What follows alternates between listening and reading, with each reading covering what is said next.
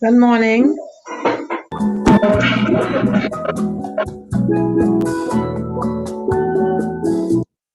Hi, good morning, miss.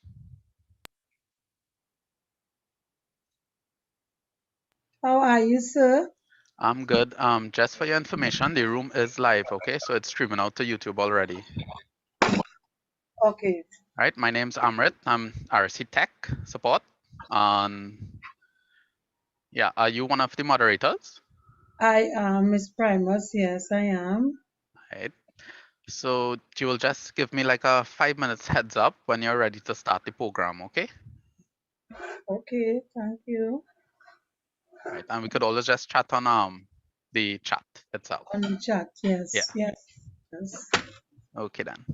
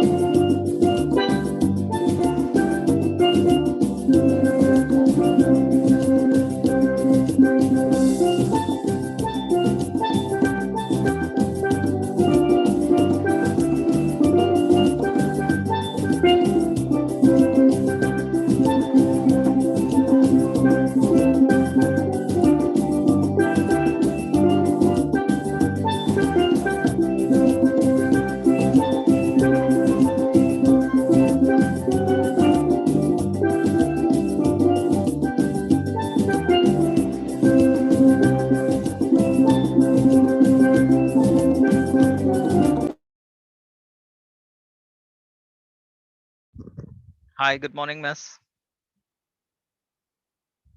Good morning. How you going? All good?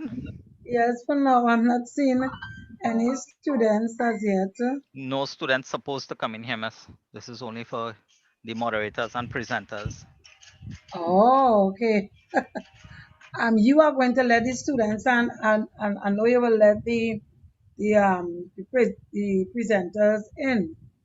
You are going to let the students Yeah, in but as well? students are not coming in here. Hold on a second.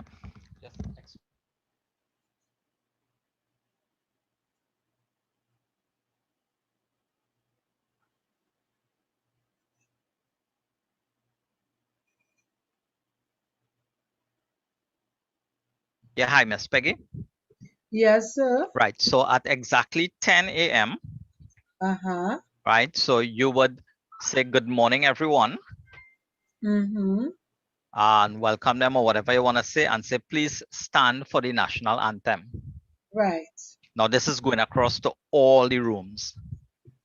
Now, when the Oh. national anthem is finished, there's a message, an audio message that was sent by Miss George. Mm-hmm.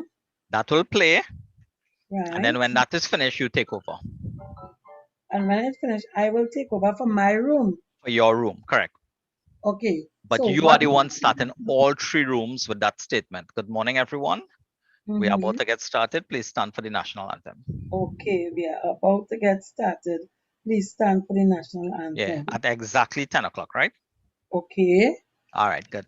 Now, And we will not know who your presenters are. So you're supposed to have a floor manager guiding with that to know who to let in the room and so on. We don't know who they okay. would be. Who's your floor manager for this room? Um, You know? yes, Miss Chantel. Chantel, but she's not in as yet. She's supposed to be in, so I'm expecting her shortly. Okay, good. So the person who, if you turn on your microphone, who you'll speak to, his name is Amrit. He's managing just that first piece there to get you all started. Okay? Okay, thank you. Okay, good. Take care. You are the one who was coordinating the classes with Miss White and I in Form 4 before we had the COVID.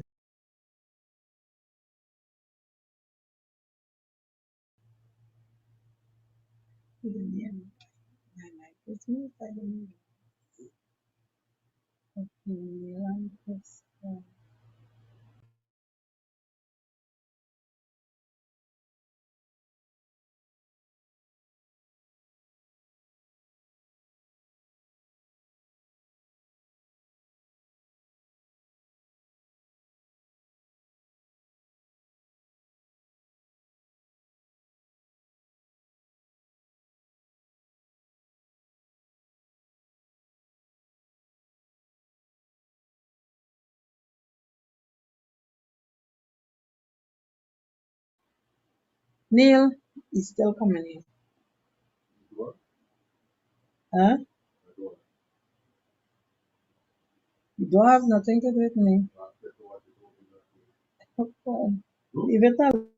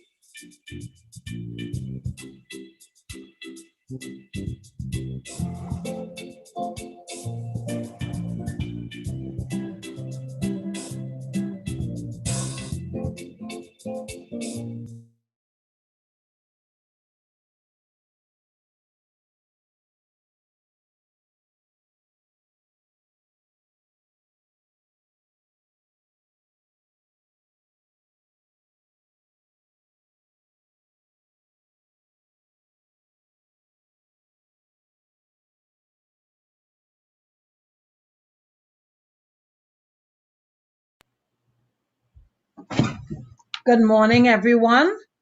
We are about to get started. Can we all stand for the national anthem, please?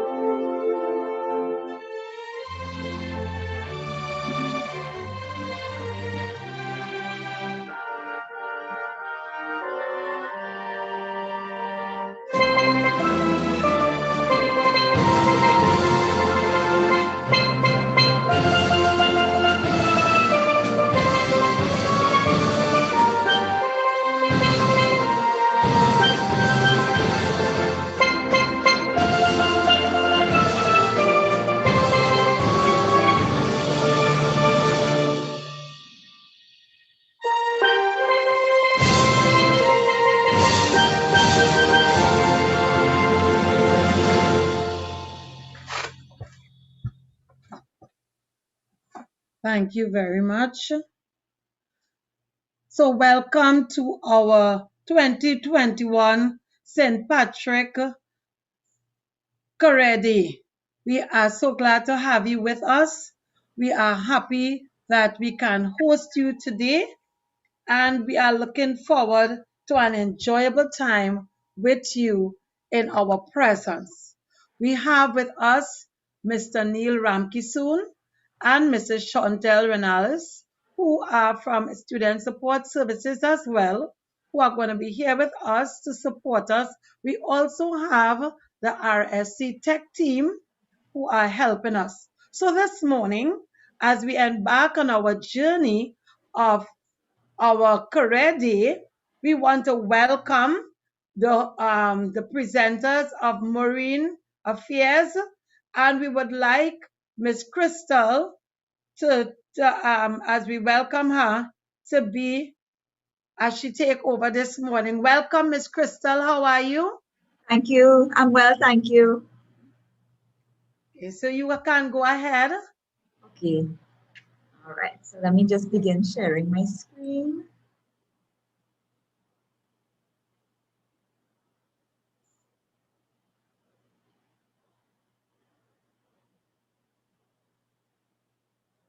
Just 1 second.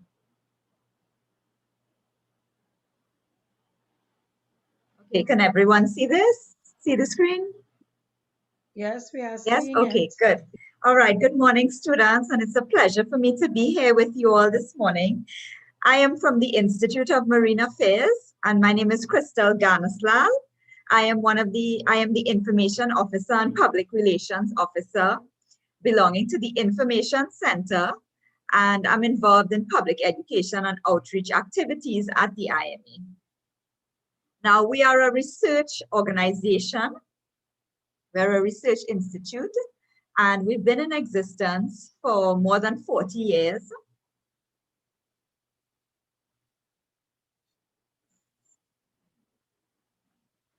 And we've added scientific knowledge to various fields, including marine geology. We've given information on coral reefs, mangroves, chemistry, marine sponges. We've added scientific knowledge in terms of bathing beach water quality in Trinidad and Tobago. And we produce various publications, books, our tidal calendars, brochures, and posters. Now, why should we study the ocean? The ocean is really important to us because it covers over 71% of the Earth's surface. It provides us with food through various types of food, fish, shellfish, crab, lobsters, things that we enjoy eating. It also contributes to our water cycle. It provides us with minerals such as oil and gas, where we get our economy from oil and gas. These are minerals. It provides us with salt as well, which is another mineral. And it provides various medicines to us. It's also responsible for half of the oxygen that is provided to us. So if we were to take a breath and we exhale and we take a second breath, that breath is to thank the ocean, because half of the world's oxygen is provided by the ocean. It regulates our climate, and only 5% of our ocean has actually been explored. It allows employment. It's the reason I have a job. We're a scientific research organization, and it also provides transportation. And of course, it provides a wealth of inspiration and recreation to us, even though we can't go to the beach these days. Okay, so as I mentioned, it's only less than 5% of ocean explored. So there's a lot of opportunities available in the field of marine sciences, in this very broad field. And at the IMA, we have various careers available. So when we think of a career in marine sciences, we're not only talking about the biology aspect. So people usually think of marine biology, but that is just one aspect of it. So marine biology deals with the study of marine plants and animals and their interactions and behavior. But there's also marine chemistry. So that deals with the composition of seawater, as well as the impacts of pollutants and the interaction with the atmosphere. So for example, we have a benthic ecologist in the first picture there, and she's taking a core sample. So she's using an instrument called a corer, and she's putting it down in the seabed. And why is she doing that? She's getting sediment, a column of sediment, and she will examine this sediment and wash it out and carry it back to her lab, and she'll be able to find different organisms that live within the seabed that will be able to tell a picture of the surrounding seabed. For example, there are indicator species which live there, so it's able to tell you the health of the environment, how polluted it is, and these indicator species will be able to tell you different things about the environment, different chemical properties that exist, and how well different species are able to adapt to the surrounding environment and the changes that are happening. We also monitor the health of coral reefs. We have many coral reefs in Tobago, and of course one off of Trinidad. So we have divers who go out and they monitor the coral reefs, as well as people who snorkel and they look at the health of seagrasses right there in that picture, those little blades of grass that you will feel beneath your toes when you go. For those of you who've been to Chagaramas, the Institute of Marine Affairs is located in Chagaramas. And for those persons who visited the boardwalk, right in front of the boardwalk, that is called Williams Bay. And that area was once known for a lot of seagrasses being present, but because of a lot of changes and development within that peninsula, we no longer have a large community of seagrasses there. And seagrasses are important because they stabilize our shoreline. Similar to mangroves and coral reefs, they provide coastline protection. So these are the main functions of these types of ecosystems. They protect our coastline, and it protects us from storms and hurricanes and tsunamis. It acts as a barrier to our coastline. So that's why these types of ecosystems are really important to study and learn about, and also to conserve. We also do work on mangroves. So we have that person there taking a measurement of the mangrove. It's called diameter at breast height. So they take a tape measure and they measure the circumference of that tree trunk to be able to learn more about it. And they look at the different types of species around, and they take different measurements. So those are some types of fieldwork activities involved at the IMA. So I'm just going to play for you now just a snippet of what coral reef monitoring may look like.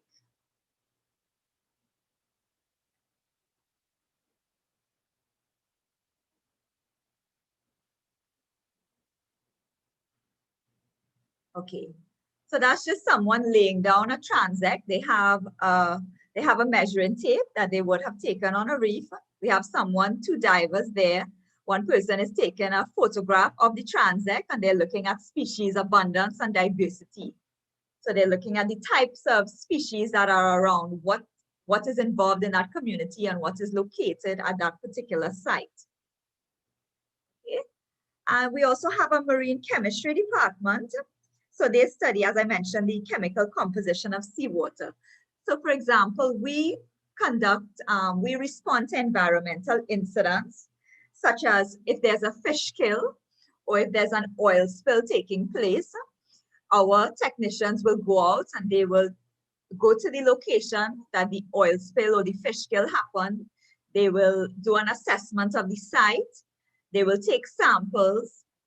They will conduct interviews. They will take information, and then they will bring it back to their lab. For example, if it's an oil spill, they will bring a sample of the oil back to the lab, as you see in that top picture there. And they do what is called an oil spill fingerprinting test. So they will run it through a type of machine, and it will be able to tell you exactly where that oil came from, what's the source of it, what type it is. So that's the marine chemistry aspect. And we also have a marine geology department, and they study the ocean floor. Marine geology typically deals with the study of the ocean floor, the topography, looking at currents and tides and waves.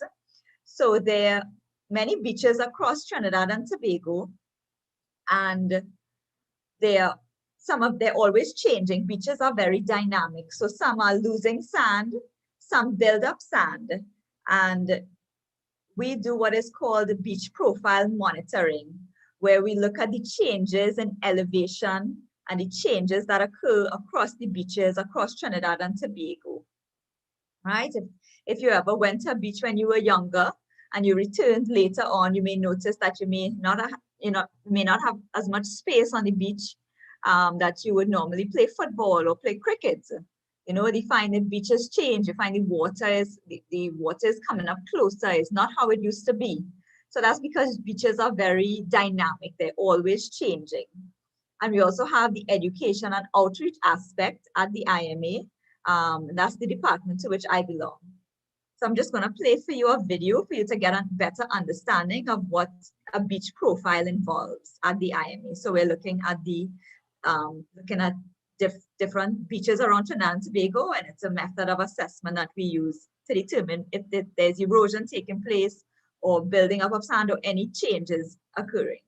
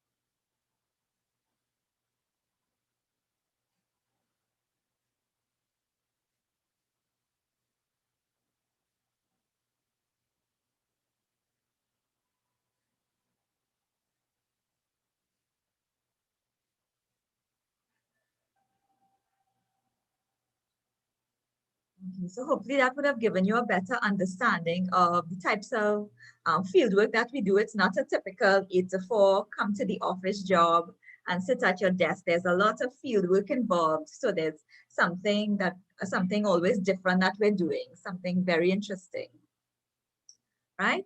So as I mentioned, we have persons who study changes in water quality at the IMA. So that person may be a microbiologist. And if you ever went to the beach and you took a dip and you found like your ear was itching or your eye got red or you got some kind of a rash on your skin, chances are there may have been some type of bacteria present in the water, and that would, or a contaminant or a type of pollutant that would have caused that reaction. So our microbiologists will study the water quality of that particular site and be able to advise the public and be able to advise the ministry. And so, for example, the Ministry of Tourism, which beaches are hazardous to bathe because there may be certain types of pollutants in the water. And we have researchers at the IMA, but we also have technicians who will assist them, who will go out and assist with the field work, as you saw in the video there. Right, so the physical oceanographer, that person would be the person to write up the reports as well in the geology department, as I mentioned, that study in the ocean floor and the currents and the waves and the tides. And a fisheries biologist is someone who would, for example, look at the health of a particular type of fish. For example, I don't know if you would have heard of the lionfish. It's an invasive species. So we have a fish age and growth lab at the IMA. And the same way you may be able to tell the age of a tree by looking at the rings in its trunk, is we have an age and growth lab. So we are able to determine the age of a fish by certain bones present in their head because of the seasonal patterns that are made in their head. So our fisheries biologists will be able to determine this. But besides the actual science careers at the IMA, some marine related careers could include things like becoming a maritime lawyer or an environmental lawyer. So the same way you may have laws that apply to the land, there are laws that apply to the sea, which falls under maritime law. If you are interested in engineering, for example, someone wants to build a jetty close to the beach or a hotel, you would consult a marine engineer. If you're interested in writing, you could become an environmental or science journalist. And for those of you interested in things like nautical science, then you have aspirations to become a ship captain. Of course, you would have to study maritime studies. So that's a bit different from this marine science, but it's along the same lines because it's still sciences, right? In Chagramas, we have different marinas, so you could become a marine manager or even an underwater photographer or an underwater videographer, right? So those are just some careers that are related if it is you're interested in working around the sea. So if you choose to go into this particular field, there are two paths you can take. One is to either contribute to the research and aid in conservation, or you could go into the education or science communication aspect, if this is your choice. And what are the qualifications? We have 5 CSEC or GC O levels. Of course, you have to have English and maths, and then plus sciences, maybe 2 sciences or more. The more you do, it's better to get a better foundation. And of course, you have your 2 CAPE or GC A level, which includes a science. And qualifications for university would also include, if you don't have the CAPE, you could also do a program called the Pre-Science or N1 program with UE, School of Continuing Studies. So those are the qualifications for university. To get into the field of marine science, you'll need a degree. So these are some options here available. There's UE St. Augustine campus. They have various degree programs, and these include things like biochemistry, biology, or environmental science. There's also UTT available in Trinidad and Tobago. They have similar programs. They have the Diploma in Maritime Operations, Navigation, and Engineering for those of you who are interested in becoming maybe a ship captain or a deckhand or a chief officer. There's the University of Southern Caribbean, which has a Bachelor's of Science in Biology. So university, these programs are usually 3 to 4 years. And there's also COSTAT available. It's located in Trinidad and Tobago. And regionally, if you choose to study, there's the Mona campus in Jamaica, University of the West Indies, and they offer a major in marine biology. In Trinidad and Tobago, we don't have the major in marine bio, we have a minor at the St. Augustine campus. They also have majors in geography, geology, geosciences, all fields related if you wanted to enter marine sciences. And in Grenada, there's the St. George's University, where you can study biology with specializations in wildlife and conservation. I only included the regional and local options here. Of course, if you wanted to study abroad, you can search as well. Now, in this field, you need more than science. You need more than just your academic qualifications. You'll be constantly writing proposals, researching papers, reviewing papers from other researchers. You'll be presenting the results of what you would have found at professional conferences. And you'd also be working with other teams. You'd also be working with other people and within teams. So you need to have a sense of curiosity about the ocean. Are you interested in it? Do you have a curiosity for it? You also need to be able to show initiative and have really good analytical skills. Now you may be wondering if there are opportunities available. What is the job outlook like for the future in this field? So employment in this field is competitive. However, job growth is expected in many different areas.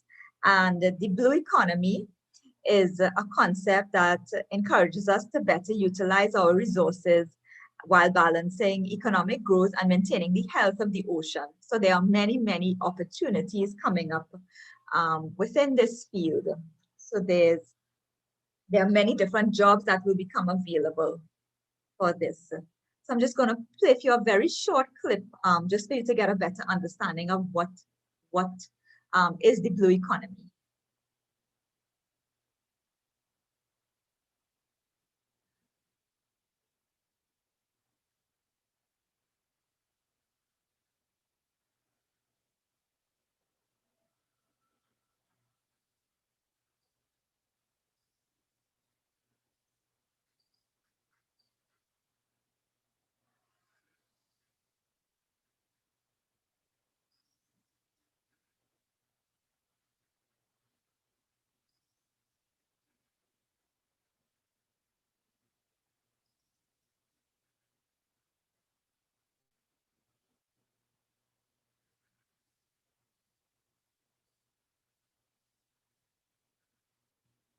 Okay, so that's just a clip from it. The full video is available on YouTube for those of you interested in looking at it.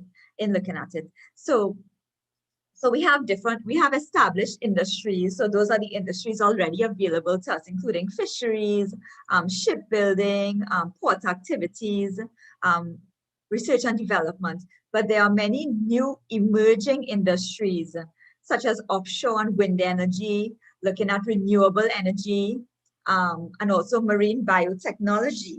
So marine biotechnology is particularly interesting because it involves the use of living resources for pharmaceuticals and chemicals. So examples of the value of this would include like an anti-leukemia drug developed, and the chemicals were extracted from a Caribbean sea sponge. And there's also been evidence of chronic pain medication that was developed from the venom of a corn shell. So there are many, many opportunities. So as I mentioned before, only less than 5% or less than 10% of the ocean has been explored. So these are all different fields that persons can get involved in, that there will be a lot of scope and opportunity for in the coming future. Okay, so that brings me to the end of today's presentation. I hope that I would have inspired some of you all to take up a career in marine sciences.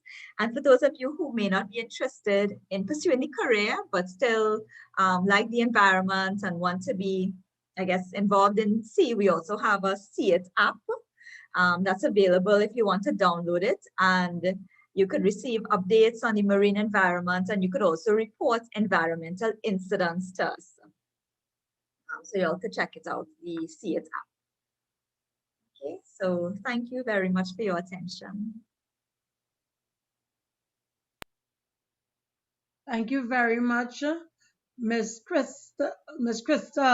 We are waiting to see if there are any questions from the students. Okay. So I am waiting on my colleagues to find out if there are any questions from the students, but your presentation was really, really wonderful. I recognize that the students can embark on different jobs when they look at the job spec, like they can look at marine chemist, geologist, photographer. They can also look at monitoring, like a monitor of the mangroves, doing research. I heard you spoke about the research and conservation. Right. So, and the I thank you very much for the information concerning the education, what they need in order for they to be into marine the marine affairs and so on. So it was really, really interesting. Some of the things you shared today, I really did not even know. Okay, I'm great. I'm glad. Let me see if there's anything on the chat. So I'm going to ask if there are any questions on the chat so that we could know if these students are asking anything, because I'm very sure that they are very interested in what you shared. They would want to know what it is. So it's not a regular day-to-day office job. You know, there are days when you would have to come to the office and you would write up reports and so, but there's also the exciting part of being in the field if that's what you enjoy. All right, so someone is asking, a student is asking if there was a website to get more information. Can you Yes, tell us if there is a website? sure. We have a website. It's called www.ima.gov.tt. That's our website. And we're also available Okay, on so social www.ima.gov.tt.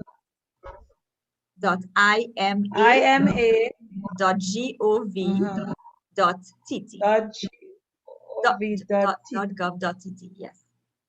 Okay, a student wanted to know, right? So it came up on the chat. I now seen it on the chat. All right. So let me. I will write the the website for them, and I'm not seeing any more questions. So we are waiting a little just to see if there are any more questions while I write the website for the student. So it's www.ima.gov.tt. ima.gov.tt. Yeah. All right. So they are getting it right now. Thank you. And you are the coordinator. I am an That's what information you were officer saying. / public relations. Yes. Oh, information officer / public relation. Thank you so much. Okay, you're most All right. welcome. Okay. I'm not seeing any more questions. Let me make sure before I allow you to leave us. You could take, let me put my email address here. And if you have any other questions, you could always email me and I will respond. Okay, very good. You are putting it in the chat. Yes. Thank you so much. Okay, you're You most are very welcome. accommodating.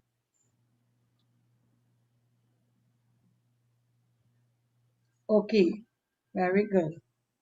Thank you so much. Okay, So, you're Miss, welcome. we have your information there are no more questions. Thanking you so much for your time. And what we are going to do, if any child seems to want to know anything else, we are going to email you. Thank you. No problem. You're welcome. Bye-bye. So have a blessed day. Bye bye.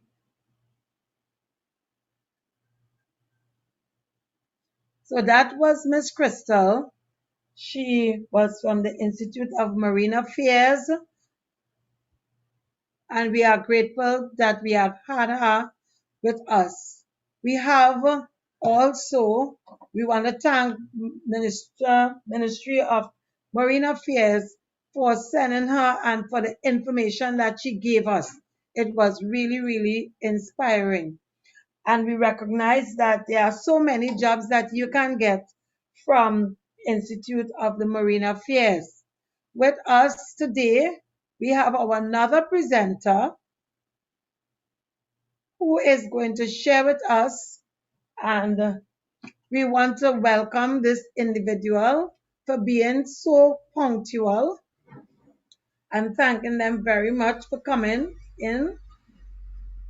We want to thank MIC for coming in and for being so punctual.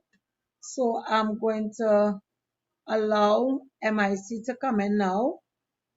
Thanking you very much for being here with us. So we have Miss Chris Sitaram, who is from MIC.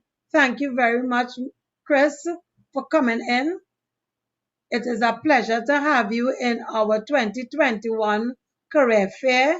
We welcome you. Thank you for the information that we are excited to receive from you today. So I want to give you a chance to introduce yourself and let us know how long you all have been in existence. Chris, are you hearing me?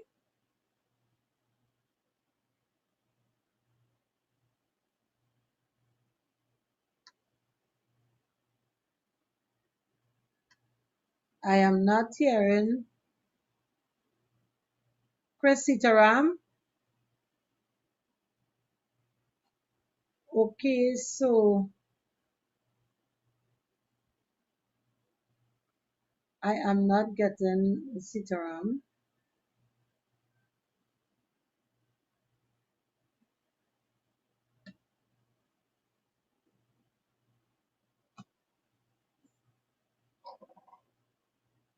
Okay, so we are waiting on the representative from MIC.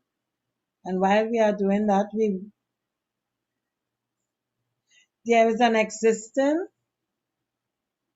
link for the students to, so, and all the students who are hearing me, you have an existing link that you can click on to come on in, and also it's supposed to be an evaluation form there as well.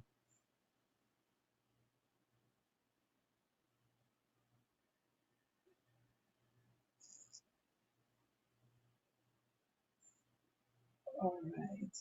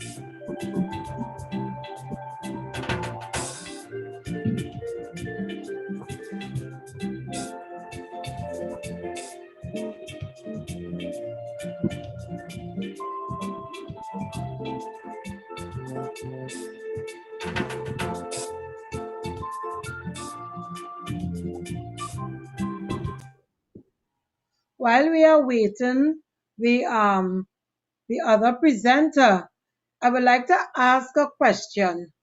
How many persons here are interested in marine affairs? As Miss Crystal was explaining, can I see by maybe a raise of hand, or you can write something in the chat so that we can see what it's very interesting what she has shared. Anyone could share by the raise of hand, or maybe you can write, I am interested, because there are so many jobs that you can get from marine affairs.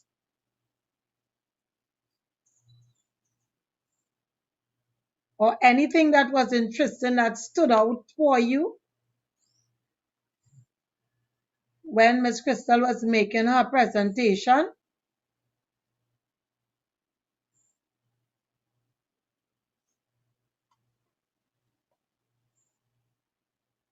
Anyone? I'm seeing a hand. Very good. Okay, Justin, do you want to share with us, or you want to write it in the chat? Because I'm seeing your hand, right? Anything in particular? 3 students indicated their interest and they said they would.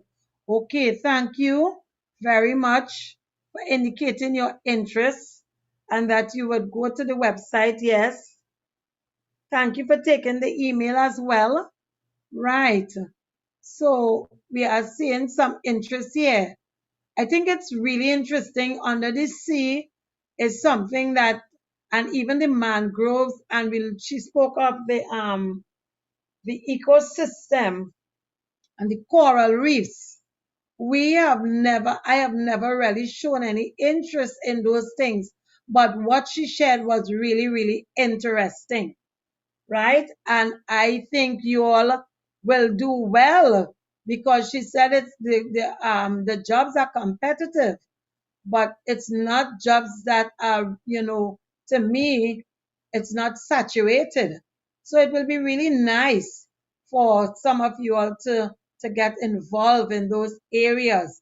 And for the animal lovers, those who love animals, it will be nice for the marine animals, when you start to do things and explore how they live and their habitat. That is really, really nice. All right, so we are waiting. So we're going to play a clip right now for you.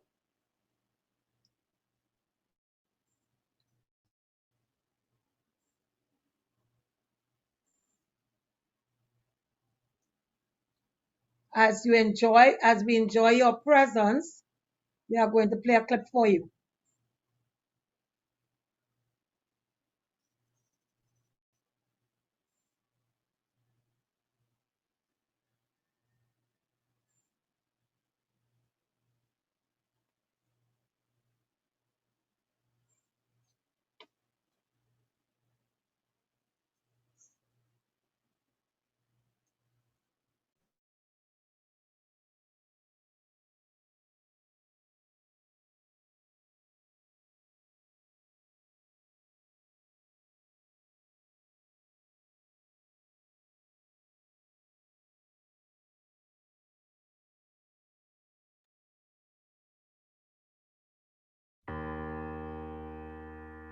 For me, it has been to be that guy that does what people say can't be done, And I think it started with trying to please my mother and trying to please my grandmother, and they always wanted higher for me. They always wanted more for me. And it got to the point that I wanted to be something. I wanted to be somebody.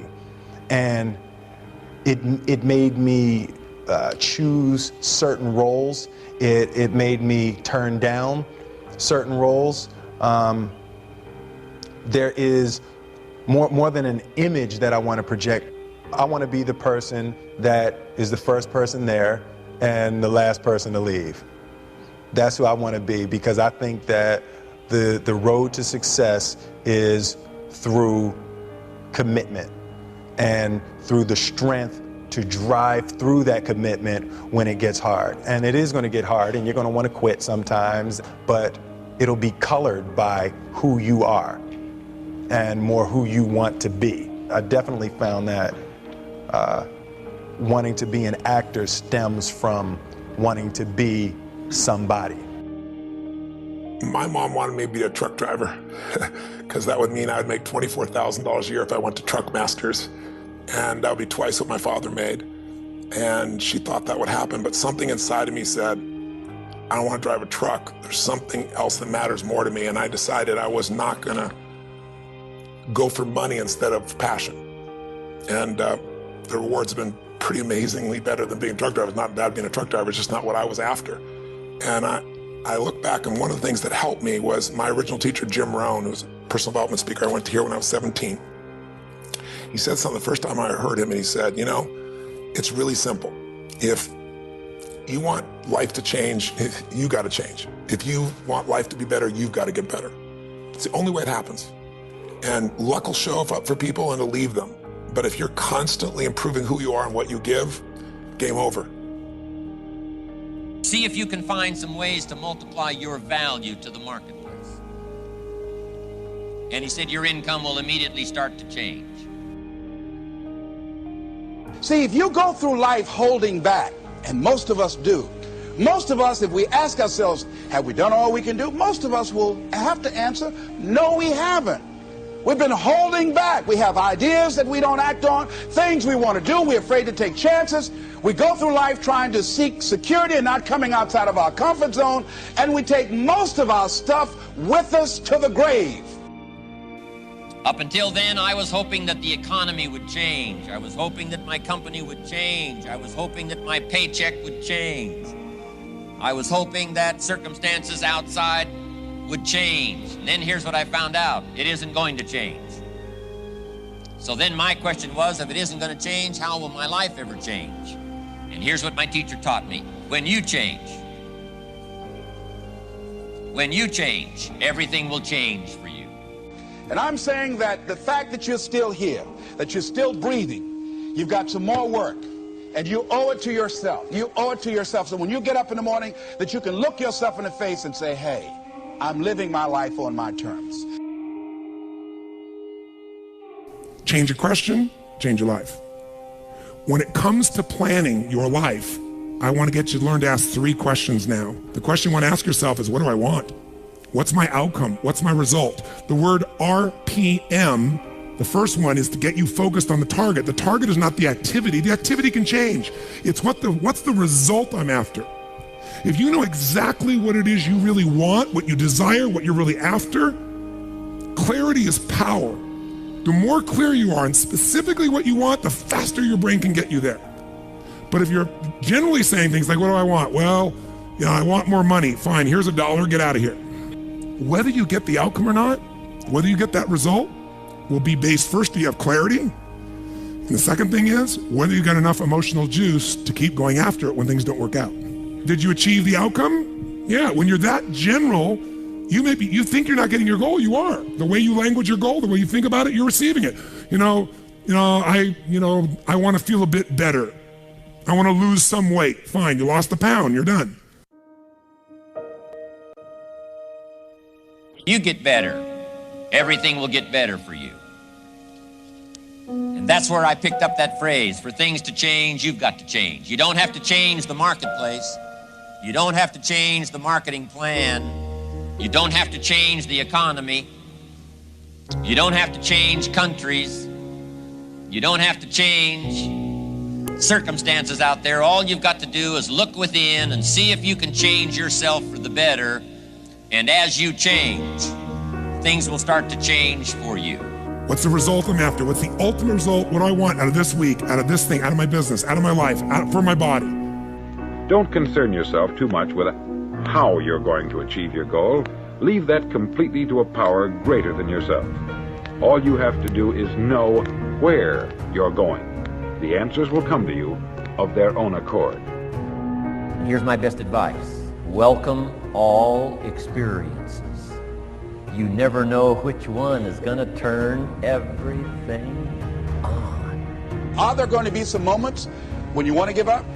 Yes. Will there be some moments when it's going to seem like it's impossible? The pain that you're experiencing, the disappointment that you're experiencing, that you're going to say, it's not worth it? Yes, that's going to be right there for you. It's going to be in your face, telling you to go back. When we think about changing our lives, usually that means changing your behaviors, retraining yourself, getting new habits, going out and trying them out and changing your life. This is about changing your thoughts, and then your life will change. Change your thoughts, change your life. Benjamin Disraeli said, nothing can resist a human will that will stake its existence on its purpose. Shortly put, I'll do it or die. Know that all you have to do is hold your goal before you. Everything else will take care of itself. And I can tell you that it doesn't make any difference what age you are, whether you're a teenager watching this, or whether you're someone in your 60s, 70s, 80s, or anywhere along the way, you can make that change. Every thought, every feeling, every emotion you experience in this lifetime is shaped by beliefs and values. All of your life is controlled by decisions you make. Decisions about what to believe, decisions about what to feel, decisions about what to do. And most of us are on automatic pilot, letting the world trigger us instead of taking back control of our life. And when you do that, just think of it this way. Anything you want to change. You want to change your body. You want to change your career, your business, your relationship. What to do requires the right strategy. If you want to lose weight and keep it off, you can't obviously just throw your pendulum and go on some silly diet. You got to know the things that are going to give you lasting results. So we teach those strategies. But some people even know what to do, but they don't do it. And why are we able to get people to do it, to follow through? Because 80% of success in anything, my friends, is psychology, and 20% is the mechanics. What that means is there's how to do stuff and there's why to do stuff. How to do it is not that complex. And if you really learn from somebody who knows those refined distinctions, they can show you those tipping points, those things you can do where in the least amount of time you get the biggest result. As you look at yourself as a business operator, as you look at yourself as an entrepreneur, as you look at yourself as a person that want to make a mark with your life, that want to leave a legacy, you've got to be hungry. It's better to be prepared for an opportunity and not have one than to have an opportunity and not be prepared. You want to find people who master that because success leaves clues. And that's the same thing I'm suggesting to you. Whatever area that you want to go in it's finances, in business, insurance industry, whatever area that you're interested in, find the people who are mastering that and follow their example. Watch your relationships.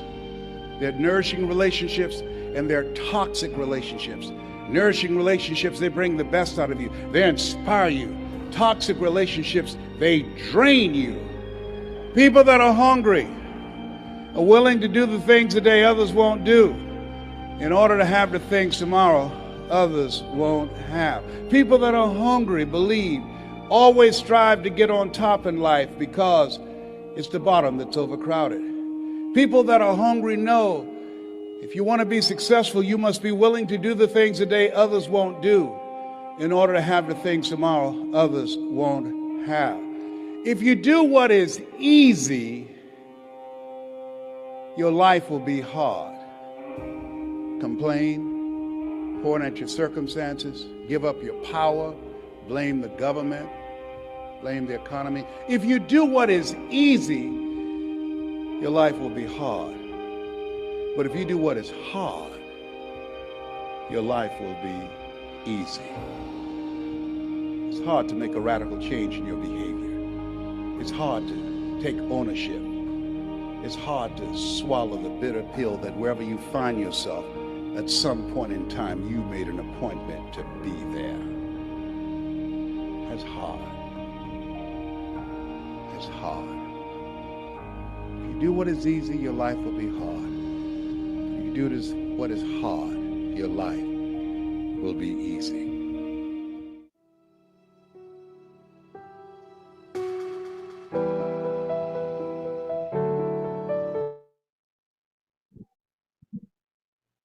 Thank you very much. That was an inspiring video. We really got a lot. I would like to know from you, what were some of the things that you heard from that video? What were some of the things that you are going to take away from that video that we just saw there? Anything? Write it in the chat. Let me know. What are some of the things that you are going to take away from the video that you were exposed to just now? I'm not seeing anything in the chat. It was letting you know that you as an individual, you are strong. You can do so many things. You can change your thoughts, and as you change your thoughts, you'll be able to change your life. And whatever you do, you need to do it at the best that you can do. Don't go competition with anyone. Just try to do the best that you can do.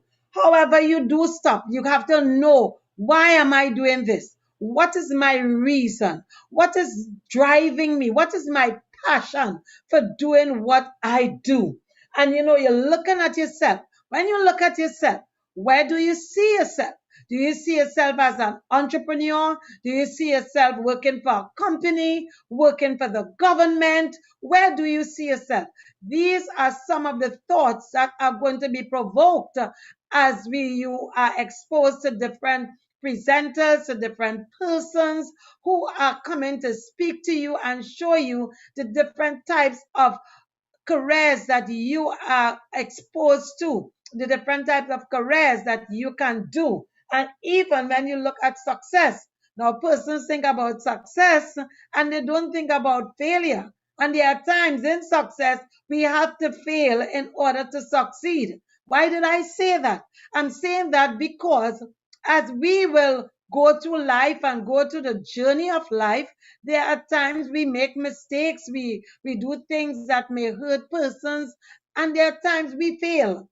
And then you get up again and you go. But what does failure do for you? It actually makes you stronger. It helps you to understand your strength. It helps you to understand your weaknesses. It lets you know as an individual that when you do things, there are things that you are capable of doing well, and there are things that you will not be able to do well. So as an individual, having failure at times actually builds you. It is not a negative.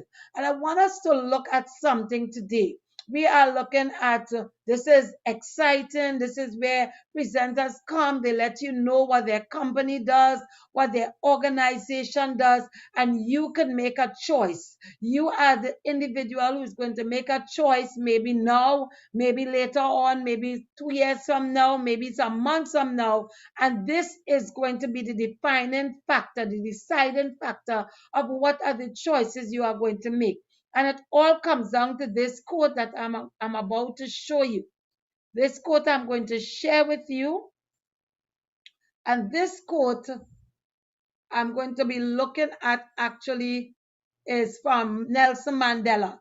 It says, education is the most powerful weapon which you can use to change the world.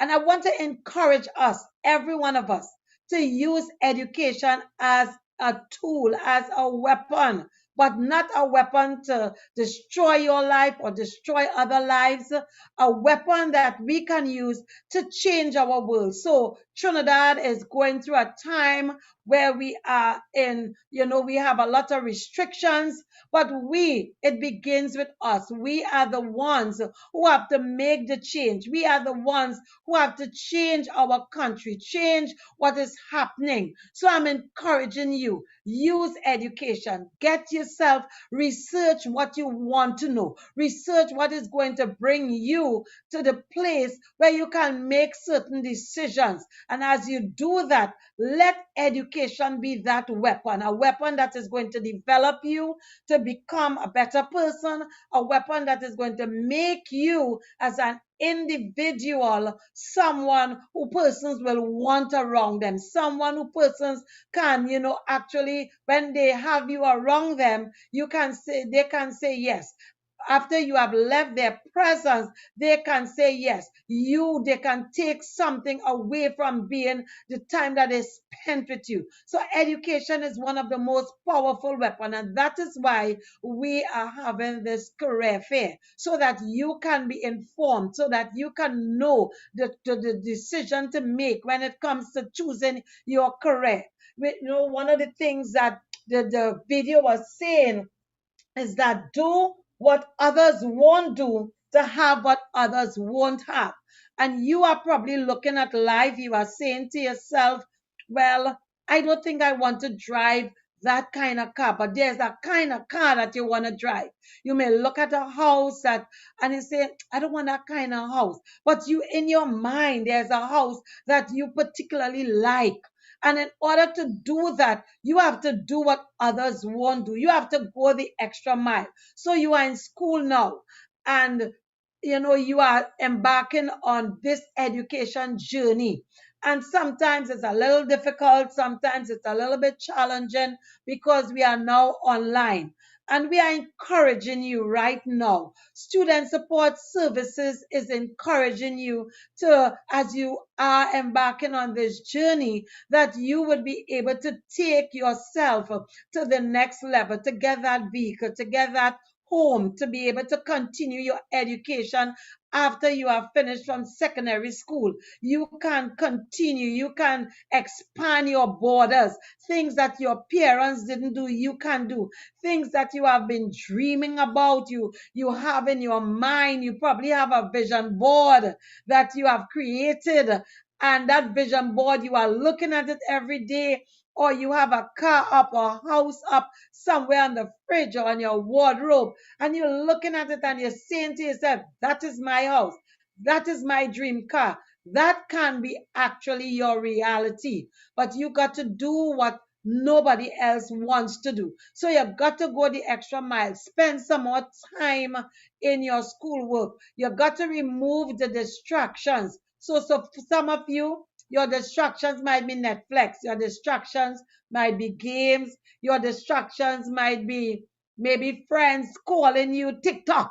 I know a lot of persons are on TikTok, and it could be quite distracting. For some of the students, they told me, they say, Miss, well, they say you're going on one video and then you move on to another and you didn't realize the time flew so quickly.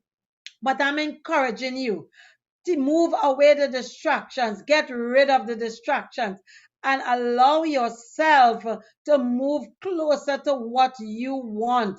Allow yourself to get closer to your dream, to your vision. As I said, if you have not done a vision board, you could do a vision board.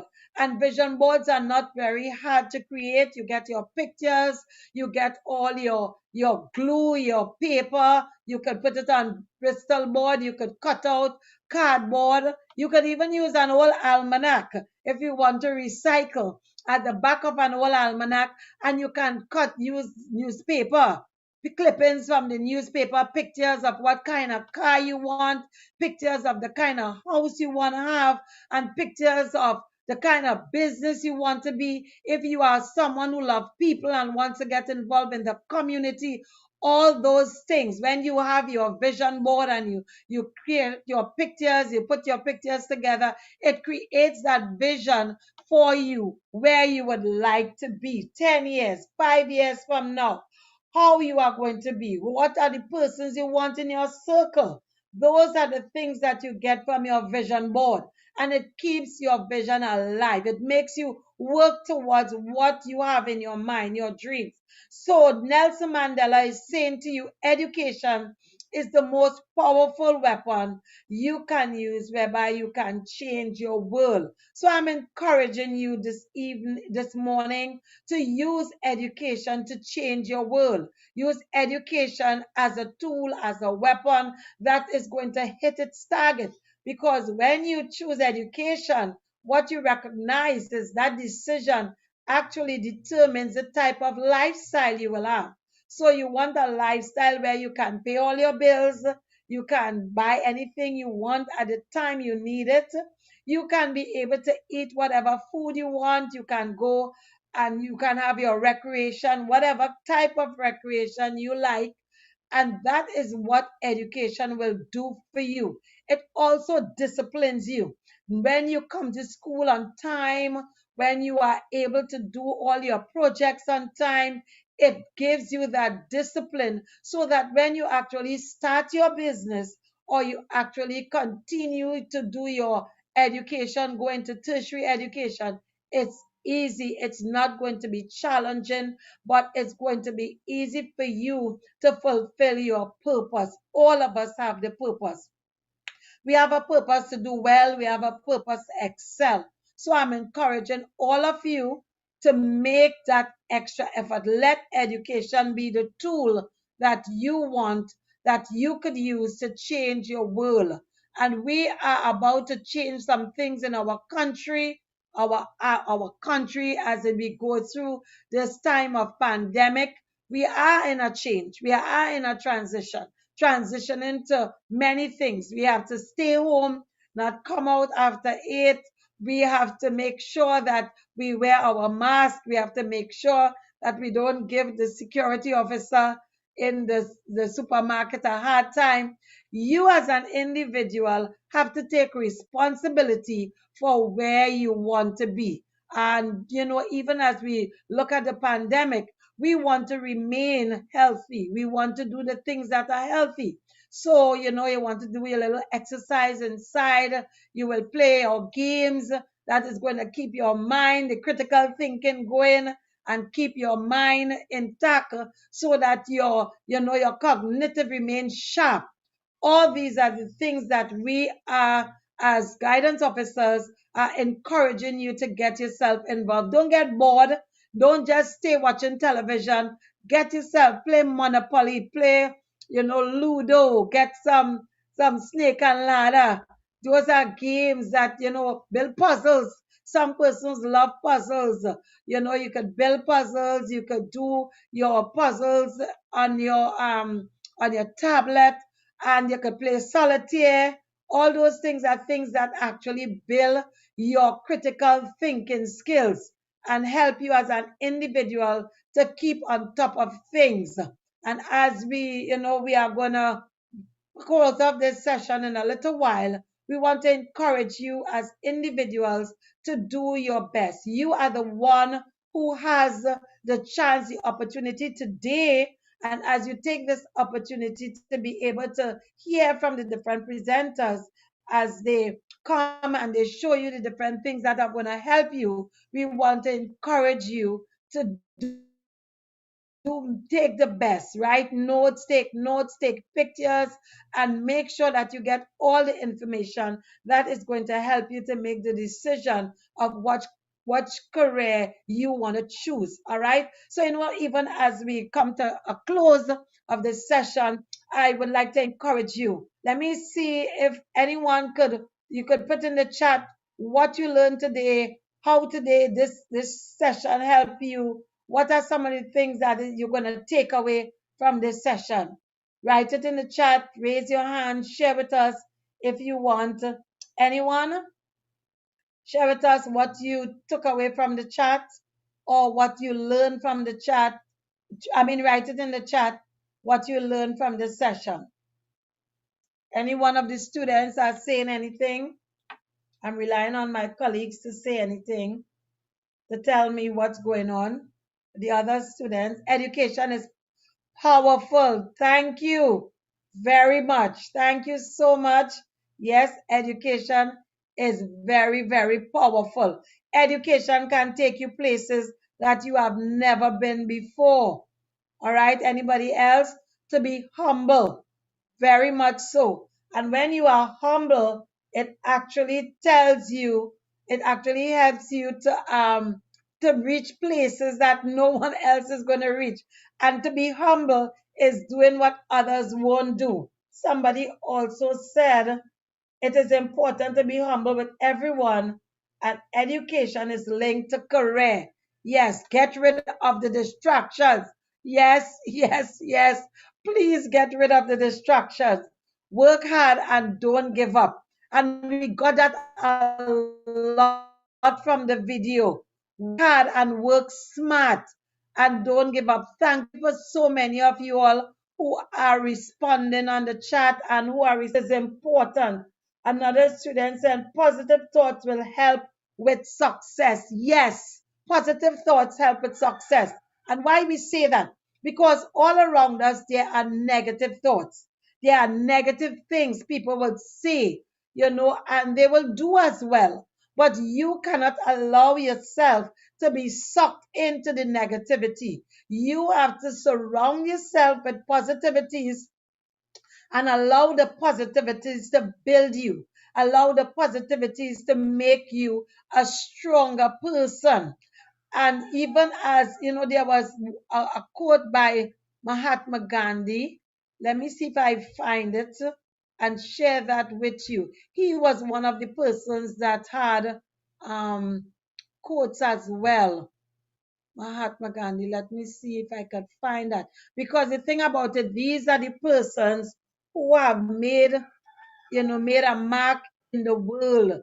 They have done things that, actually help us to build ourselves and show us how to deal with our emotions. We have one here from, let me see, I'm looking for one from Mahatma Gandhi. He was very strategic. If we want to reach real peace in this world, we should start educating children. And this is really profound. If we want to reach real peace in this world, we should start educating children. And as we educate children, we also educate ourselves.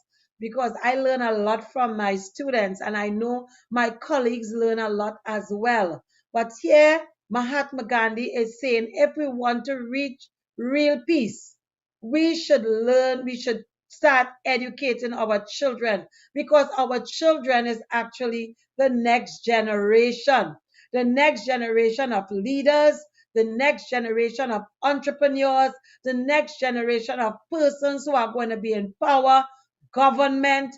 Our children are the next generation. You are the next generation. So he's saying to you, that he's saying to us as the persons who are educators, that if we want real peace in this world, we should educate you. And that is what we are doing today.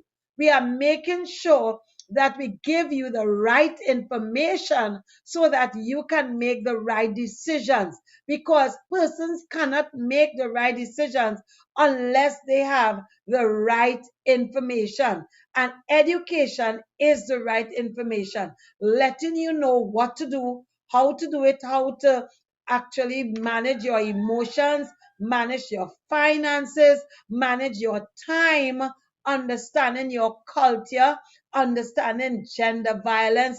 All those things are things that we teach. And those are the things that we educate our children about. We also educate our parents, so that when we educate our parents, the parents are the ones who educate the children. And Mahatma Gandhi is saying, if we really want to reach peace, because this is what it's all about. Peace comes from the inside. And when we teach children the right things, they are going to be at peace, and they are going to live in peace, and they are going to live in as one.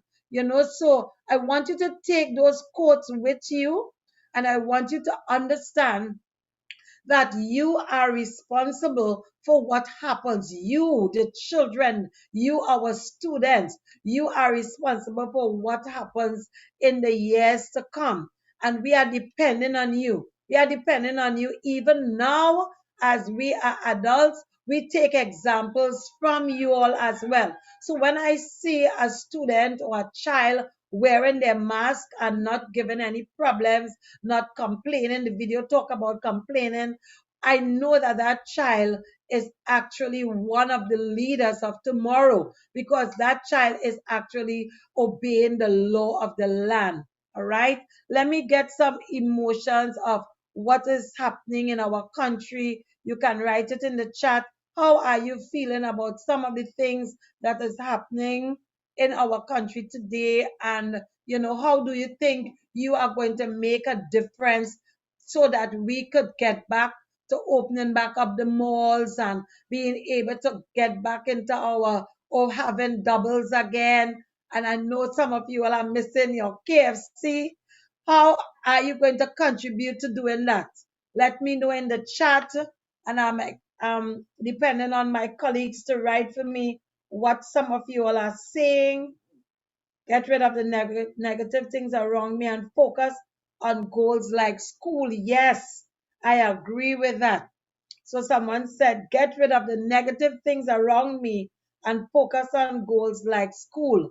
So I'm asking the question, what are you going to do to contribute to making our country get back to the place where we can open back KFC, open back the malls, open back some of the things that we had to shut down because of this pandemic?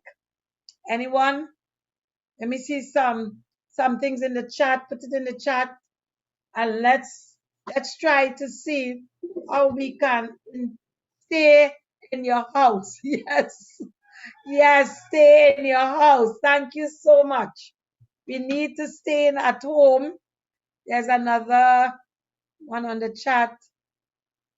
Miss, I'm calm and going with the flow. Wear your mask on your face. So some persons are very calm and they are going with the flow. They are doing what the government is saying. Very good what the medical practitioners are saying. Yes. What else? What else can we do? How can we contribute? Michael Jackson said, let's start with the man in the mirror. I wonder if I could pull up that that video. Let's start with the man in the mirror. Stay at home. Yes. Anyone else? Oh, you want to listen to it? Sanitize. We can stay at home, wear our mask, and keep our hands clean at all times, not under our noses. Yes, you don't wear your mask under your nose. You keep sanitized at all times. Social distancing, yes. Yes, yes, social distancing. Do you want to hear takes steam? Some persons that work for them. Some persons they cannot tolerate the steam. Yes, I know it works for some persons. I'm interested. Do you all want to hear Michael Jackson? We have a few more minutes. I could try to see if I get it. Please abide by the COVID restrictions. Yes, we need to abide by the COVID restrictions, right? Because it's important that we do that as individuals. Okay. Let me see if I get this video, Man in the Mirror by Michael Jackson.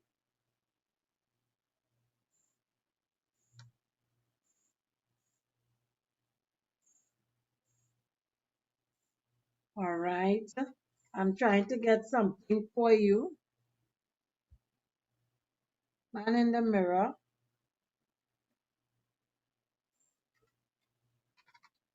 By the meantime, song by Michael Jackson. Let me see the videos that I'm seeing.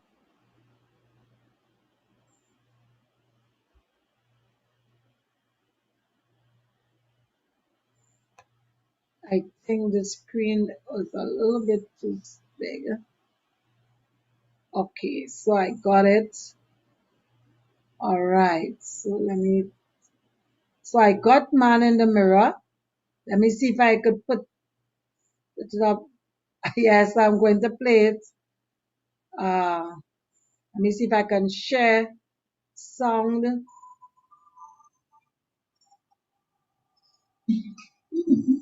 Oh, somebody's playing it already.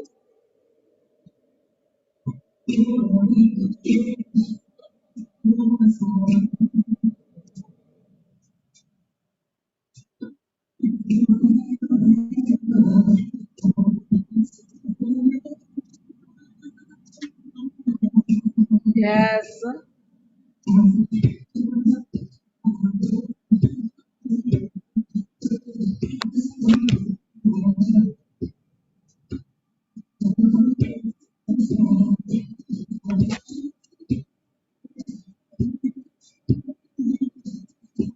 You can sing if you know the song.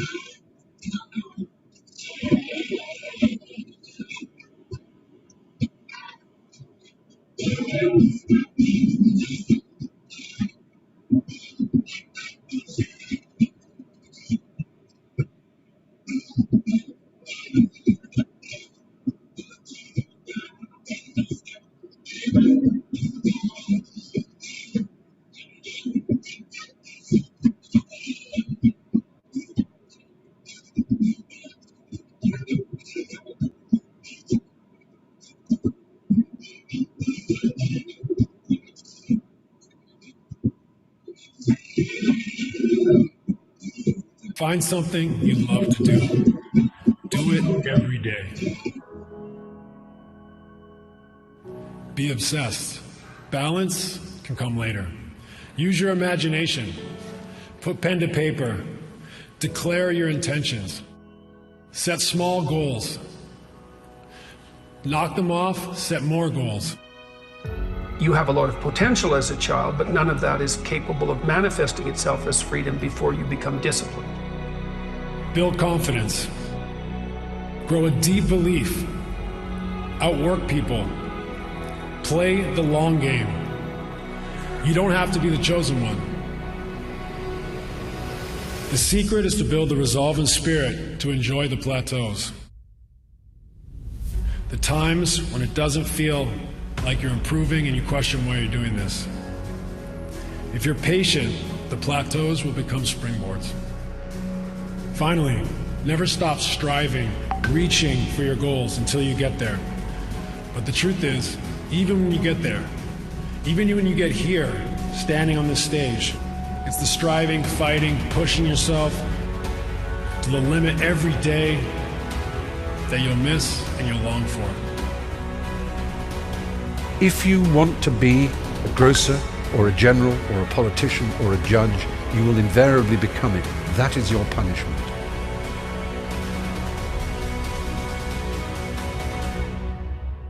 If you never know what you want to be, if you live what some might call the dynamic life, but I will call the artistic life, if each day you are unsure of who you are and what you know, you will never become anything, and that is your reward.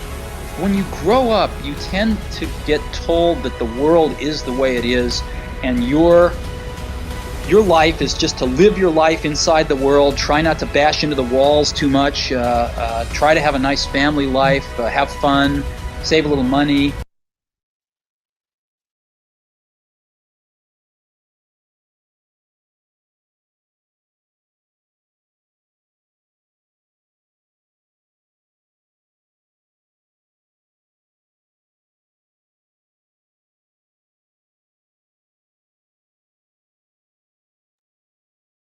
Life can be much broader once you discover one simple fact, and that is everything around you that you call life was made up by people that were no smarter than you.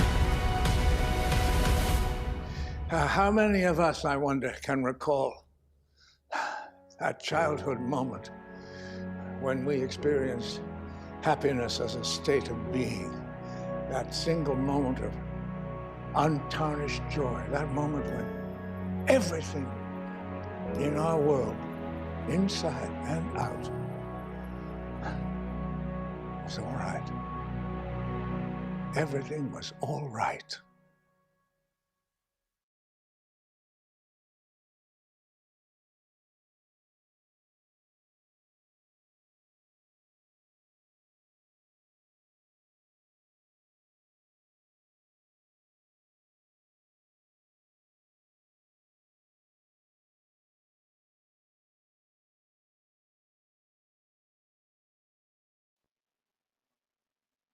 Okay, guys, we want to close out this session for now.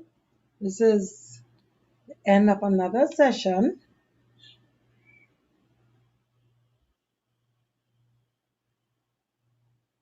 Okay, so I know it's 11:24. We are about to go into another session.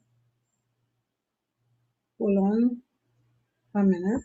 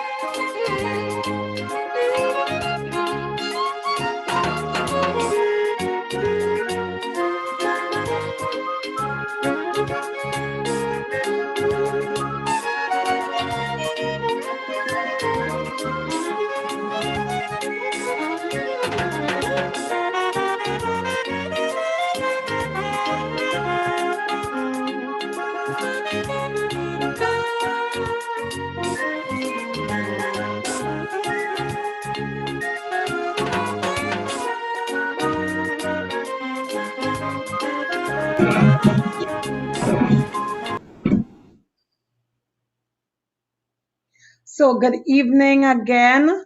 We have a wonderful presenter from UE with us this evening, this morning still. We have a wonderful presenter from UE with us who is going to share with us some of the things that the questions you want to ask answered. You are going to be able to get the opportunity to hear from him, and he will share with you, and then you can ask all the questions you would like to be answered.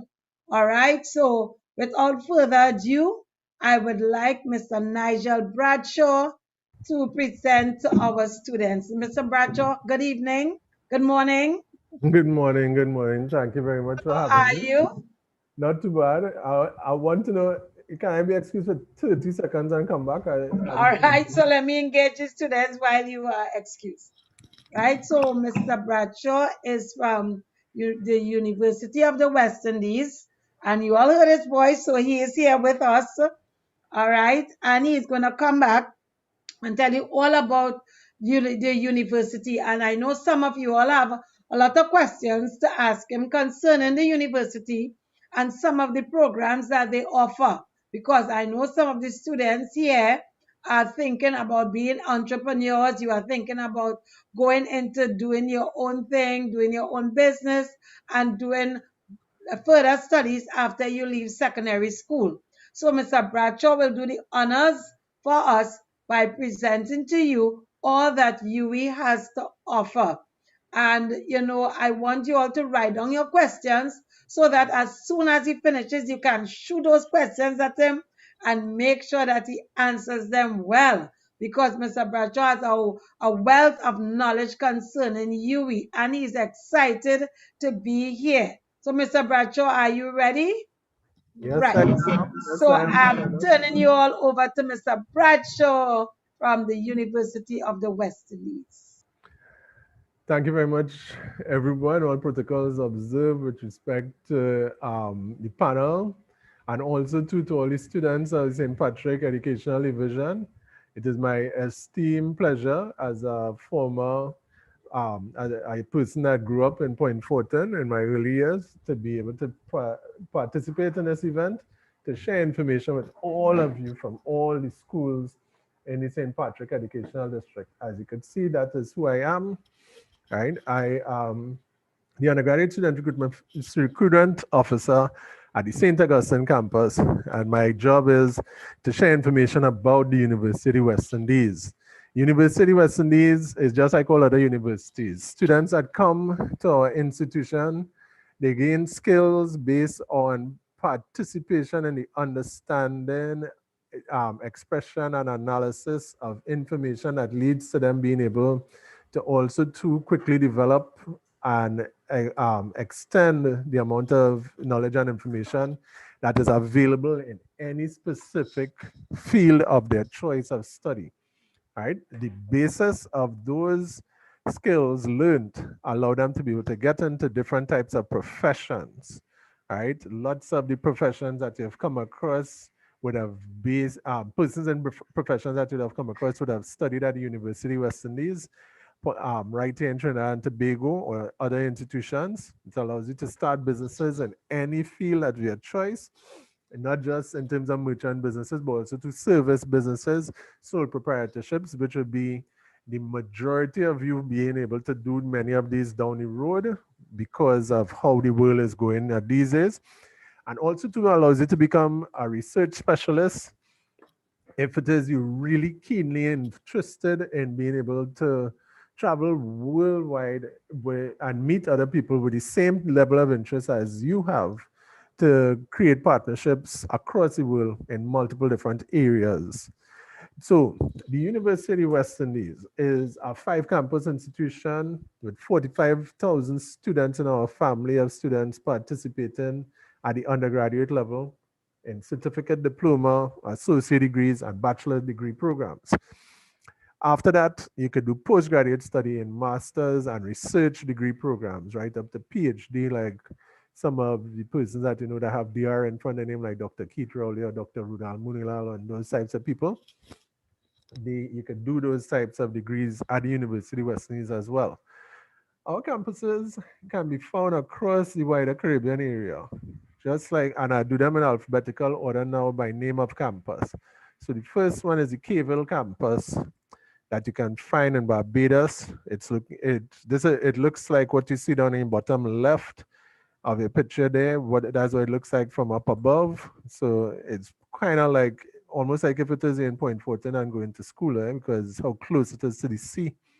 But much nicer sea, I could tell you. Even though I love the Gulf of Paria, this is much nicer. You can see the water there being blue. All right. The Caville campus allows you to study a number of different areas involving sport, law, business, international relations, and a number of different types of categories. It allows you to live and study on campus in a campus that is a very modern one with upgrades to a lot of the buildings taking place on a continuous basis. The Five Islands campus in Antigua Barbuda is the newest campus, started in September, just before the pandemic started in 2019, and continues to grow as a campus. Is just under 2,000 students there right now, most of them from Antigua Barbuda and other islands very close by, like St. Kitts, Nevis, and so on. But in time to come, when they expand to more buildings, more staff teaching, more disciplines, they'll have more students, up to between 5,000 and 6,000 students studying and living in Antigua Barbuda. Possibly they'll be from Trinidad and Tobago as well. Just to let you all know, they have about 500 Trinidad and Tobago students studying at the Barbados campus right now. The Mona campus, 500 Trinidad and Tobago students. The Mona campus is the oldest, started in 1948 with 33 students in medical sciences, as you see down in bottom right. Okay, in Jamaica, the campus is the largest campus or physical campus of all the campuses, 800 acres, as you can see down in the bottom left, nestled in the foothills of the Blue Mountains in Jamaica. And it is the largest campus in terms of student enrollment, with more than 16,000 students registered there. 16,000 students registered from all the Caribbean countries and many other international countries.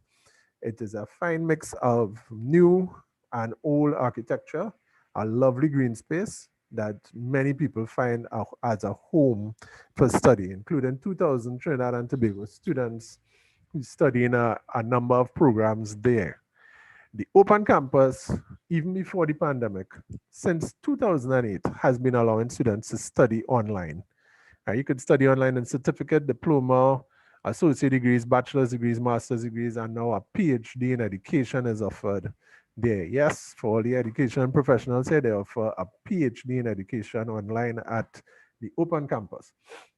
The open campus is a grouping of small regional sites, right, that exist all throughout Trinidad and Tobago and the wider Caribbean space, up to just recently, right next to the Seventh-day Adventist Church in Point Fortin. You would have found the open campus site for that region.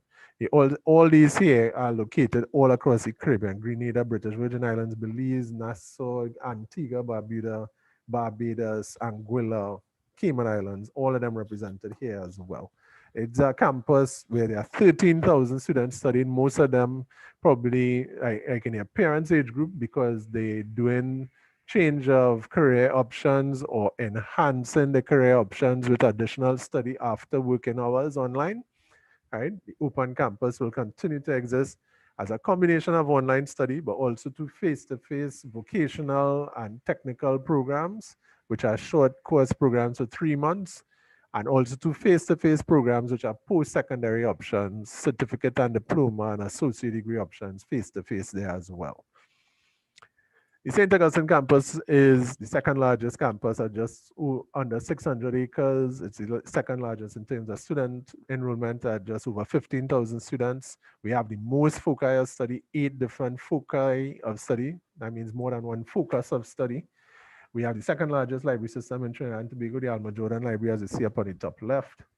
We have room and board available for students, as you see in Freedom Hall on the bottom left and Canada Hall on the bottom right.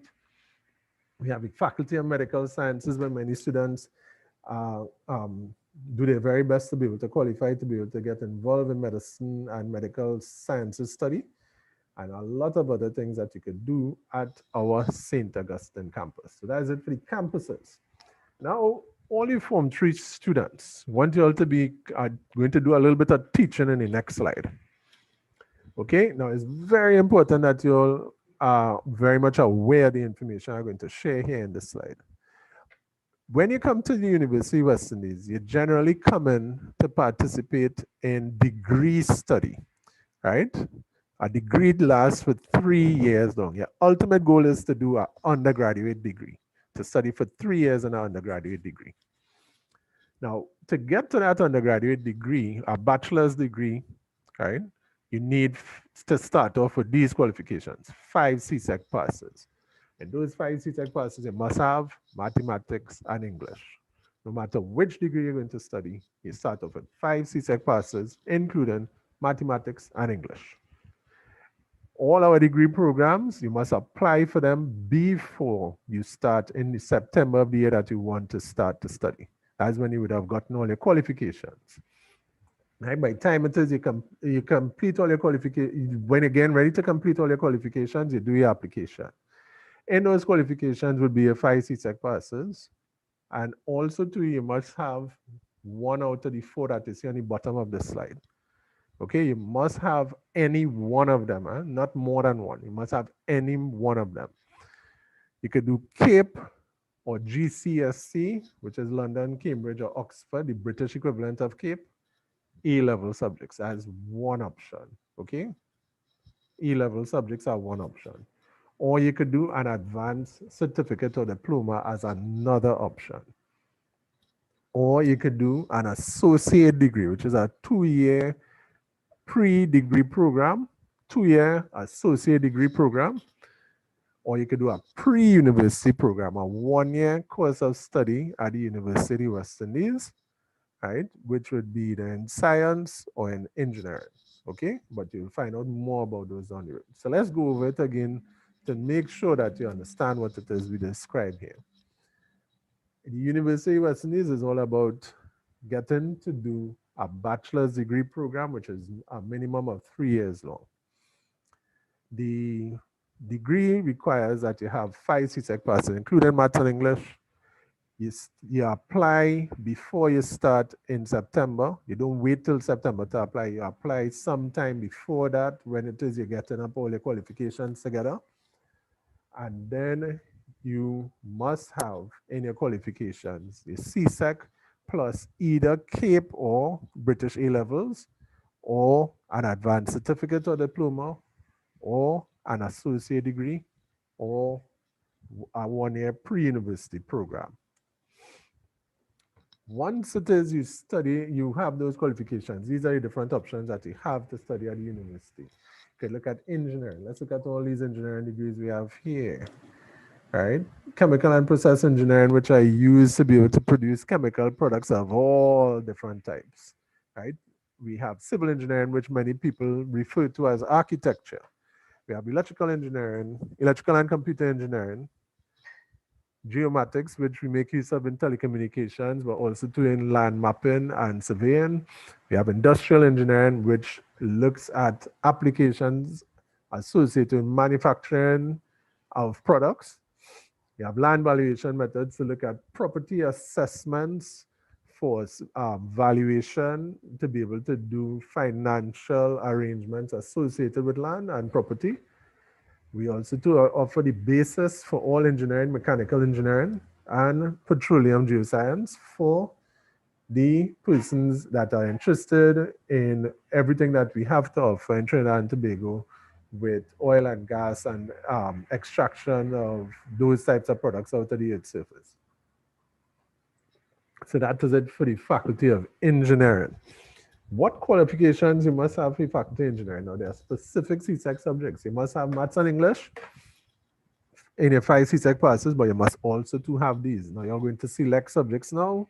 If you haven't chosen yet, these are the subjects you must choose. Okay?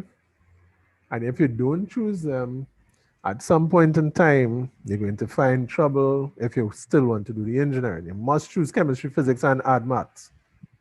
Those 3 you must choose if you want to do our engineering degrees, right? Look at the engineering degrees again. You must do chemistry, physics, and additional mathematics. Okay? The additional mathematics is important because pure mathematics is compulsory for all persons entering our faculty, right? And if you're doing CAPE, pure mathematics, you need ADMAT at CSEC to do it. Now, at CAPE, you do pure mathematics and either chemistry or physics, right? Or another subject, right? You can do an associate degree with UTT, right? Or with other institutions locally. You could do the advanced diploma from Trinsweiler. You could do our 1-year pre-science program at the University of West Indies to qualify as well, where you do mathematics, physics, chemistry, or computer science for qualification into these programs. Or you do our pre-engineering program. Our pre-engineering program requires that you did CAPE first. Okay, so it's 5 CSEC parts including chemistry, physics, add maths. And then you must do pure maths with physics or chemistry, or you do an associate degree, or you do an advanced certificate or diploma, or you do a pre-university, pre-science program, right? Where you will do mathematics, chemistry, physics, or computer science. Okay, now make your notes to ask your questions. Just now those Form 4, 5, and 6 students, they were shooting questions at me like if they had a Uzi, the amount of questions I answered in our last session. Faculty of Food and Agriculture is about securing food production capabilities in Trinidad and Tobago and the wider region. If we are able to do that, we have really good things that will come out of it. Now, I'm going to tell you what will come out of it. First, to begin, everybody will be able to have access to cheap and affordable food. Everybody will be able to have access to nutritious food. And with the excess food that we're able to produce, we'll be able to export the food and earn income for the surplus food that we have, right? No matter what you're looking at doing, our Faculty of Food and Agriculture is about creating millionaires amongst the entrepreneurs that participate in this field to ensure our food and our food security in this part of the world, right? We have to look at it now, folks, because with foreign currency becoming scarce, importation of food is going to be challenging. Food will become more expensive. People will go hungry. So we don't want that. We want to be able to produce more food. There are multiple scientific ways to do it, and we can do it well if especially we get more students from all over Trinidad and Tobago and the region to come into our Faculty of Food and Agriculture. All those students will come with 5 CSEC passes, including maths and English, and then they will have 2 subjects from a broad science field, including agricultural science, environmental science, food and nutrition, geography, nutritional science, and then the general ones in biology, chemistry, and physics, right? So you must have 2 science subjects alongside the English and mathematics, at least 2. If you have 3 or more, that's excellent. But once you have 2, you could qualify, right? So once you finish CSEC, you have options. You could do CAPE, right, or GCSE. But we have at the University of West Indies and also to at UTT, we have certificate, diploma, and associate degree programs that allow you to practice in food and agriculture to ensure that you could get involved in these things. Now, I want to make a little break. I am a graduate from the Faculty of Food and Agriculture. And I could tell you that food and agriculture is not just backbreaking work. It sometimes does require it, but in being involved in food and agriculture, especially general agriculture, you could be involved in engineering, you'll be involved in soil chemistry, soil physics, in food science, you'll be involved in plant physiology, animal physiology, lots of different things at a theoretical level and also too at a very practical level. But at the end of the day, you can look just like if you walk off a GQ magazine and be involved in food and agriculture. And many of the people involved in food and agriculture are millionaires, some of them multi-millionaires. Okay, so it's something to take into consideration if you're going to do those degrees. Humanities and education is all for the persons that love to express themselves in all the different areas, the VAPA areas, visual and performing arts, theater arts, film, right, music, dance. We have all those at degree level in the University of West Indies. We have theology for persons that want to be able to understand more about the way in which society has been shaped by the belief in God, especially through the Roman Catholic Church in this part of the world. We have languages, we have linguistics and communication studies, literature, history, we have philosophy, and we have other areas as well. So many that we can't list them. Persons that want to do early childhood education and primary school education, this is the faculty for you. And you must have 5 CSEC passes, including math and English. And then you must have 2 other subjects from what we call the modern studies or humanities groups. Looking at art, dance, drama, English literature, English B, history, music, Spanish, French, theater arts, etc. So once you have those CSEC passes, okay, once you have those CSEC passes, you are allowed to come directly to the university to do a certificate program. We have a certificate in early childhood care and development for those who want to go into the education group. And we have visual and performing arts, the persons who want to go into the visual and performing arts groups. And then they will go into the degrees, right? Or if you don't want to come to UWI straight from Form 5, you can do, right, keep subjects. I must do a minimum of 2 subjects, right? One of which must be from that list that we showed you earlier on, the art, dance, drama, English literature, history, music, Spanish, French, theater arts. You must do one of those at CAPE if you're going to be doing CAPE. Otherwise, you do a certificate or diploma with us or with UTT, right, to be able to qualify for our degree programs, our Bachelor of Arts programs. Okay, next. Those persons who ever thought about being involved in legal careers, the Faculty of Law allows persons to be involved in these legal careers and more than 500 other types that would involve high-paying, highly skilled job applications. Okay, they are across the board in any type of sector. People always, I bristle when people tell me that law is saturated. That is not correct. You have legal careers that go across multiple different sectors, right? You have legal specialists in any sector, policy development specialists, analysts, all those types of things. And all of them would have studied the LLB program that we offer at the University of West Indies. The LLB starts off with 5 CSEC passes, including maths and English. No specific subjects other than your maths and English. Those of you that are making notes, I want to know, well, what else I have to do? Hear me clearly when I say it. No specific subjects to choose at CSEC. These are the only specific subjects you must have at CSEC. Okay, I think even guidance officers and student support services staff present here kind of be surprised by that, but those are the only specific subjects there. At the advanced level, no specific subject choice either.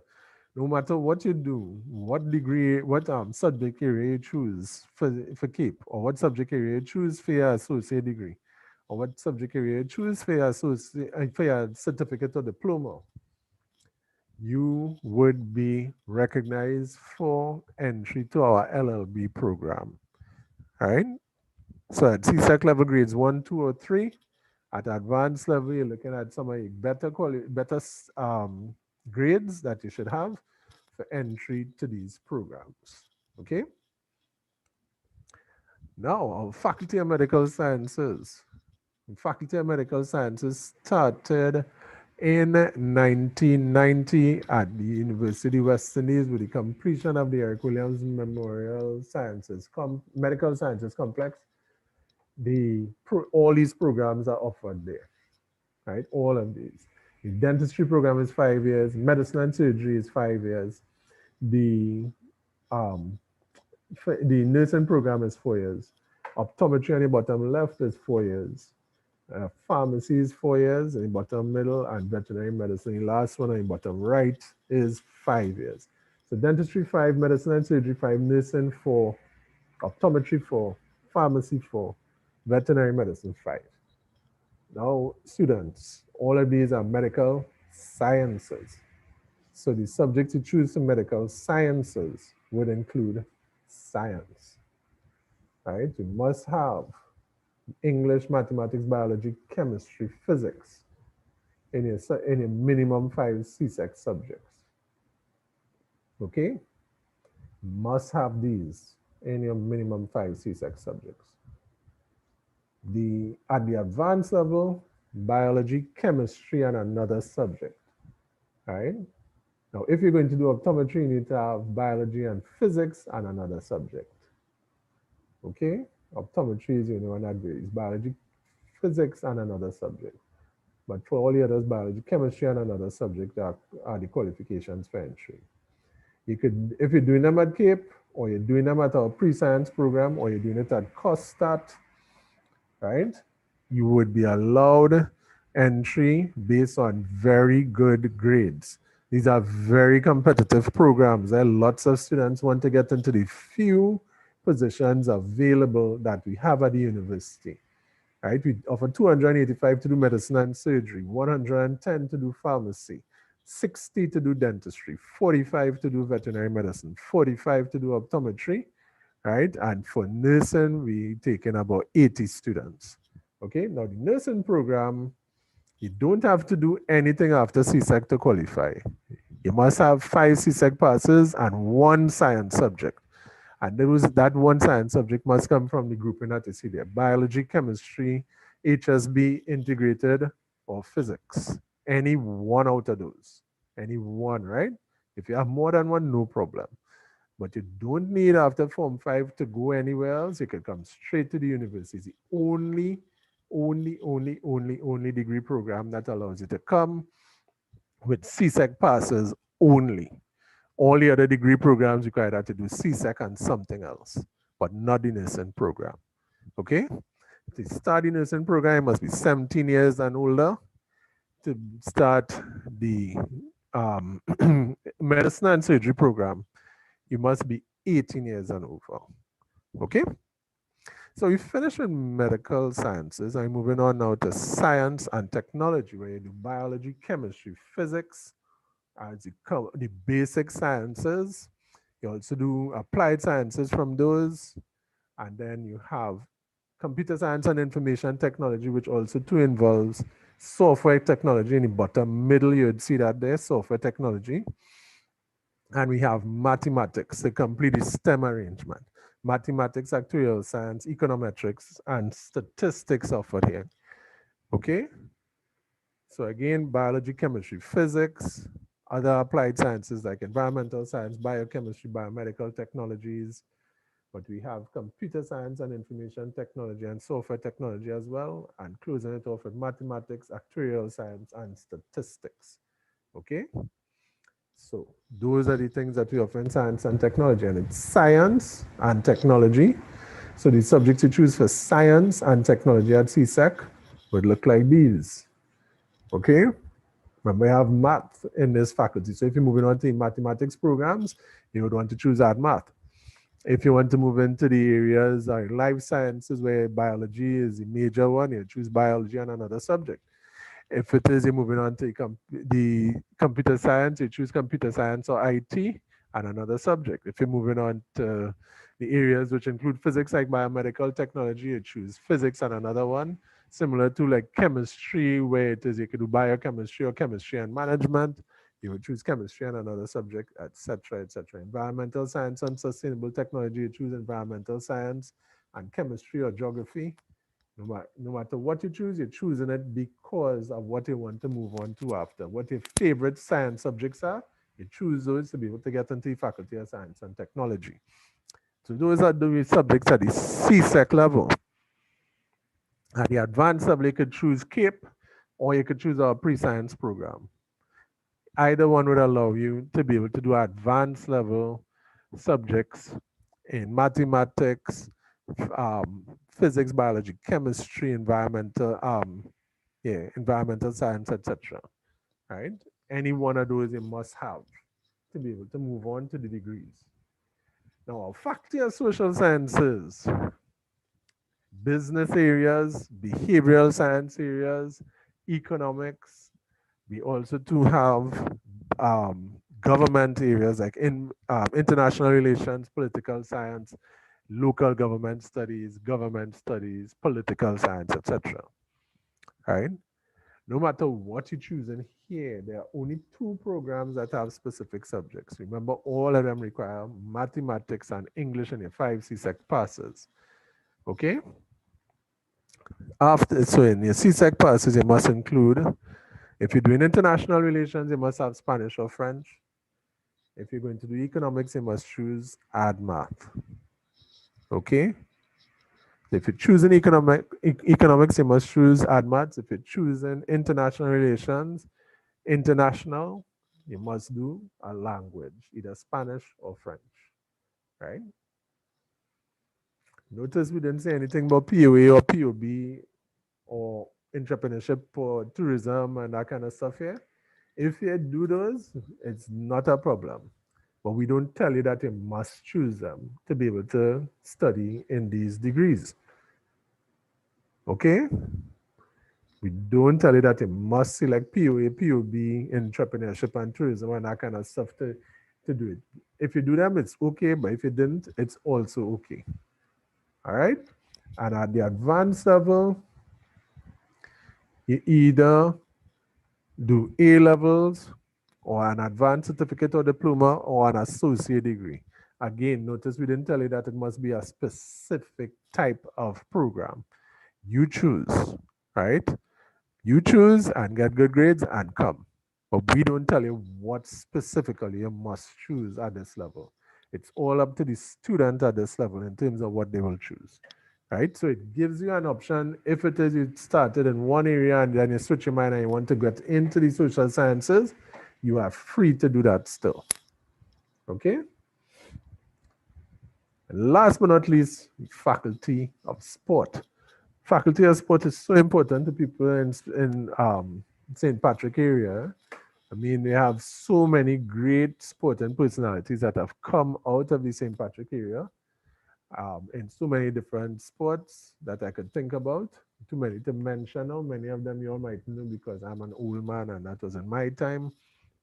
But definitely, I'm really hopeful that students that are very much interested in sports or in the sports sector would choose either our sports management degree or sport kinetics degree, which leads to sports physical therapy, or our sport coaching program, which leads to professionals who are technical directors or persons that lead others to become their very best as individuals or team members in sport. Right? So we have sports management, sport kinetics, and sport coaching in our faculty of sport. Very soon, you will hear an announcement that we will be doing an e-sport degree in our faculty of sport. E-sport, electronic sports, right? Which will allow students to participate in esports and study at the same time. How cool is that? Right? And I wanted to put that there. I'm sure we're going to get questions in the chat coming up about the e-sport degree. We're hoping to have that available from as early as September next year. qualifications for degrees in sport. Lovely, isn't it? You just need to choose maths and English. The ones everybody are going to choose, those are the ones that we say are compulsory for entry. And you make up 5 with these, right? To get into the faculty of sport. Any other subjects to make up 5 to get into the faculty of sport. You then move into the advanced level, and at advanced level, if you choose CAPE or another option, that is not a problem. You don't choose anything specific either. You just get the qualifications and come to us with the having completed the application online, and you will be allowed entry into our faculty of sport to excel in becoming ready for options in the faculty of in careers there afterwards. So when you come into the university or when you're choosing these subjects, choose what you have a passion for, okay? Make sure you choose what you have a passion for. Discuss some of what you heard here today with your parents. There's so many different things that you all are going to be exposed to over this week. You must discuss it with your parents, right?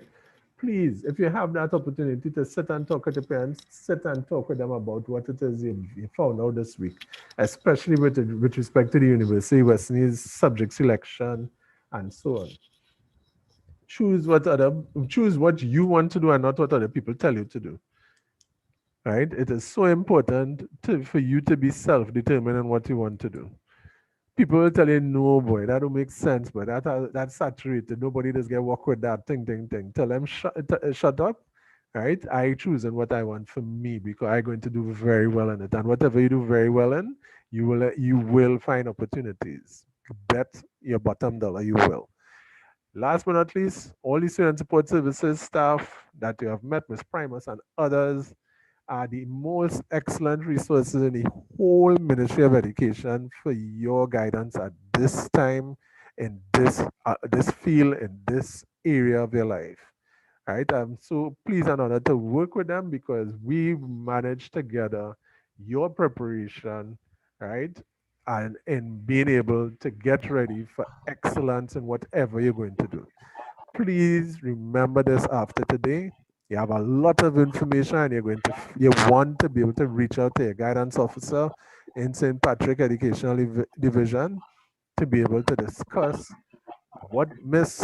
how it is or sir, what it is I'm going to spend my time doing, how it is to make the decisions. Can you help me, please?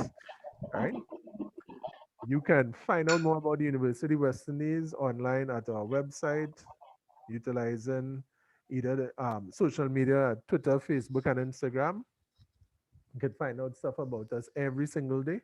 We keep publishing more and more information. And I can be reached via my email address, which will be put in the chat for your benefit so that you can reach out to me at any time. Now, remember, we talk about speaking with your parents, right? Up to yesterday, I spoke with a student from Diego Martin Central Secondary and his mom. We spoke about they wanted to ask more questions individually with me in a meeting session online about engineering. If you want to do any field, you want to find out anything at all, right? Sometimes including what it is you could do beyond the degree and that kind of stuff. And your parents are also to support you and want you to have that information so that you know what choices are available to you. Please reach out to me via email. We do our parent and prospect meetings to ensure that you can be well apprised of what information is necessary to guide you towards the best decision for you. Right? I will not lead you astray. I am from your area. I want the very best for all of you to be able to have the very best of life's experiences that will be able to contribute to the development of St. Patrick, Trinidad and Tobago, and the rest of the region and the globe. Okay? So that's it for me and my presentation for right now. And Ms. Primus and others probably gearing up with all the questions you all have been putting into the chat to ask me. Right? I am looking forward to answering all your questions at this time. Thank you, Mr. Bradshaw. Well, you are still on the floor because someone was saying while you were presenting, if you can go back to the engineer, I don't know which one of the engineer because I heard you mention civil engineer, electrical engineer, industrial engineer. So I don't know if the person want to clear it up for us, but they are asking if we could go back to the engineer subjects, the subject you need for engineer. Okay, the subjects you need for engineer, I can tell you now. Chemistry, physics, additional mathematics. Right? All right. Chemistry, physics, additional mathematics. So I guess that person would have heard that. Let me see if there are any more questions. Yes. So the person said, thank you. Any more questions? You all can put it in the chat. Please, Mr. Bradshaw is raring to go. He's ready to answer all our questions. I love that about Mr. Bradshaw, you know. He does answer questions like that. Sir, can you go back? Okay, so that was the last question. Anybody else? I'm not seeing you guys. Give Mr. Bradshaw some work to do now, man. This man, he have a wealth of... I think Lana is asking some questions for Okay, you see science-related programs. For science-related Okay. programs, right? Okay, let me show you. Now I have the website of the University of Western Indies, right? At the website of the University of Western Indies, St. Augustine campus. Once you reach here, you click on programs. Okay? Once you reach into programs, you will go down to undergraduate program listing. Undergraduate, because those are certificate, diploma, associate degrees, bachelor degrees programs at our campus. Once you click on that, you get the Microsoft Suite application opening that will show you all our programs, and it will go over all the information again for you to be able to see. Now, anybody interested in engineering, I want you all to, you see this part here with the virtual faculty open days. Tomorrow, we have engineering from 6 p.m. to 8 p.m. We're going to be opening up our faculty of engineering to showcase all our engineering programs. The student that wanted to know about qualifying for engineering, tomorrow evening at 6, you want to visit us via this link here. Remember how to find it, right? I'm gonna just show you how to find it. Go back to undergraduate program list. Once you clicked on programs, you would come to undergraduate program list. And then in the undergraduate program list, as you open it, you see here to click to register for the faculty open days. Okay, and you'll find all the qualifications, all the programs, all the qualifications, careers associated with the programs, etc., right there. Right? If you want to see more about, let me show you, you could find out more too specifically about engineering programs right there. Engineering undergraduate programs, you see? And again, you'll find all the qualifications, all the programs, everything that you want to know associated with the faculty, including Professor Ekwu, who is the Dean of the faculty, etc. Okay? More questions? Questions? Come on, guys. Any more questions? I feel hungry, Mr. Bradshaw. That's why that had to be. You could ask Ms. Ramke soon in the last presentation. I answered probably about 40 questions. Wow. The person said thanks for the information that was given. All right. I'm not seeing any more in the chat. Wow, those trying don't know what they're doing. They're getting you off scot-free. That's it. You know, well, I guess they probably, I hope they're not overwhelmed with what it is they found out. But I think it's the group that we have right now, which is the Form 1s. It's Form 1s. What are the subjects needed for science? What are the subjects, Form 1s and 2s? What are the subjects needed for science? Okay, for the science, biology, chemistry, physics, generally, depends on what they want to study. Because engineering is science, medical sciences is science as well, food and agriculture is science. But if it's science and technology, biology, chemistry, physics, or environmental science, geography, those types of subjects, computer science or IT. Yeah. And also Form 3s with us here as well. But isn't PE also a science? No. Physical education is also No, it's not science. considered a science. Okay. Geography is Right. So considered a science, but not physical education. okay. All right. So they are. That was what the person wanted to find out about science. Let me see anything else. All right. Well, that is it. Seriously? They have no. Yes. We have some very quiet palm trees. Just Like they don't focus. this. I'm hungry. I feel these children hungry, Mr. Bradford Shaw. I think these children are hungry because it's after 12. It have to be that. It's only Isaiah and Lana ask the questions. Thank you, Lana and Isaiah, for asking the questions. Right? But let me put it in the chat again, right? To everyone. Okay. I want to put my email address there again, because if it is you're hungry and you're tired and you want to be able to ask me at another occasion, right? You could send me your questions at my email address, right? You could check out this link here as well to be able to see the all the programs at the University of West Indies and find out all the qualifications and stuff as well. Somebody was asking about the master's program, but they didn't specify which one. Just say, what about marine biology as well? Marine Somebody's biology, Lana, is offered at Mona campus in Jamaica. Right? You require biology and another science subject to be able to do the marine biology, and then you must do biology at advanced level as well. Okay? All right. Well, I am not seeing any more, but I'm seeing your thanks, sir. The person I said we have some very polite students in this class. Yeah, they're from St. Patrick. Is maths hard? Someone is saying it's maths hard. And what about the Masters of Business Administration? So you have two coming at you now. All right. Isaiah, maths is not hard if it is you spend time every day practicing what you learn.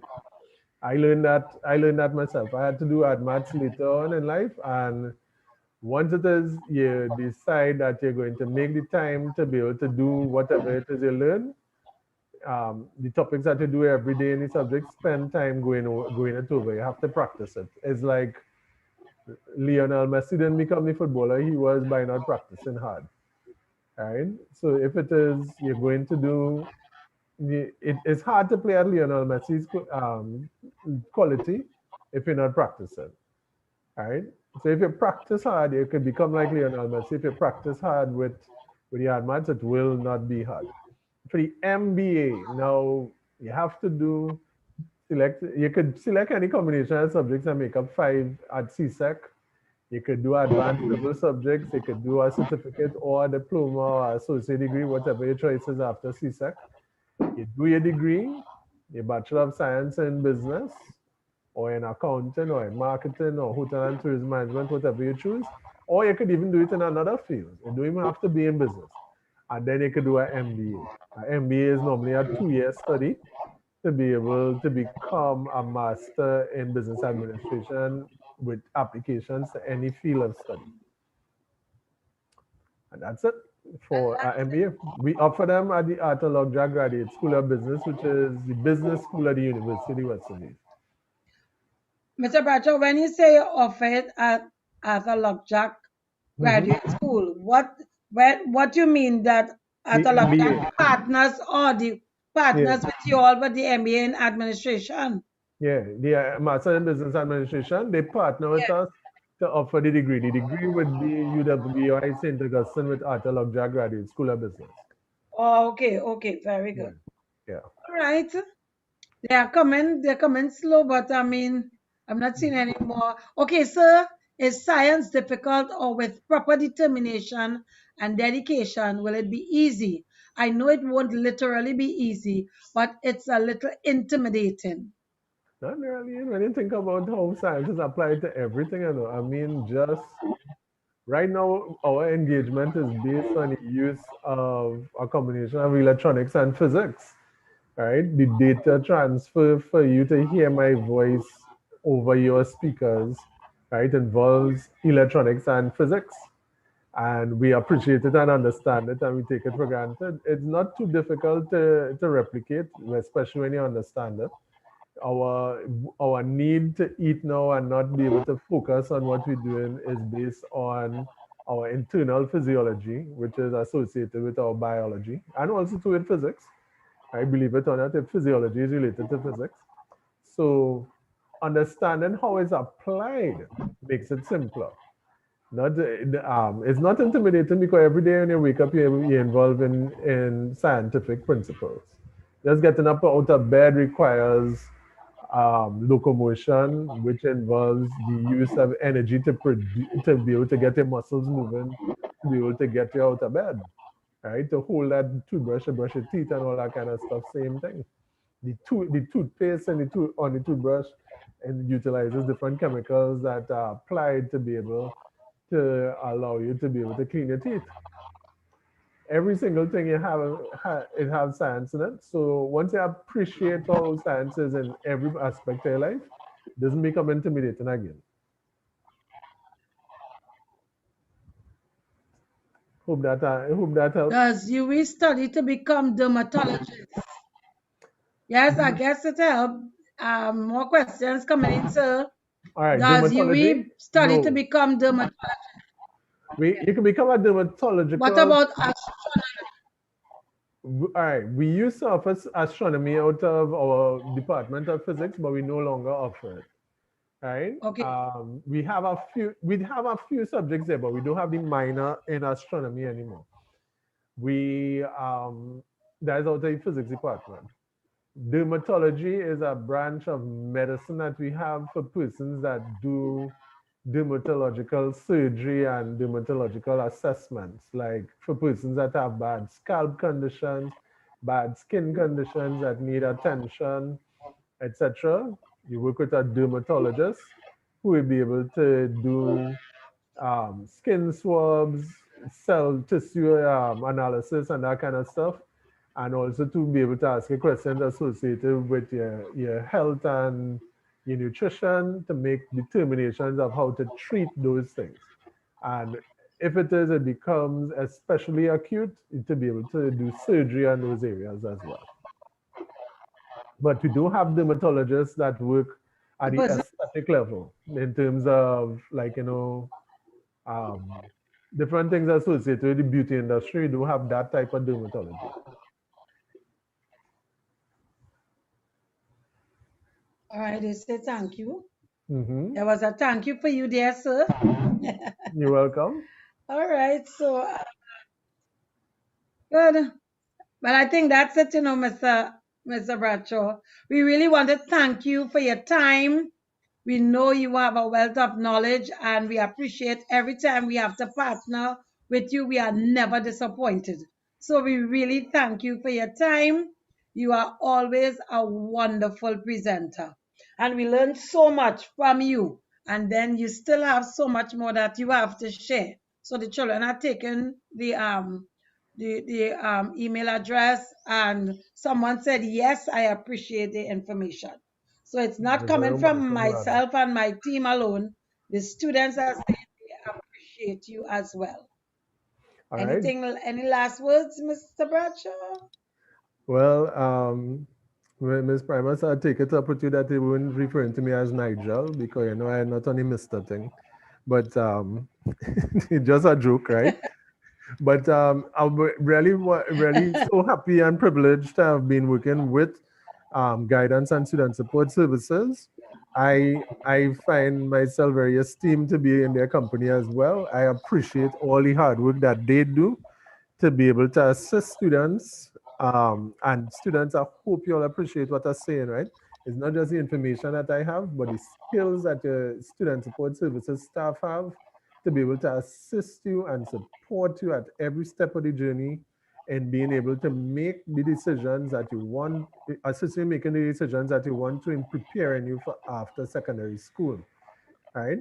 No matter if it is to go to university or not, right? Please work closely with your guidance officers They are some of the very best persons in the Ministry of Education for that you could work with at this time, right? Just as your teachers, right? I really want to thank them for allowing me to participate in this opportunity to speak to students in St. Patrick, where I came from. And I look forward to assisting everybody working with student support services in the future again too. It's my esteemed privilege to do so. And I really wish all of you the very best in everything that you're preparing for now and in the near future. Thank you very much again for tuning in, folks. Thank you so much, Mr. Bradshaw. Thanks for the commendation of all that you have said. We always look forward to working with you. So Mr. Bradshaw is saying bye-bye, guys. And we want to say bye-bye as well. It's a pleasure to have all of you all with us. We really take pleasure in serving the students of Trinidad and Tobago because we do it with passion. I heard somebody spoke about passion today in one of our videos, and we really do it with passion because we love our students and we know that the students that we are teaching and we are helping are our future leaders of tomorrow. And not really tomorrow, they are already leaders. Some of them are doing some really, really good things. So we thank you guys for being with us. We've got to go.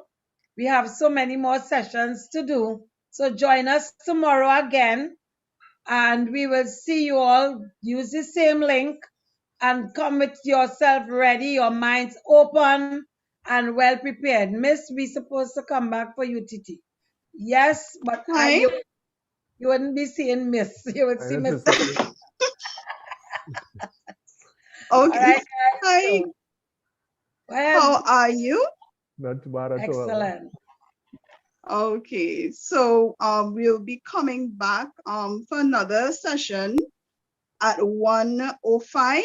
So we'll just encourage the students to stay on.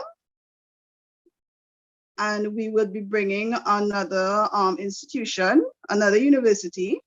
I'm not going to introduce them just yet, but we would start back at 1:05. So we would just play a clip in the meantime.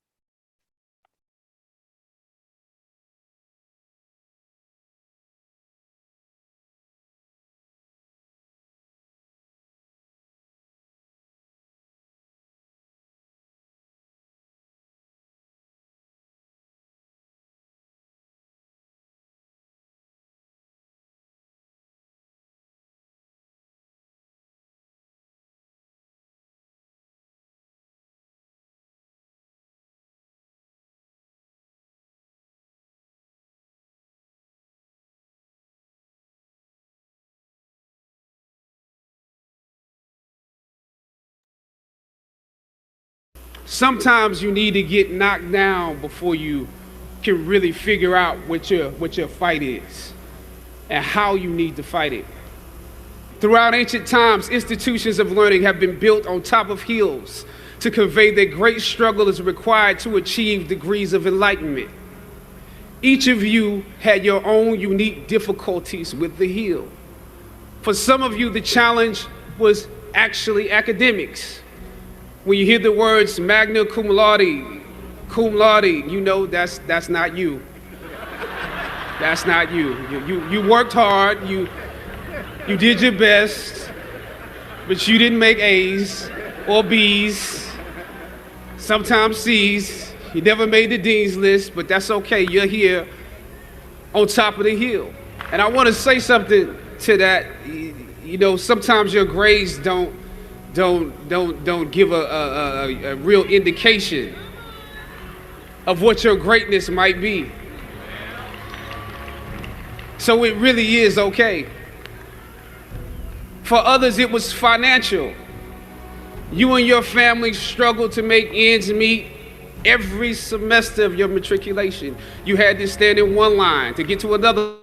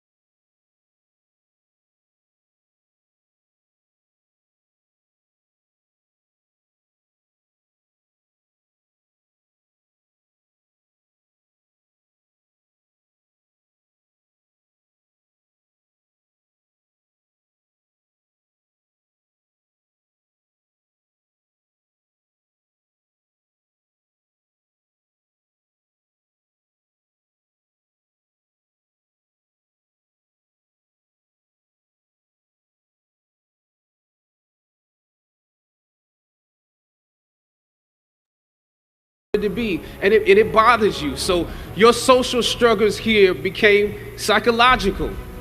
Even though you made it up the hill, you carry the baggage of rejection with you, but you're here. Or some of you went through something traumatic. You made it to the top of the hill, but not without scars and bruises. Some of you fit in too much. You were on the yard rapping and it bothers you. So your social struggles here became psychological. Or you made it up the hill, you carry the baggage of rejection. You carry the baggage of too much acceptance. When completing a long climb, one first experiences dizziness, disorientation, and shortness of breath due to the high altitude. But once you become accustomed to the climb, your mind opens up to the tranquility of the triumph. Oftentimes, the mind is flooded with realizations that were for some reason harder to come to when you were at a lower elevation. At this moment, most of you need some realizations because right now you have some big decisions to make. Right now, I urge you, in your breath, in your eyes, in your consciousness, invest in the importance of this moment and cherish it. I know, savor the taste of your triumphs today. Don't just swallow the moment whole without digesting what has actually happened here. Look down over what you conquered and appreciate what God has brought you through. I remember walking across this yard on what seemed to be a random day, my head down, lost in my own world of issues, like many of you do daily. I'm almost at the center of the yard. I raised my head and Muhammad Ali was walking towards me. Time seemed to slow down as his eyes locked on mine and opened wide. He's raised his fist into a quintessential guard. I was game to play along with him, to act as if I was a worthy opponent. What an honor to be challenged by the GOAT, the greatest of all time, for a brief moment. His face was as serious as if I were Frazier in The Thriller in Manila, drawing from his victories and his losses. At that moment, I realized something new about the greatness of Ali and how he carried his crown. I realized that he was transferring something to me on that day. He was transferring the spirit of the fighter in me. He was transferring the spirit of the fighter to me. He was transferring the spirit of the fighter to me. Sometimes you need to feel the pain and sting of defeat to activate the real passion and purpose that God predestined inside of you. God says in Jeremiah, I know the plans I have for you. Plans to prosper you and not to harm you. Plans to give you hope and a future. When you hit this day, when you have reached the hilltop and you are deciding on next jobs, next steps, careers, further education, you would rather find purpose than a job or a career. Purpose crosses disciplines. Purpose is an essential element of you. It is the reason you are on the planet at this particular time in history. Your very existence is wrapped up in the things you are here to fulfill. Whatever you choose for a career path, remember the struggles along the way are only meant to shape you for your purpose. When I dare to challenge the system that would relegate us to victims and stereotypes with no clear historical backgrounds, no hopes or talents, when I questioned that method of portrayal, a different path opened up for me. The path to my destiny. When God has something for you, it doesn't matter who stands against it.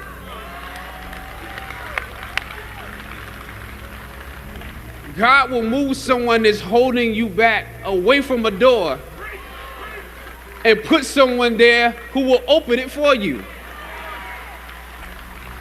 If it's meant for you,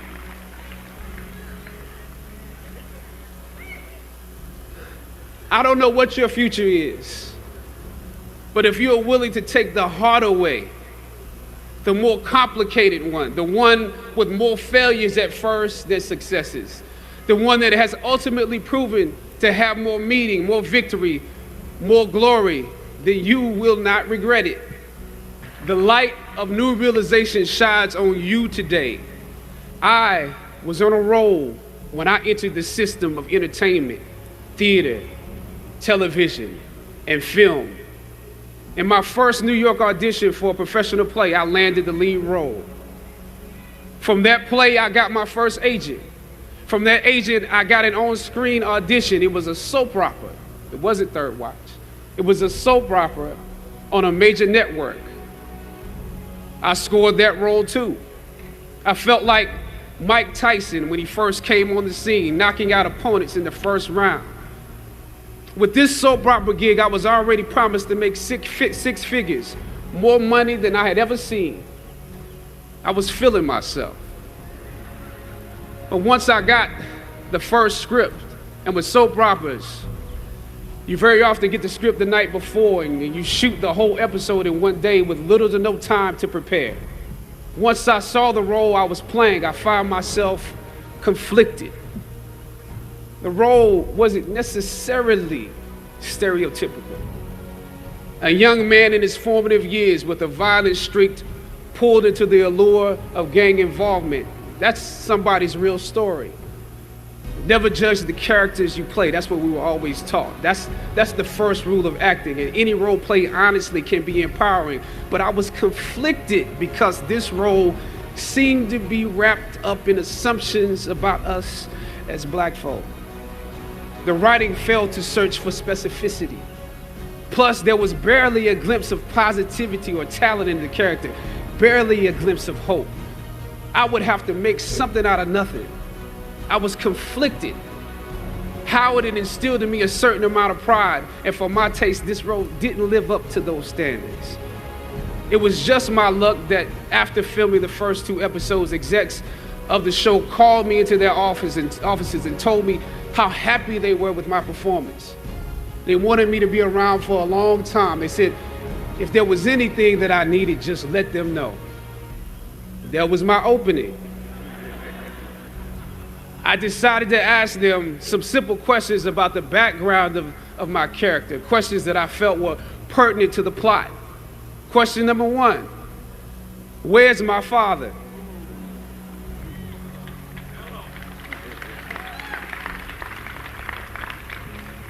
The exec answered, well, he left when you were younger. Of course. Okay.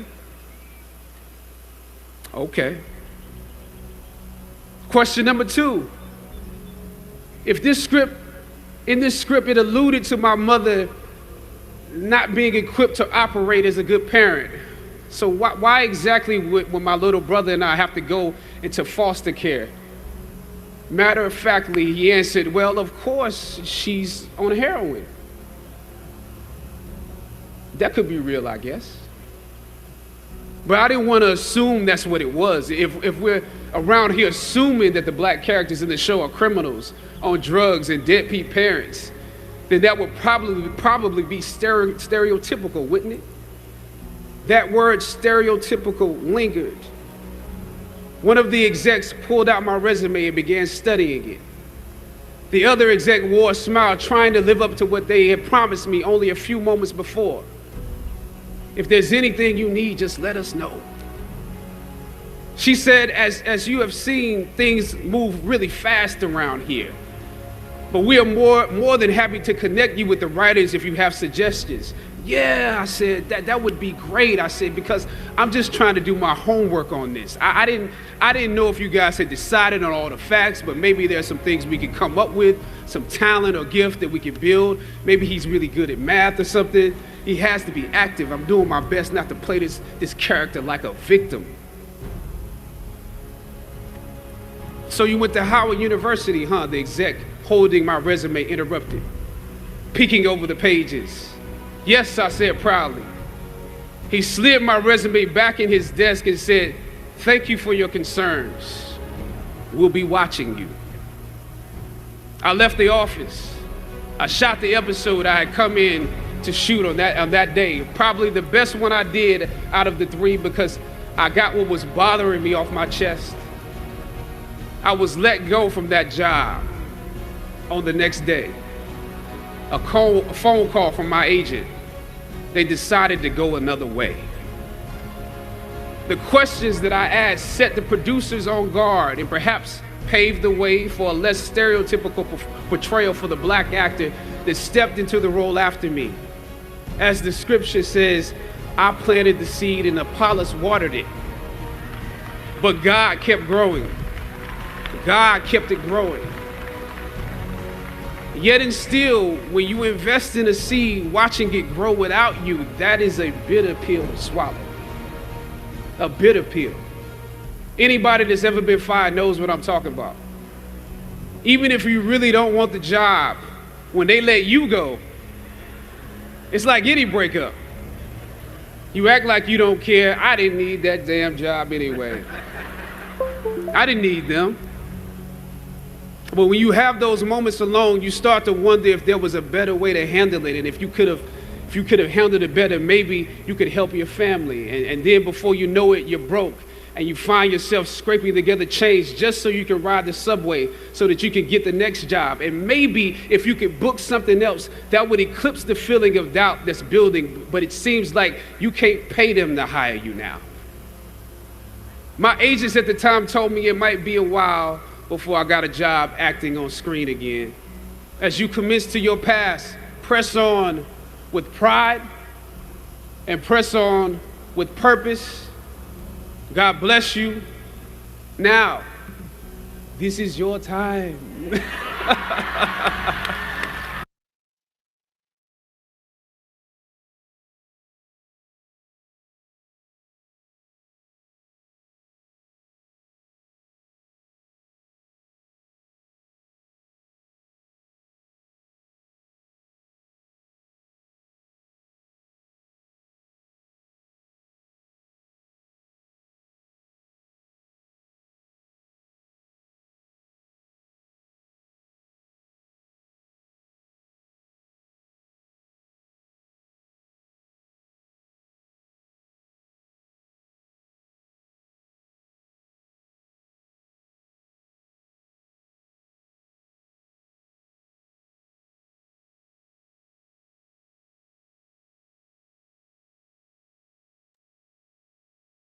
I don't care how good you are. I don't care how talented you are.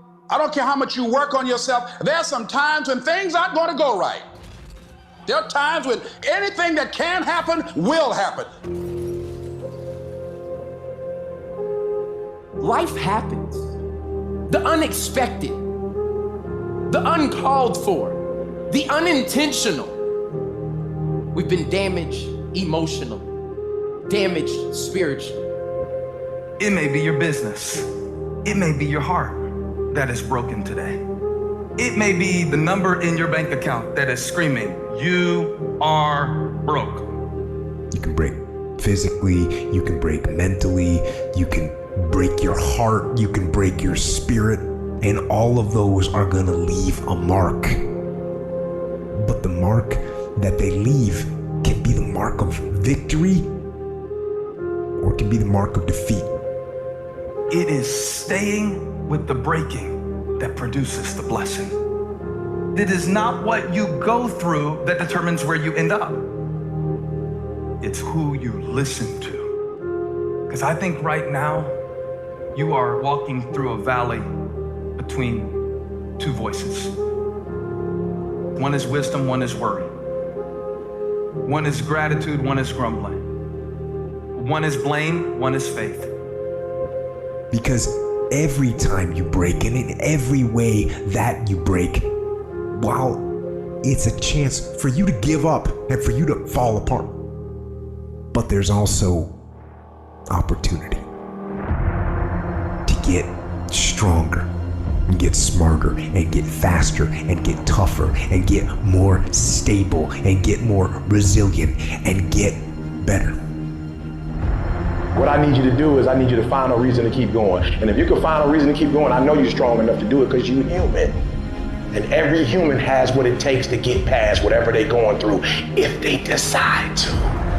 Push through it. Push through it. Tragedy and trials come to everybody. Only the strong survive. The fight isn't over. The fight is just beginning. You have the opportunity to show the world what you are really made of. I need you to look at that sickness that's going on in your life right now, whatever it is. I want you to say, I can beat it. I can beat it. I will beat it. I must. I got a family to live for. I ain't through yet. My life ain't over yet. There's some things in life you don't need no degree for. You don't need no money for it. You don't need no support for it. There's some things in life you just gonna get through when you tell yourself, I'm gonna get through this. Regardless of what happens to you in life, regardless of the adversity, regardless of the opposition, regardless of the trial and tribulation, nothing can stop you. The only thing that can stop you is you. No situation, no circumstance, no piece of adversity can define your life. Never let a circumstance define you. And I'm not retreating. I'm not running. I don't care what they say on paper. I don't care if you say we outnumbered. We live by this and we die by this. We don't retreat. We don't run. We gonna stand, we gonna live, and we gonna die by what we stand for, and everybody gonna know what we represent and what we're part of. I got staying power. I got staying power. Be encouraged today that no matter what you walk through, no matter how broken your marriage is, no matter how many times you failed, there is within you a spirit that is greater than whatever is going on around you. If you would be willing to fight your way through this battle, fight your way through cancer, fight your way through that academic struggle, fight your way through divorce, fight your way through it. If you are willing to fight your way through that singing career, fight your way through boxing, fight your way through football, I'm telling you, at the end of the fight is going to come victory.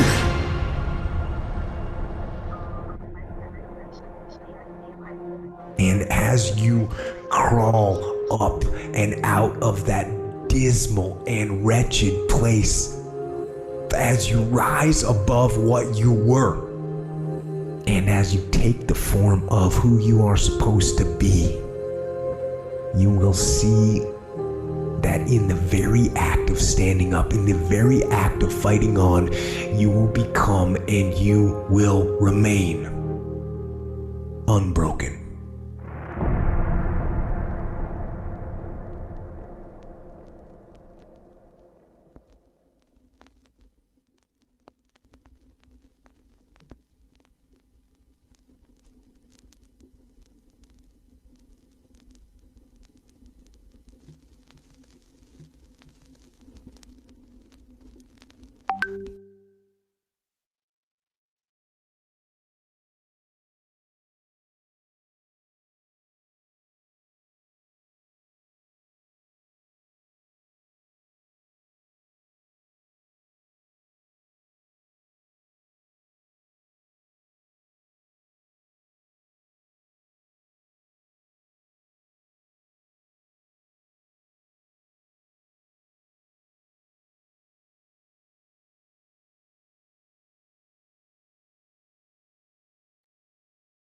One of the most common questions I receive is improvement pill. I don't know what I want to do in life. How can I find my passion? And that's a pretty important question. So in today's video, I'm going to show you exactly how to do just that. This episode was brought to you with the help of the guys at Skillshare.com. The first 350 people that click on the link in the description box below will get a 2-month free trial at Skillshare. Now, before we get started, I want to debunk something. A lot of us are under the assumption that there's only one thing out there that can be our passion, that it's predetermined by birth, and that all we have to do is find it. But that's not how it works. The truth of the matter is that there's probably many things that could potentially be your passion. In fact, it's entirely possible to have more than one passion. If you take a look at a lot of very successful people, you'll find that this is generally the case. For example, Tim Ferriss is a well-known author and speaker. But did you know that he was also a competitive dancer, wrestler, and investor? There's only 2 things you need to do in order for you to discover one of of your passions. The first is that you must change where you get your dopamine from. Dopamine is the chemical that is released by our brain that motivates us to do things. Without it, you will literally starve to death, even if there was food right in front of you. The release of dopamine is also accompanied by pleasure. The problem nowadays is that dopamine is very easy to get. It's cheap and it's abundant everywhere. Back in the day, we had to do stuff in order to get that dopamine, and most of the time that meant creating something. You had to build a house, you had to create a nice piece of pottery, you had to go out and tend to your crops. While you worked on these tasks, you were flooded with dopamine and you felt good about the whole process. If you follow this route, you'd naturally become passionate about whatever it is that you did. But nowadays, it's a little bit different. We can now flood our brain with dopamine without having to do much at all. You can surf the web, you can binge watch some TV shows, you can order amazing foods for your front door almost instantaneously. And methods like this have become the main sources of dopamine for the majority of people. Now, what's different about these sources of dopamine as compared to the ones we Good used to get afternoon, from? Well, students. We'll these are begin in the forms of next 2 consumption, and the ones minutes. we used to use are forms of creation.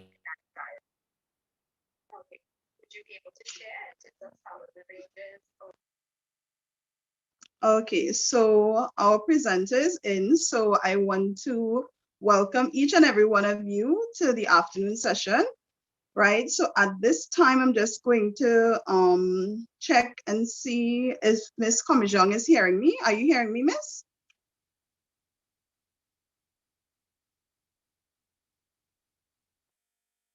Miss Comijong? Just checking to see if she's in.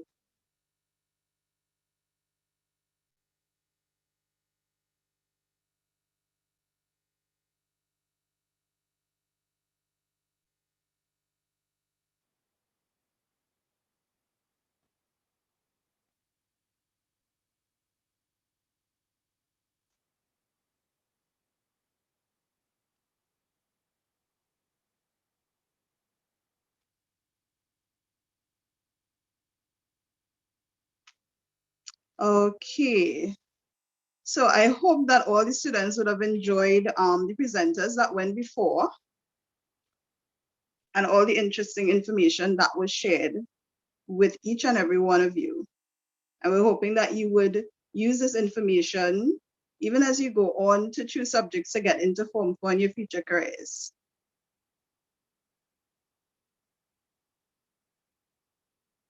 Okay. So I'm just going to check one more time. Ms. Comijong, are you hearing me?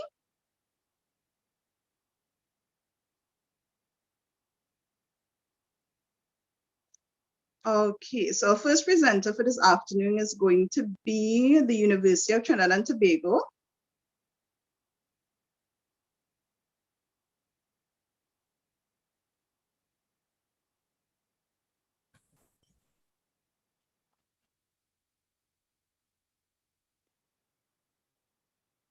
So I am just confirming.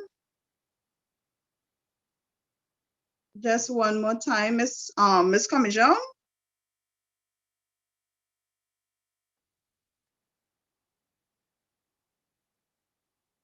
Okay, so I'm not sure if it is she is hearing me clearly.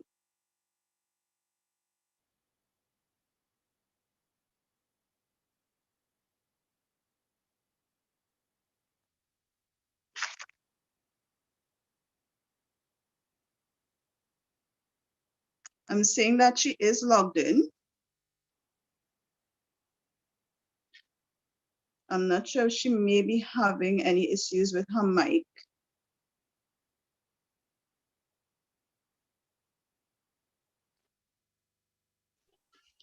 Hi, good afternoon, Ms. Moses. It seems like she is having some connection problems, but she seems to be connected now.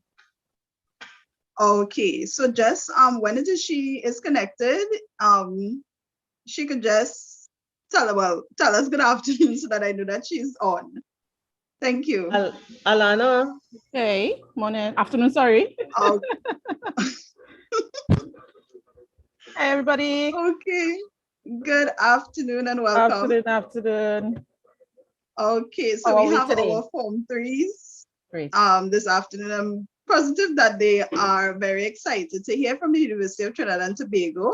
So this afternoon, without further ado, I'm going to introduce you to Miss Comijong, right? She is a student recruitment officer representing the University of Trinidad and Tobago, and she will be doing our presentation this afternoon, as well as introducing the other speakers that would be with us from the university this afternoon. So I would now turn over to Miss Comijong.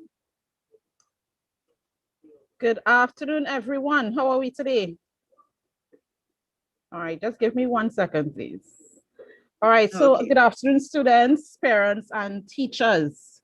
It is indeed a great honor to be here today on behalf of the University of Trinidad and Tobago.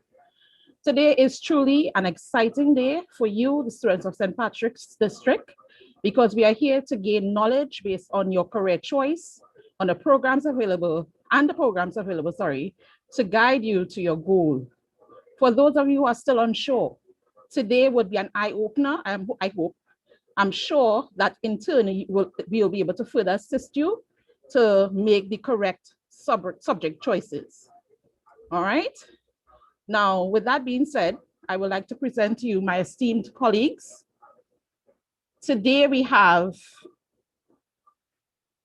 1 second. Today we have with us Dr. Andrew Hunt. Dr. Andrew Hunt will be presenting to us today on proficiency and diagnostics assessment. He's an assistant professor. We also have with us today our person from Marine Studies, associate professor and overall program leader, Dr. Arthur Potts. We have process engineering assistant professor, overall program leader, Dr. Rayan Miraj. We have our computer engineering senior instructor and discipline leader, Mr. Emil Ramlal. And we will also have a presentation from our sport personnel. All right, he's unable to be with us today, but we will definitely have a representation from him. Now, before I hand over to our presenters, I would just like to take the opportunity to share with you a brief video that will give you an overall idea of all the programs that UTT has to offer you. All right, UTT has a wide range of programs. So just allow me to get on to share the screen.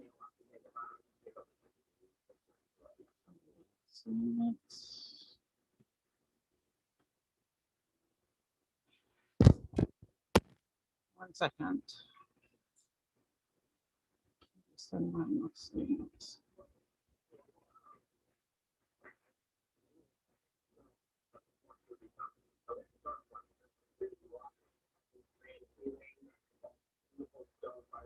All right, so here it is.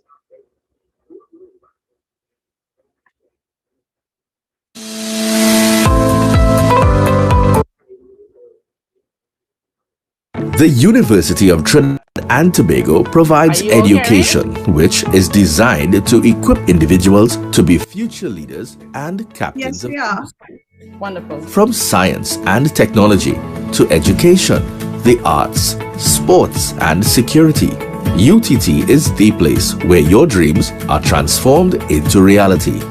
We look at the possibilities and really it's untapped. Interest is growing among future professionals as to the role of tertiary education in national development. Postgraduate programs in carnival studies, health administration, entrepreneurship and environmental science and management, among others, play a pivotal role in preserving culture, positively impacting healthcare delivery, entrepreneurial endeavors, and the environment.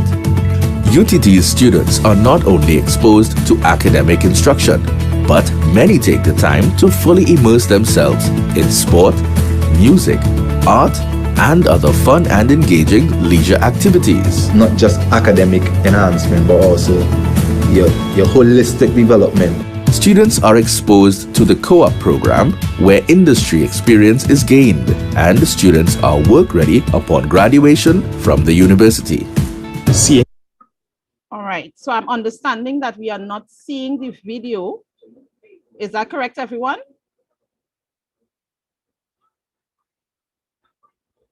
Did everyone see the video by chance? I was seeing it. Okay, all right. I got a message saying that they weren't seeing it. All right, so I'll just continue then. Sorry for cutting it. Some of our students speaking to the professionals there and using the language and understanding some of the concepts was really, really mind-blowing. Building these skills requires the experience, commitment, and ability of staff to inspire and lead the student body. Preservation and innovation in the area of culture and the arts have always been the hallmarks of a vibrant and thriving society. So for me and for the team, the faculty that works here at the Academy, those two roles are of key importance. The faculty is very focused on helping you develop as an individual. Maritime studies perform.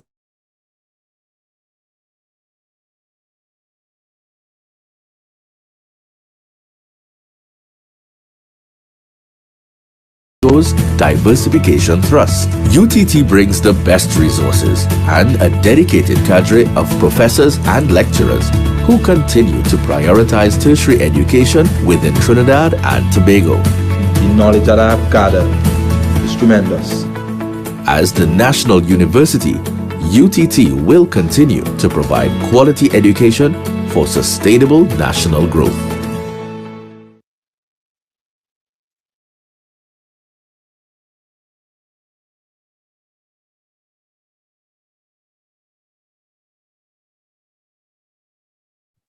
Right. Alana, you're muted. Based on what you would have seen there, you would see that UTT has a lot to offer you. We have a lot of programs, all right? And we would now like to introduce Dr. Hunt, Dr. Andrew Hunt, who will speak to you on the Professional Diagnostics Assessment, Proficiency Diagnostic Assessment Program. Dr. Hunt? Hi, good day, students. Welcome to this phenomenal opportunity you have to engage with several stakeholders about your future and your careers, possible careers and tertiary level studies. We are from the University of Trinidad and Tobago. I am an assistant professor in, hopefully, your favorite subject, mathematics. If not, I will try to convince you mathematics is important. But just like all subject areas, the foundations and prior learning unit, we have embarked on offering you an opportunity to enhance your skills before you start university. And this was based because of COVID-19 during the last academic year, and then it continues on.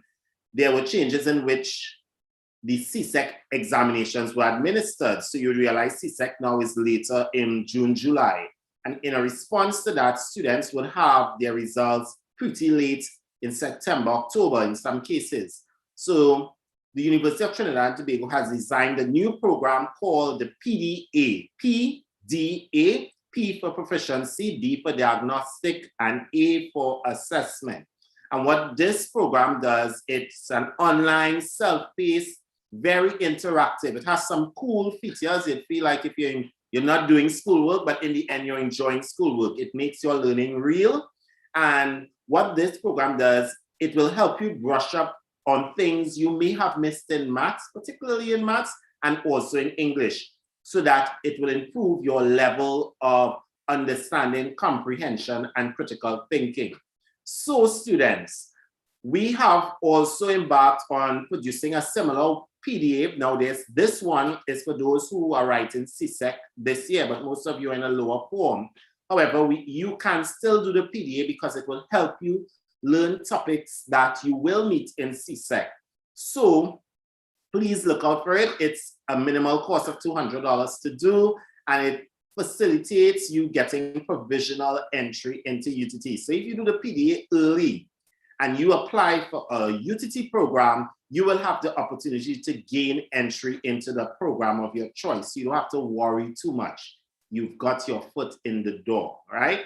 So without any further delays, I will see that video, if Alana has that video, on the PDA that will talk more and answer any further questions you have.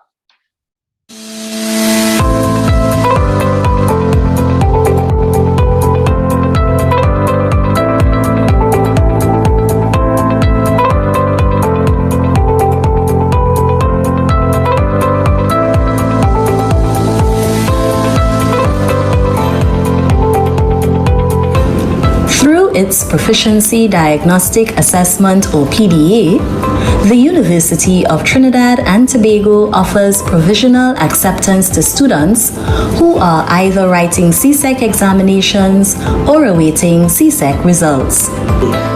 The PDA is designed for persons who are gaining entry into UTT certificate, diplomas and bachelors of education, and then the Bachelor of Fine Arts. Now, when I refer to certificates and diplomas, it will be all certificates and all diploma programs throughout UTT. But specifically for the Bachelors of Education and the Bachelors of Fine Arts, because in these programs, the minimum entry requirement will be CSEC passes.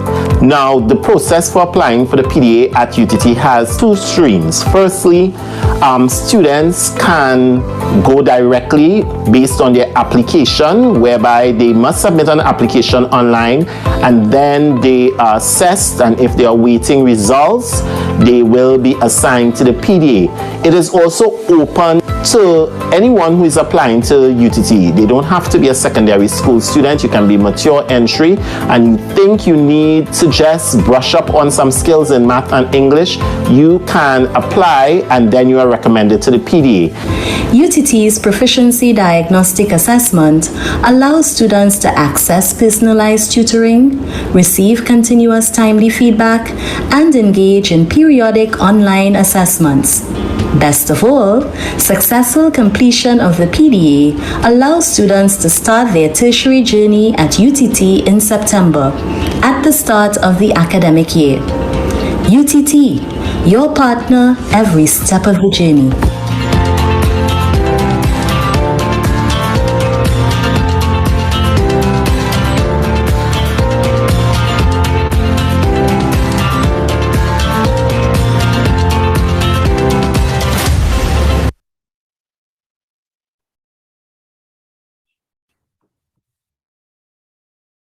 All right, thank you so much, Dr. Hunt. Very informative. All right, so up next, due to his absence, we would like to ask Dr. Hunt to represent for the sports unit. All right, Dr. Hunt. You unmute your mic. Yeah, I'm just saying, let me share the screen so you guys can see if that's possible. Sure.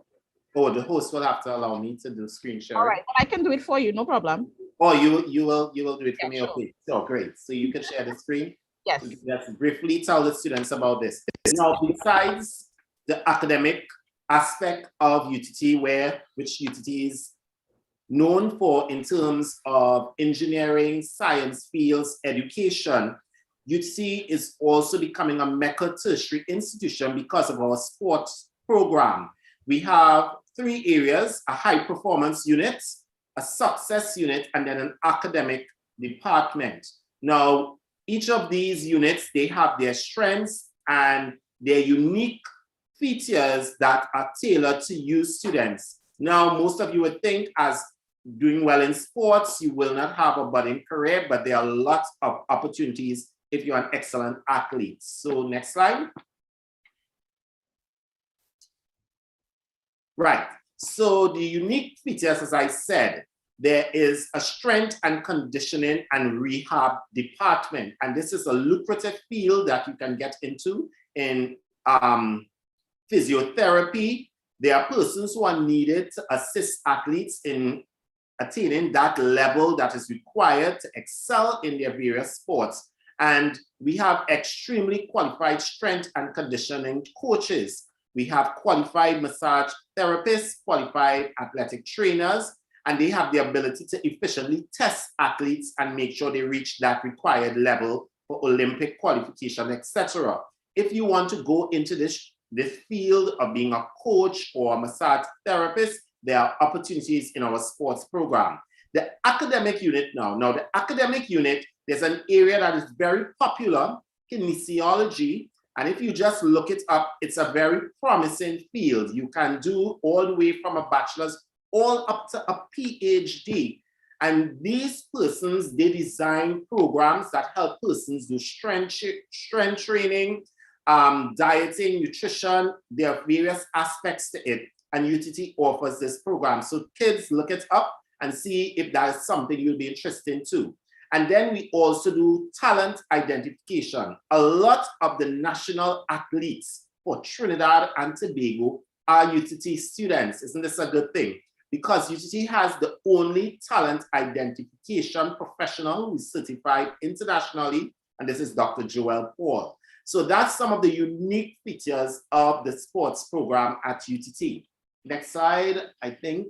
Yes, as I said, the programs offered, you have certificates in sports studies. You need 5 CSEC or 5 CXC O-level subjects, inclusive of maths, English, and science. You can also do the bachelor's level in kinesiology, which requires the same 5 subjects, but 2 CAPE subjects. So it's a lucrative career to look into. And then after the BSc, you can go on to the master's, and then you can also go on to the PhD. A few of the students who have embarked on the kinesiology, they have gotten scholarships to top schools in the US and in UK and Canada. And some of them are now finishing, and they will be returning back to UTT. And this is great. They will be giving back to their country. As you see, you do things like sports exercise science, sports pedagogy and coaching, sport management, sports for development. Now, you can also be a PE teacher. So I'm sure some of you like PE, physical education.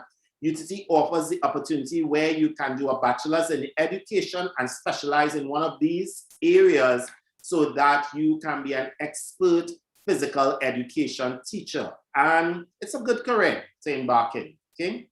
So next, I think that's it. Anything else?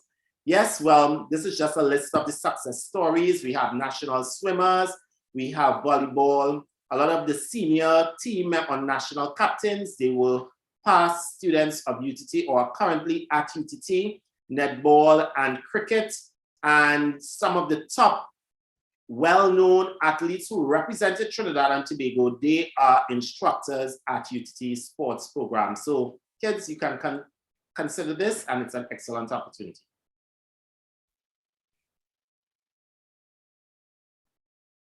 Thank you again, Dr. Hunt. We appreciate it. Now, students, we have a representative from the Marine Sciences Unit. All right, our Associate Professor, Dr. Arthur Potts. Dr. Potts, welcome. Morning and thank you, or good afternoon, sorry, and thank you very much. Good afternoon, Dr. Potts. Yeah. Could I upload or yes, what is it? I need access. All right. The host has disabled my part. All right, now you want me, I can do it for you, Dr. Potts? I'm fine. All right, great, wonderful.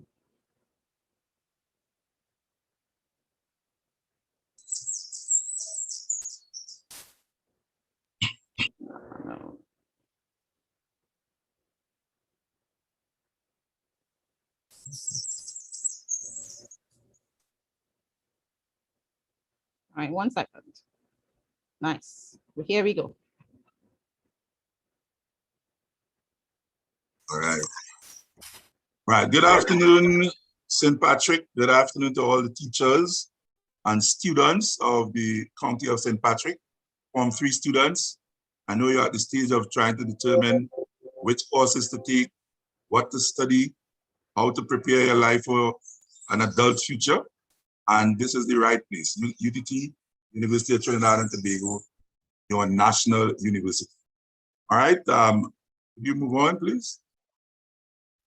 Right, the question is why marine sciences? My name is Arthur Potts, and I represent the Marine Sciences Unit at the Chaguaramas campus. Down at the Chaguaramas campus, we have both maritime and marine. With maritime, you are concerned about becoming ships captains, working on ships, repairing ships, building ships, all those things. But with the marine sciences, we are concerned with the conservation of living marine resources, the things to do with fisheries, coral reefs and seagrass beds, and all those important things that you will find out. It is important to get involved with marine sciences simply because 17 times more Trinidad and Tobago space is in the sea. We only have 5,128 square kilometers of land space. And if you multiply that by 17, you realize how big our sea space is. And with that size of sea space, as you can see Trinidad and Tobago here, the green, most of the green is sea space, but you can see that little bag that contains Trinidad and Tobago and all the other islands that make up Trinidad and Tobago. Going to the next slides, I'm sure that some of you did not know that Trinidad and Tobago has 23 islands making up the country. 23 islands. So Trinidad is the biggest one, Tobago is the second biggest one, and then we have all these other 21 islands, which I will not go through right now, but just to mention, Akashakari, Monos Island, we have Nelson Island, and then all the way to Tobago, we have Little Tobago, we have St. Giles, Goat Island, and Sisters Rock. All these make up what Trinidad and Tobago is. That is why Trinidad and Tobago is not a twin island state. It doesn't consist of 2 islands. Trinidad and Tobago is an archipelago. An archipelago consists of a number of islands and water. And therefore, it is important that you as young people recognize that. This is the boundary of what is Trinidad and Tobago. These lines right here, this is what all this encompasses Trinidad and Tobago.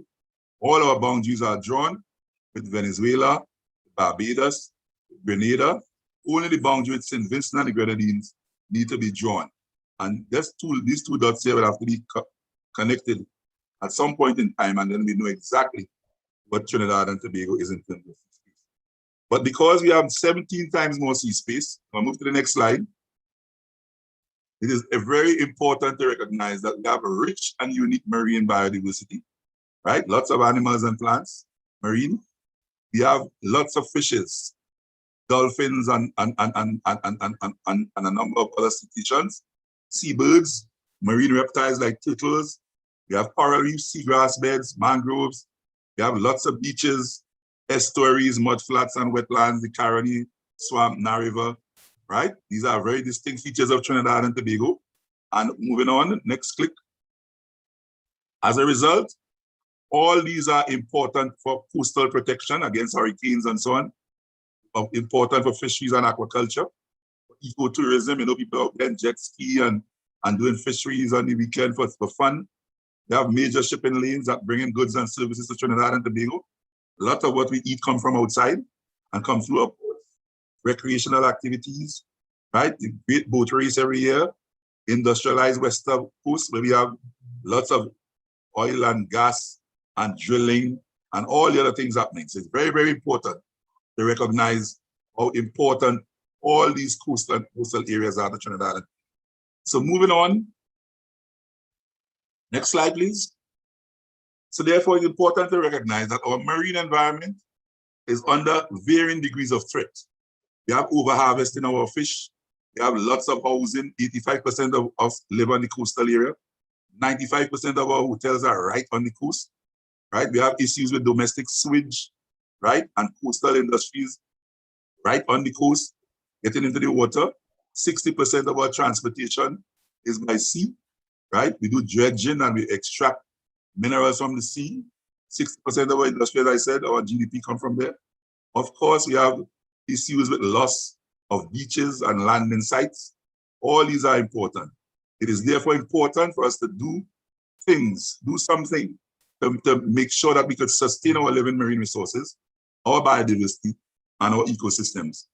Therefore, it is important to train people and get them the competence in marine sciences so that, moving on to the next slide, so in training people, Trinidad and Tobago and the University of Trinidad and Tobago are uniquely equipped to provide this training in coastal and ocean sciences.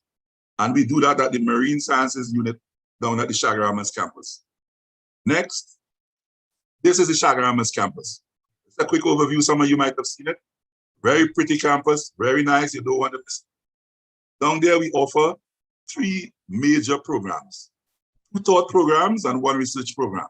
The first taught program is the Bachelor of Science in Coastal and Ocean Management, the BS in Income.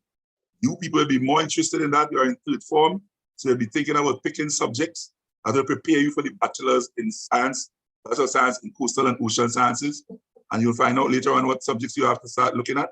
We also offer the Masters of Science, as I said, and the MPhil PhD if you want to continue your studies and become very proficient in these areas and end up working in a number of important places that we'll point out.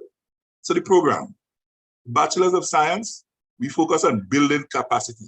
We want citizens to learn important things, innovation and research in ecology and rehabilitation of coastal and marine habitats, right? We want you to learn entrepreneurship, that you don't have to wait on the government to give you a job, but you could use a lot of the things we teach you to go out there and earn yourself, your own life and living.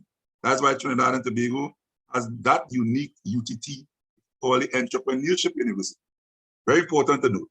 We take students in September, that 4-year gate-approved bachelor's degrees, and you could focus on biodiversity, fisheries and aquaculture, or you could do a general degree.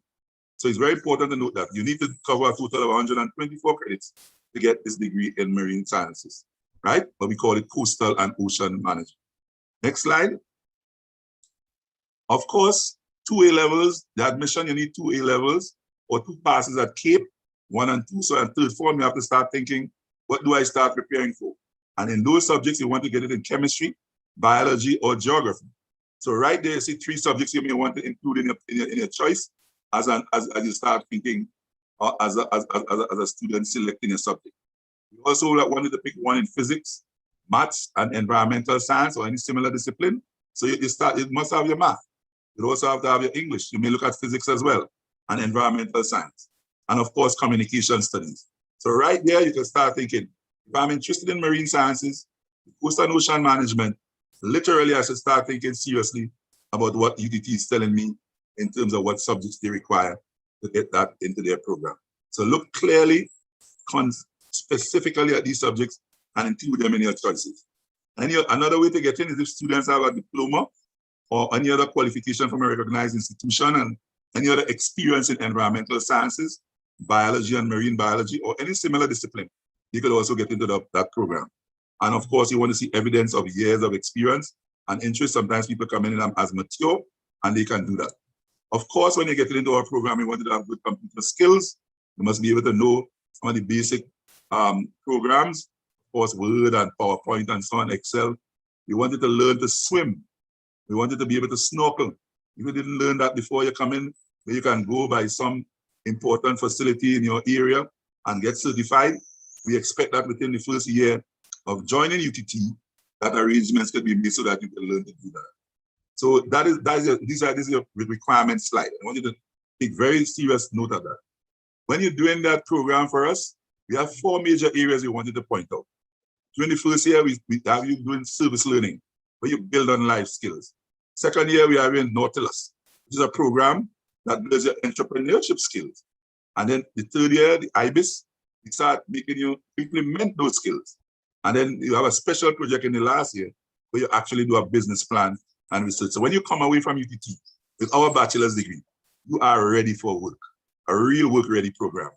And of course, some of the courses you'll cover in the undergrad is in aquaculture, coastal area management, course in coral reef and mangrove and mudflats, fisheries management, marine biotechnology, marine pollution, marketing, oceanography, project management. Next slide. Marine pathology and so on, marine archaeology and marine protected areas. You get a real wide variety of important choices for your courses, and you have real quality faculty that will teach you these classes. All right, so let's move on. As I said, if you are comfortable with this area of life and you did your bachelor's and you're really looking forward to making a career in the ocean sciences, you can continue with an MSc at UTT, and that requires 36 credits. Or if you even want to continue after your master's, the next slides, we will tell you that there's an MPhil and a PhD route where you could do a lot of science work again and eventually end up doing, like people like myself, end up in teaching in university with our PhD. Just a quick overview. People who do the bachelor's of science or the master's and MPhil or PhD degrees, they are prepared for careers in a lot of areas. These are some graduates. The green uniform here, the green gong, these are undergraduates, right? And the red gong are people who got the masters. They got both their bachelors and then their masters, right? The last slide, the next slide. Here, you could get jobs in the public sector. You could teach, You could be a fisheries officer in the Ministry of Agriculture and Fisheries. You could work in the environmental ministry. You can work in integrated coastal and ocean management with the IMA. You could be in private sector as an NGO person. You could work as an environmental project analyst. You could work regionally, especially if you have your graduate degrees in teaching positions and research labs and internationally in similar places. Of course, next click, and you could be self-employed. That's why we focus a lot on that entrepreneurship aspect even in your undergrad. So persons completing these degrees can look for their jobs in these areas. I want to thank you very much for paying attention to UTT today. I want you to think very seriously about coming to UTT to Marine Sciences and to enrolling in our program. Thank you very much. Thank you, Dr. Potts. Really informative. Thank you so much. All right, so our next presenter will be from Process Engineering, Associate Professor and Overall Program Leader, Dr. Rayan Maharaj. Dr. Maharaj? Okay. Good afternoon, everyone, especially good afternoon, teachers, parents, if we have any parents on, different school education administrators, and a special good evening to our students. Now, it's a great pleasure to speak to you today. Unfortunately, we can't meet face-to-face. We have to deal with our COVID-19 problem. So hopefully after when this COVID-19 disappears, you all could visit us so we can visit you to share some more information. So I'm prepared to speak to you a little bit about process engineering or chemical engineering. And just like you, just a few years ago, I too was in Form 3. And I remember being very excited to choose my subjects. And I was also a little bit confused and a little bit, anxious because you were hearing stuff from a lot of different people. But it's important for you to stay focused, have an idea what you like. And most importantly, when you listen to people like me and my colleagues, you get a good understanding of what is required for you to pursue your dreams. So as Dr. Potts said, you really need to look at the subjects you need to do and the combinations of the subjects. So let me go forward in terms of process engineering in particular.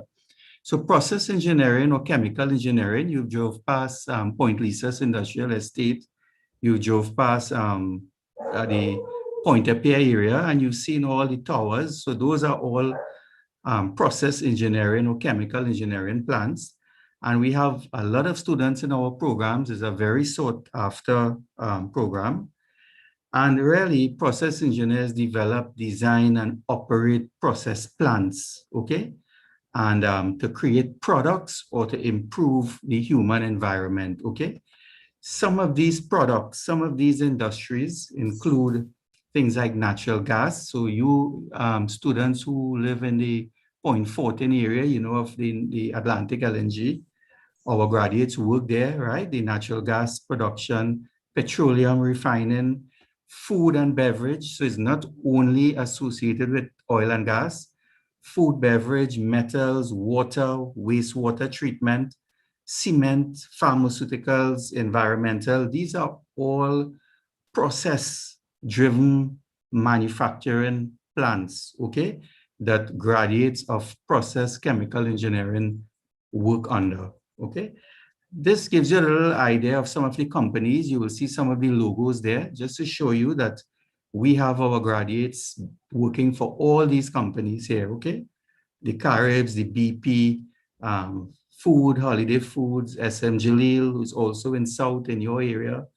All these are companies our graduates work in. A little bit of our program, just a brief overview. We start with the certificate in process engineering. We go on to the diploma, the bachelor's, and then we go on to different master's and PhD programs. But for you at your level, right, we start at the certificate in process operations, where you focus on the left, you focus on 5 CXC subjects inclusive of maths and English. So you must have maths and English, and chemistry would be an asset. But once you have these 5 passes, you could enter our program as any certificate in process operations, and you join as a process plant operator, Next on the ladder, so you can start at the bottom and you move up. Next on the ladder, we have the diploma, where you can, with your CPO or certificate qualification, or if you have passes in maths, English, chemistry, and physics, you can come directly into the diploma program. Once you complete the diploma program, you can go to work, or you can continue in the university or come back after, and you can join our Bachelor's of Science program. There, you can enter with your diploma or with CAPE Units 1 and 2, and we look for mathematics, chemistry, and physics, okay? And there you can become a process engineer or a chemical engineer, right? So remember, certificate, diploma, bachelor's, good? After, which is a little way beyond, you know, a little far thinking, you can move on to what we have our MSc in energy engineering, and we started a renewable energy program, which is, as you know, very important for the future of the country and the world as a whole, right? This is just a broad picture. Don't worry about it. We spoke about it already, but you could enter the CPO, NETD, bachelor's, and then the master's. So it's sort of flow diagram there, right?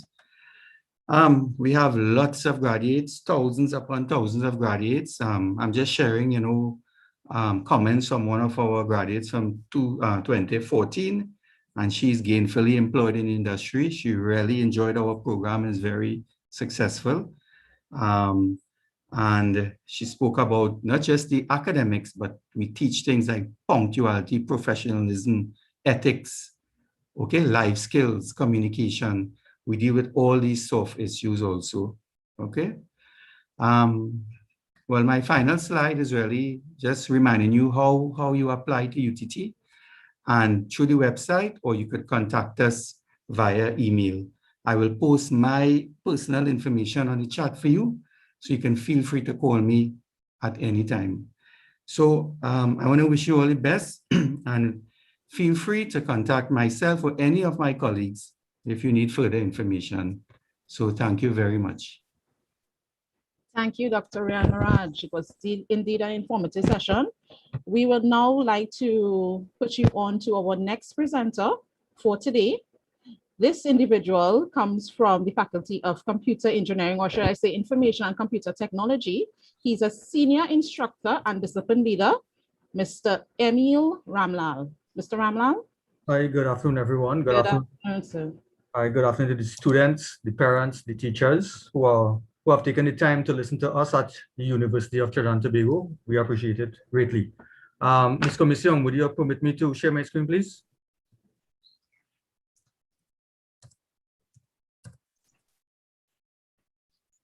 Getting through?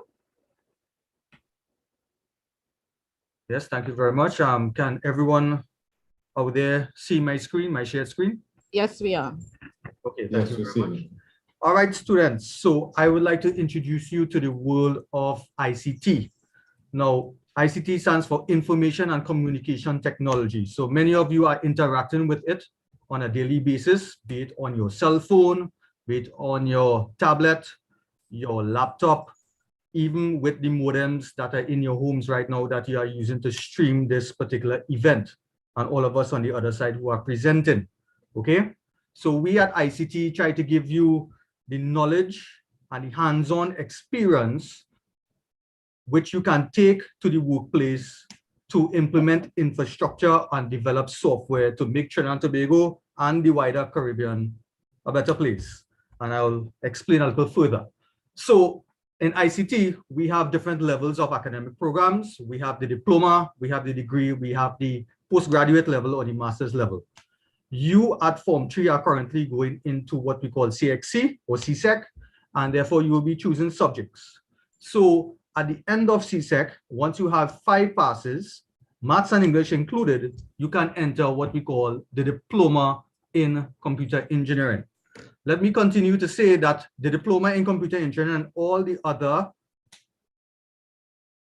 programs within ICT are what we call have 2 sets of accreditation, ACTT, which is standard with the university, Also, we have something called a UK-based accreditation with the Institute of Engineering Technology. These are individuals who came down here and look at our program, and we have met the requirement of what we call the UK standard of professional engineering competence. So we have a UK-based accreditation also, okay? We had it for 5 years and we are continuing on for further 3 years with 2 more years to be added very shortly. Within the diploma in computer engineering, once you have your 5 passes, you can either do networking and telecommunication technology, yeah, software engineering, or visual communication. So I'm gonna elaborate on each one. So those of you who pretty much like to stream, use the internet, see individuals climbing up poles and troubleshooting internet issues from either one of the major telecommunication providers such as Flow, such as Digicel or Amplia or B-Mobile, we will call them, right? You can receive tools to work in one of those organizations by doing a diploma in networking and telecommunications technology with 5 CXC passes, okay? Maths and English included. You can also do what, if you're not into networking, you can also do development, software development.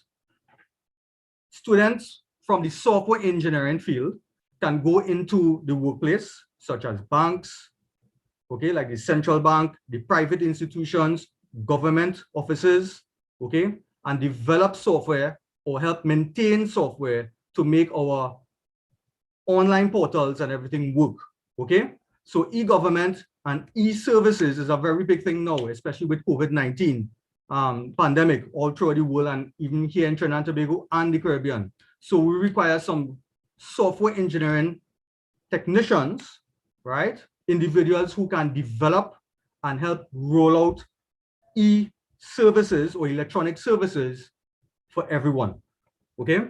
We also have visual communication design. So if you're a very artistic individual, you like to draw, you can draw stick figures and so forth, then you can go into what we call designing banners, designing labels and so forth. And we currently have individuals who work internationally and have been recognized by some very big industry leaders such as Disney, right?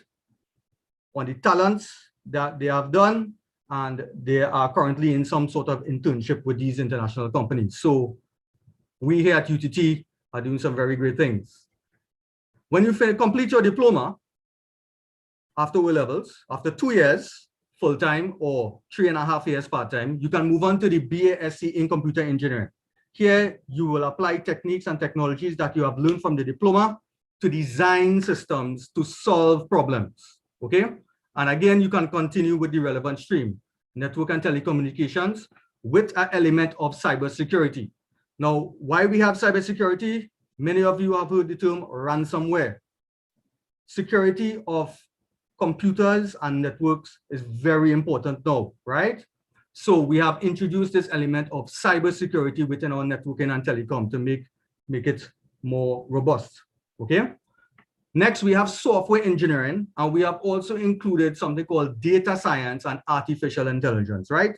So many of you out there are interacting with devices. You can speak to those devices, and those devices can respond to you either verbally or show you a map or everything dynamically, right? So that is the introduction of artificial intelligence that you are interacting with.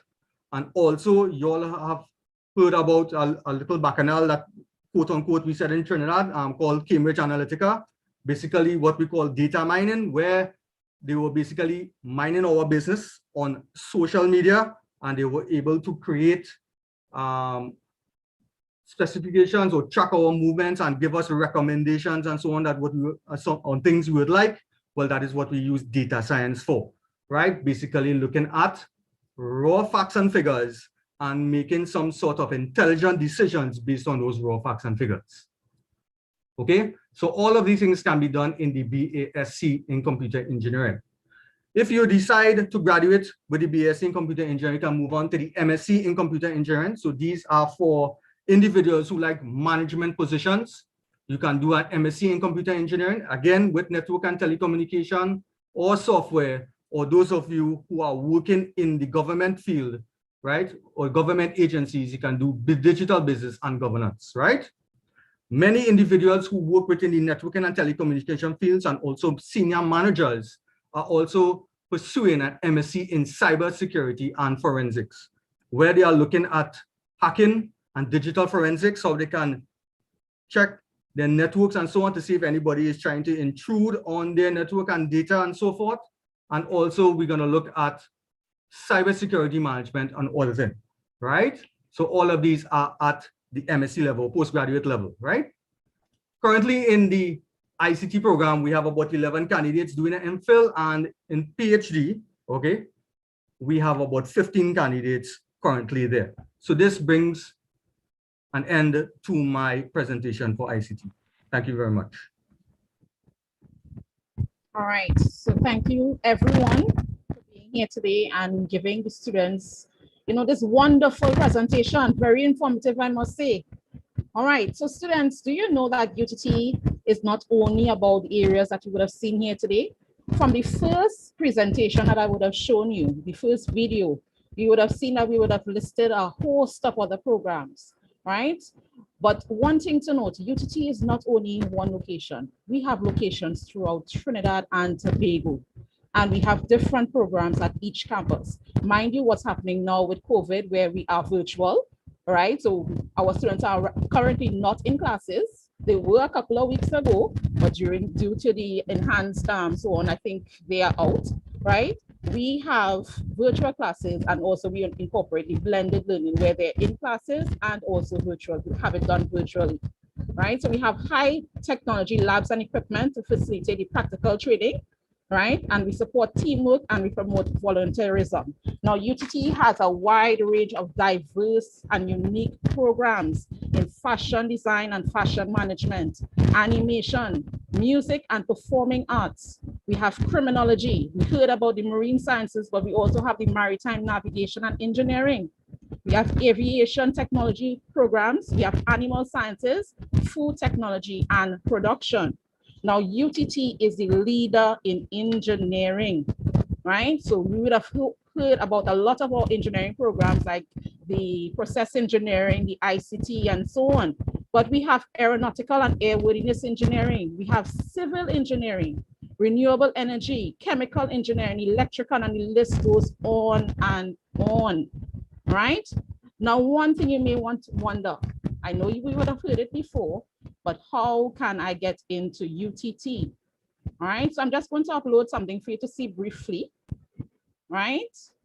I'm hoping that everyone is seeing this. How can I enter UTT?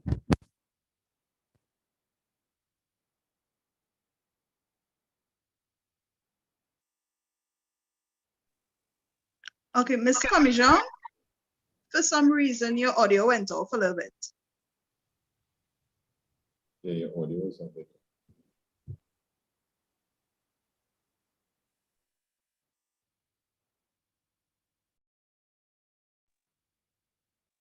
Still not hearing you, Anna.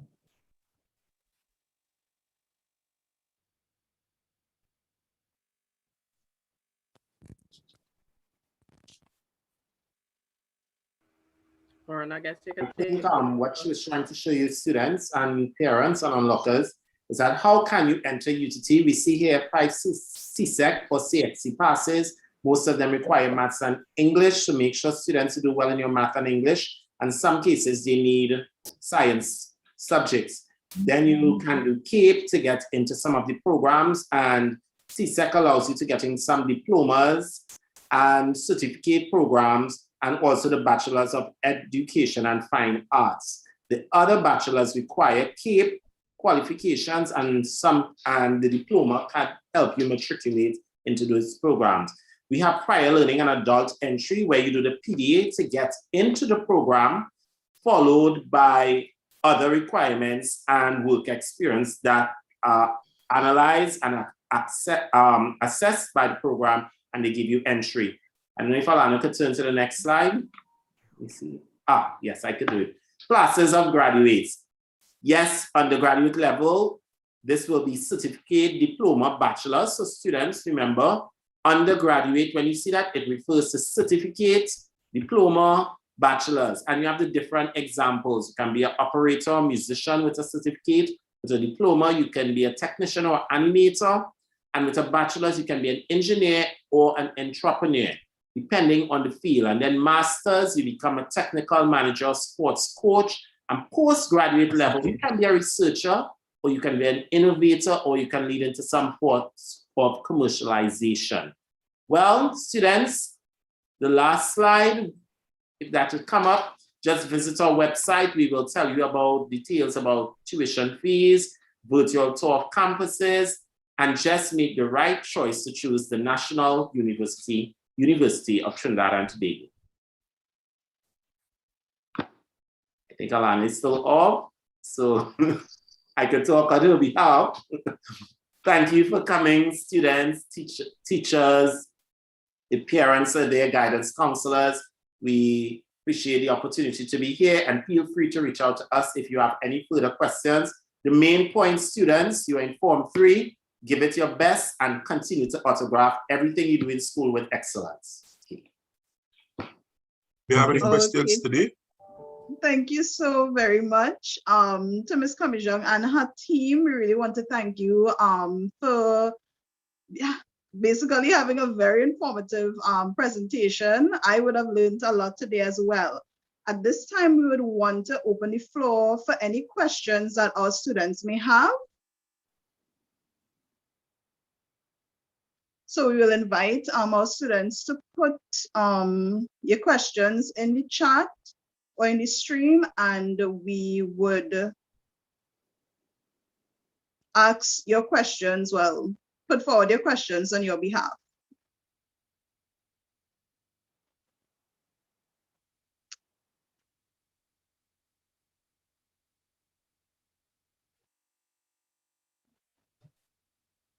No questions, students. So we'll just wait for the questions to come in. Okay, so we have one question already. How can we access the virtual campus stores? Do you guys have virtual campus stores? Yes. Yes. Okay, so one student is asking how they can access it. You can visit a website. I think it's www.utt.edu.tt. All right, good guess. Right. And then the website in the chat as well. Yeah. The website website is there on the chat. Yeah. Okay. And the link will be obvious. Yeah, the link will be there. Okay, great. So that's one question. I'm just waiting for the other questions to come in.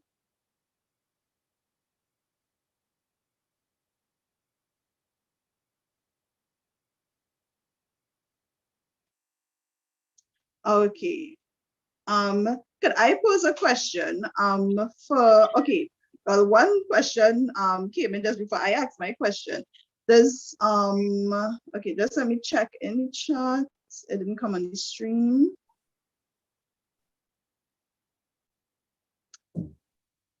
Okay.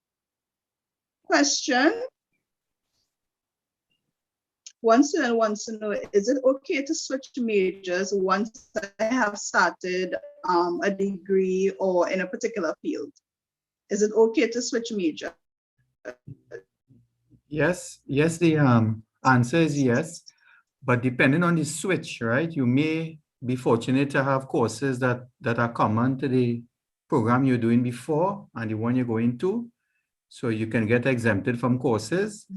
Or you may have to, you know, if it's something totally different or very different, you may have to start over. But the answer is yes, you can switch. Am I correct there, colleagues? Yeah? Yes, yes. Yes, correct. Yes. Carry on. Yes. Okay, thank you very much. We also have another question. One student wants to know in terms of what may be degree programs or master programs in the area of education and teaching. The student wants to become a teacher. Okay, right. So if you want to teach at the elementary level, which is primary school, UTT is one of the very few places that offers that certified program. It's called the Bachelor's of Education, where you can become an elementary school teacher. With that, also in that center of education, after completing your B.Ed, that's what they call it, Bachelor's of Education, you can do a master's in some area that is offered. There are areas like educational technology, social studies, and I think there's something in communications and English. Once you can do a master's in those areas, and that will afford you to move up the rank at that level. The third one, there are doctoral programs, obviously, to get your doctorate in education. So that should be it. Just to add to what Dr. Hunt just said, we only have the specialization in primary school only, not secondary school. Okay, thank you very much for that information. And the questions are rolling in. So we have another question. Do all campuses offer the same courses? And based on that, what campuses offer what degree programs? Or which locations offer which degree programs? Okay. Well, I'm not sure who wants to take that question. Okay, well, engineering, you have that engineering component. Most of it is offered. If you're doing your bachelor's, it will be at the Point Lisa's campus. However, if you want to do a certificate or diploma in engineering, like process, utilities, Rian, help me out. Yeah, petroleum, you know. Petroleum, yeah. right. That core engineering part, you have the option of doing it in Port of Spain at John D campus or San Fernando. Well, most of you all are down south, so obviously San Fernando, right? Correct. But maritime's so special. They want to keep you near the sea. You have that nice drive, yes, Dr. Potts, all the way up to Chagaramas, beautiful campus, right? And the regiment is right there to make sure you are safe and Coast Guard. So that's up north. Then if you want to do performing arts, we are in the main location, which is Napa. In Napa, that's what's the proper name for it? All I know is Napa. Napa. That's Napa, right? That's right opposite where they have Carnival at the Queen's Park Savannah, that beautiful building. That's where you can do performing arts. Education is distributed between Point Lisa's and Tamina. We have a brand new campus in Tamina. Folks, it looks like something you would see in the movies. Very foreign looking, nice place if you're doing education. So you have either Point Lisa's or there, but now it's virtually, so you don't have to worry too much about that part. ECIAF campus offers agriculture, which is a very lucrative field to go in. We didn't have a representative from there today, but it's a good area to look into because the government is focusing on food security and agriculture. So that's a good area, good career choice. Did I cover everyone? Dr. Hunt, if I might add, there's also the sport program, which is at San Fernando's, the San Fernando campus. And there's also the criminology program, and they're not represented today, but criminology is located at Point Lisa's. Right. Correct? Yeah. I think we covered everything, Dr. Moran. Yes, yeah. I think we're okay. Yeah, we're okay now. And there's maritime also at Chagaramas. Yes. Okay. There's that satellite campus in Blenheim, in Tobago. Right. Which focuses mainly on education and agriculture. Good. That's it, I think. Okay, so we continue to have the questions rolling in. So one student wants to know if it is UTT has any programs in marine biology and what are the requirements? Well, my program that I just spoke about, even though we call it coastal and ocean management, it is literally translated marine biology. Is that clear? Literally, it's a marine biology program, but we don't call it that. We call it coastal and ocean management. And Dr. Maraj did something nicely at the beginning of his conversation.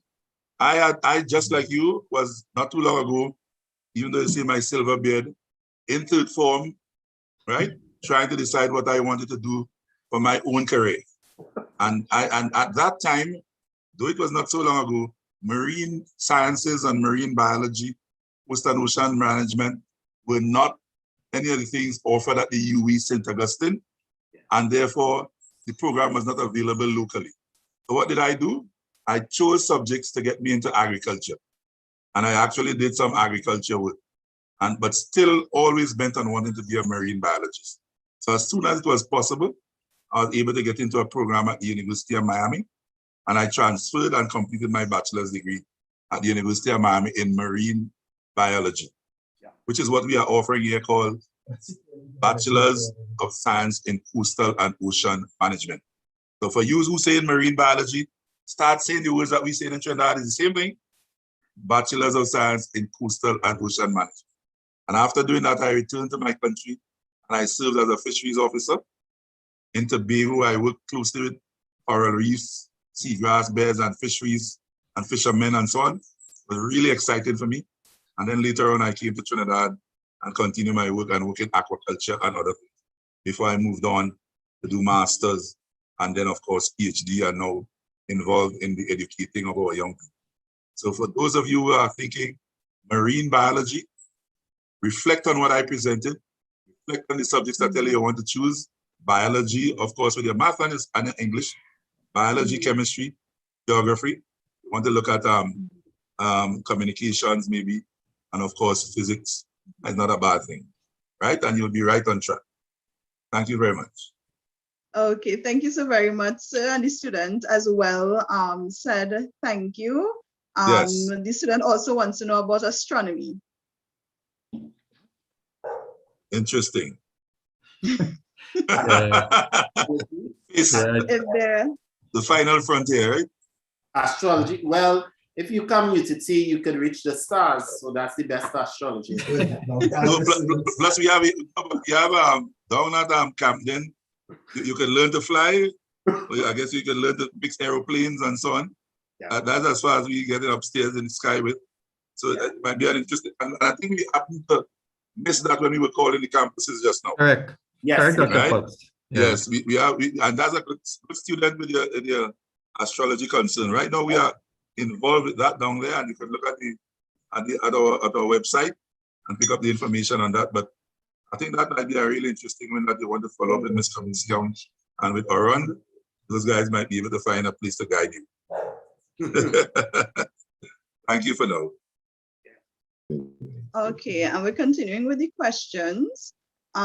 If you start a degree at UTT and you have to move to the US, can I continue my degree at another university? I guess in other words, they're asking if it is they could transfer their courses or their credits to a university in the United States. Yes. Yes. A big fat yes. Yes.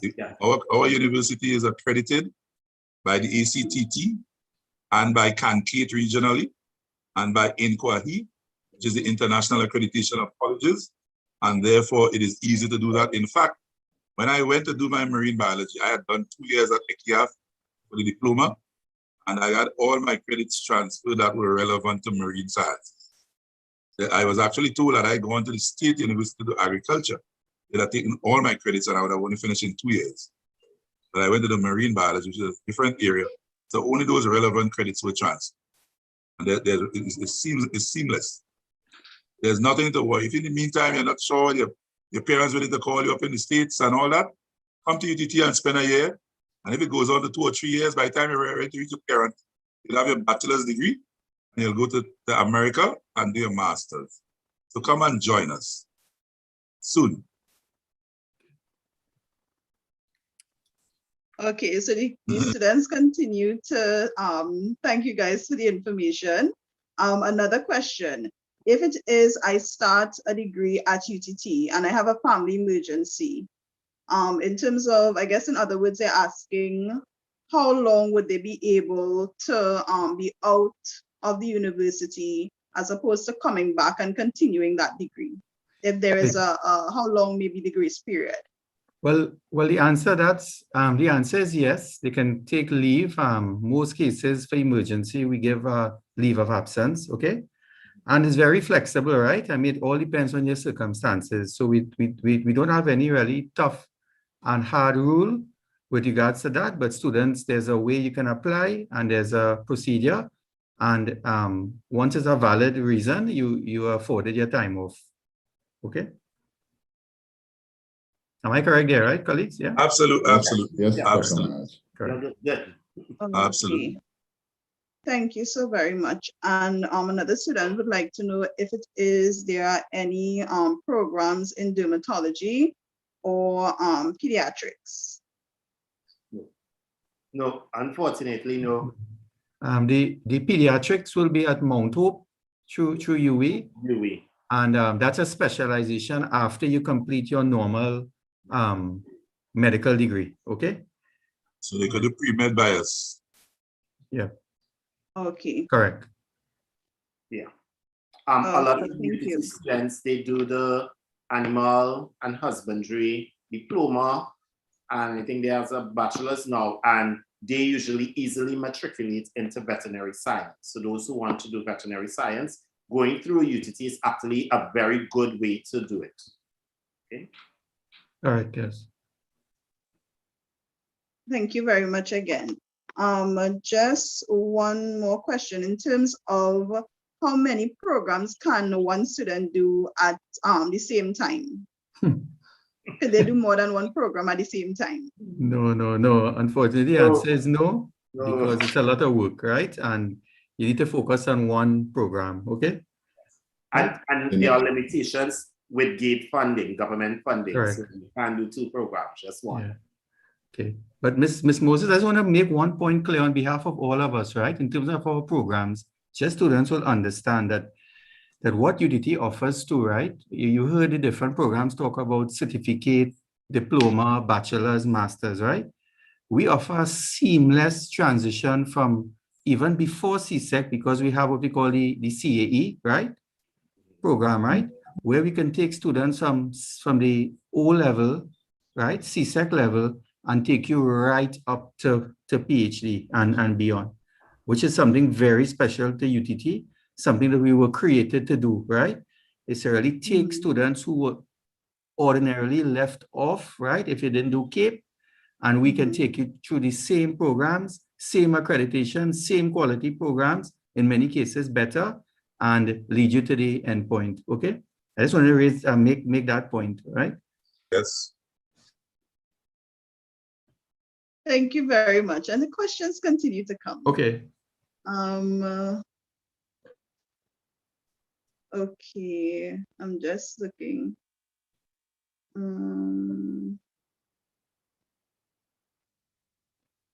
Okay.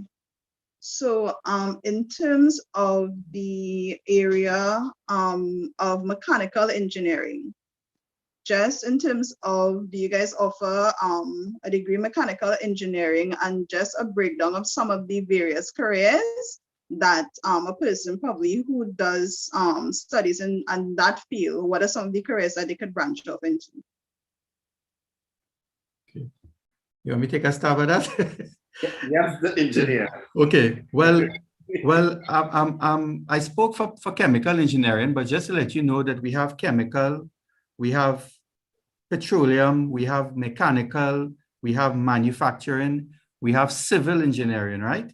And utilities. Utilities engineering. And all of these engineering professions are applicable to Trinidad. Mechanical, most of these process plants, factories, all these installations will have mechanical engineers. So any process that involves machines and moving parts would require mechanical engineers. So it could be in construction, it could be in petroleum, it could be in refineries, right? And they have different names for them, but mainly they are referred to as mechanical engineers, sometimes facilities engineers, okay, right? I don't know if I answered the question correctly, but generally they are mainly called mechanical engineers, right?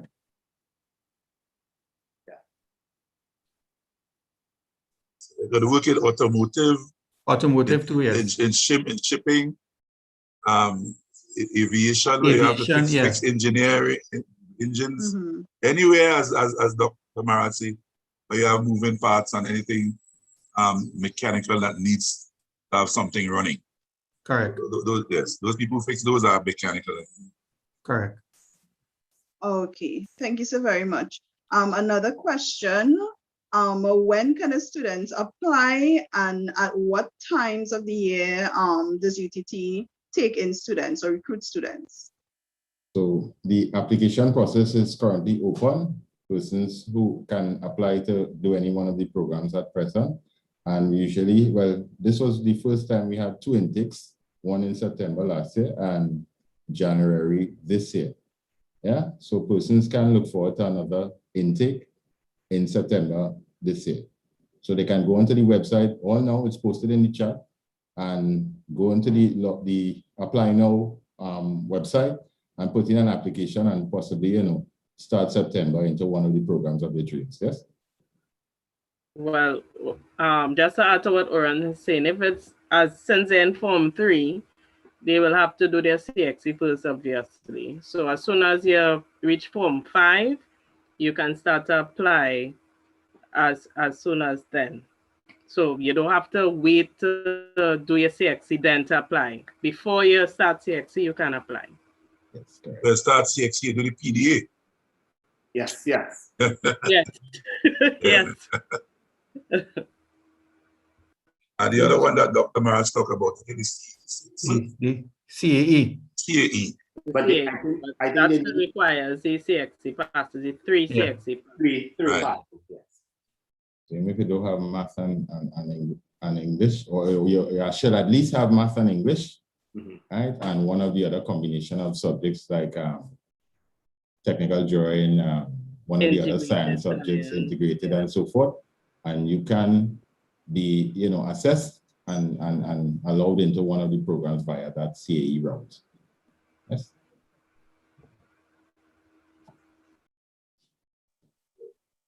Thank you. Another question. When it comes to your sports program, right? Because some students will do maths, English, and physical education. Could you break down what other subjects, like if they have those subjects, what other subjects do they need to get into a sports program at UTT? I think a science subject will be useful if possible.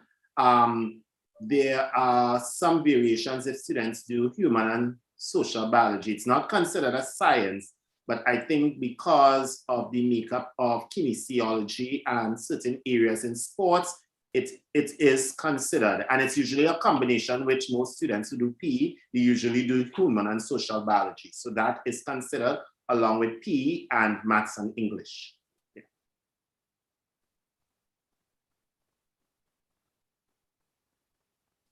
Also, UTT, do they offer any scholarships? And what are some of these scholarships? If you do, what are some of the scholarships that you offer?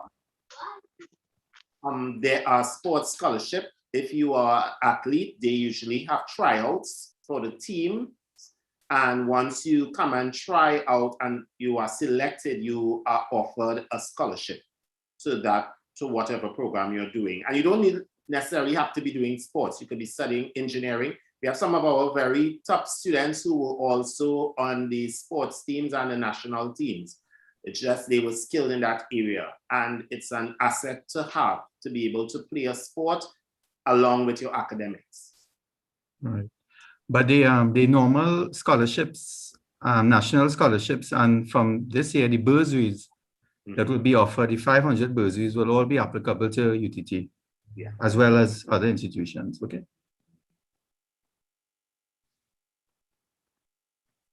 One point that Dr. Hunt made, I'd like to reiterate. You don't have to be entering the sports program to get any of these athletic scholarships. Point Dr. Hunt is making there is that once you're a good athlete, track and field, soccer, volleyball, any of the ones that Dr. Hunt showed when he was doing the presentation, once you are really good at that, you can apply for the fellowship, go through the evaluation, and once you are selected, you could come to marine science, you go to process engineering, you can go to fashions, carnival study, wherever the program is. Once you, because it is there's There's a focus encouraging athletes to do well at UTT. Correct. It's a very good point. Yeah. One thing I want to note as well is that you must be accepted into the university first before you can get the sports scholarship. So that is why we want to emphasize that education is also very, very important. Very good. Thank you. Yes. I wanted to add quickly that we didn't have a representative from performing arts, but it's one of the blossoming areas of UTT, and it's a very lucrative career in terms of the music industry. There are various aspects. Mr. Ramlal spoke about the animation and visualization and so on. It did also merge with APA. UTT is one of the only places that offer that certification in animation and the diploma. So it's a good option. And in terms of music, if you're doing music in school, it's a good way to go because the Ministry of Education is looking for a lot of music teachers because it's being incorporated into the curriculum. So it's also a lucrative career. You still have to know your maths and English and everything else. But if you are very good at music, that's an option. Usually to apply, you have to send a recording of your performance, either voice, piano, steel pan, whatever instrument. And there's also dance and drama. So there are other options. So you can look into it. You're doing drama at CSEC at school. If you're excelling at it, you can also apply to UTT. It's a place to be. Okay. Correct. Just to add to what Dr. Hunt is saying with the bachelor's in digital media arts is also under APA, and their specializations in music technology, gaming, and the animation. So anybody interested in those areas, you'll have to have CAPE in order to pursue those programs. Thank you very much for that, Miss. Especially, we know we have a lot of our students that love to play these games. Yep. Right. Just one last question. One student would like to know if it is you have to have all grade ones to get into UTT. Oh, no. The answer is no. And you'll see from the presentations from myself and my other colleagues that there's a minimum, there's minimum requirements, okay? And most cases it's what are the passing grades for CSEC and CAPE, okay? I think the CSEC is a grade 3 and up. Yeah.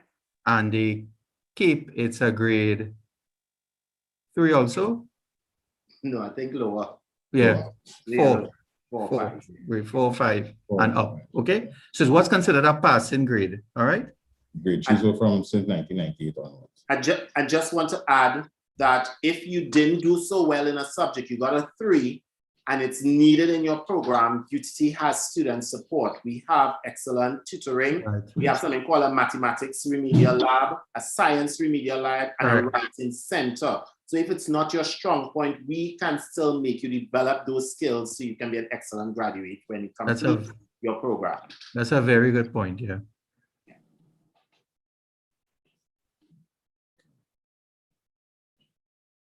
So thank you so very much, and the thank yous are coming in from the students, and they're also blessing each and every one of you. So just relaying the messages from the students. Okay. Right. Okay. Well, we don't seem to have any more questions. So as we close, I don't know if it is you all have any closing remarks or statements for the students. Well, I could nominate Dr. Hunt to give a closing statement. Yeah. All right, I guess I'll give the one that I always motivational one. Students, everything you do in your life is a portrait of yourself. So continue to autograph your work with excellence. Be the best that you can, and you can achieve a lot of things. You can even reach the stars, since some of you were so interested in astrology. So do your best and choose the National University, University of Trinidad and Tobago. We wish you all success. Okay, so on behalf, oh, I'm hearing someone speaking. Yeah, one thing I don't think anybody said here at UTT, we do practical work as well. That Yeah. is what makes us different from the other universities. There's theory and practical work, so you get the hands-on training when you go out into the working world, so that you're a ready employee when you get out there after you train at UTT. Correct. And That Excellent. very good. And if I might add to that point that Ms. Thomas made, that's a very good point that we left out. And in fact, now as UTT has established itself, we about 15, 16 years old, now out there, the world of work is now saying that our graduates are outperforming the others, you know, and it's really based on that practical aspect that we focus on, right? So that's a very good point that we didn't touch on. So thanks a lot, Ms. Thomas. Yeah. Okay. So, okay, I'm still hearing some voices. I'm not sure if anybody else wants to say anything. Okay, so on behalf of the Ministry of Education, Student Support Services Guidance Unit St. Patrick District, I want to thank each and every one of you for bringing a very informative presentation, also for answering the questions of our students, and the thank yous continue to coming in the chat, right? And we hope to interact with you guys sometime later on, because I know when our students get into these Form 3s that you're presently interacting with, when they get into Form 5 and even Form 6, they're still going to have some more questions, right? So I also want to inform our students as well that the information, you see information for the persons who would have presented to you today in the chat. So if it is you would like to communicate with them even after the virtual career fair as well, to make sure and visit the website to get any further information that you may have, right? So at this time, we would just take a short break before we have our next presentation. So once again, we would like to thank the University of Trinidad and Tobago for excellent presentation, and also for your presentation being very informative.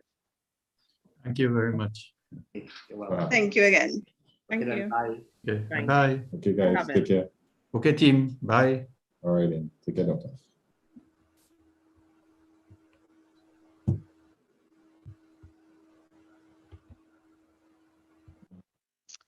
Okay, so students, we're just asking you to hold on probably just about 10 minutes, and we would play a clip at this time, a motivational clip, as we wait for our next presenter.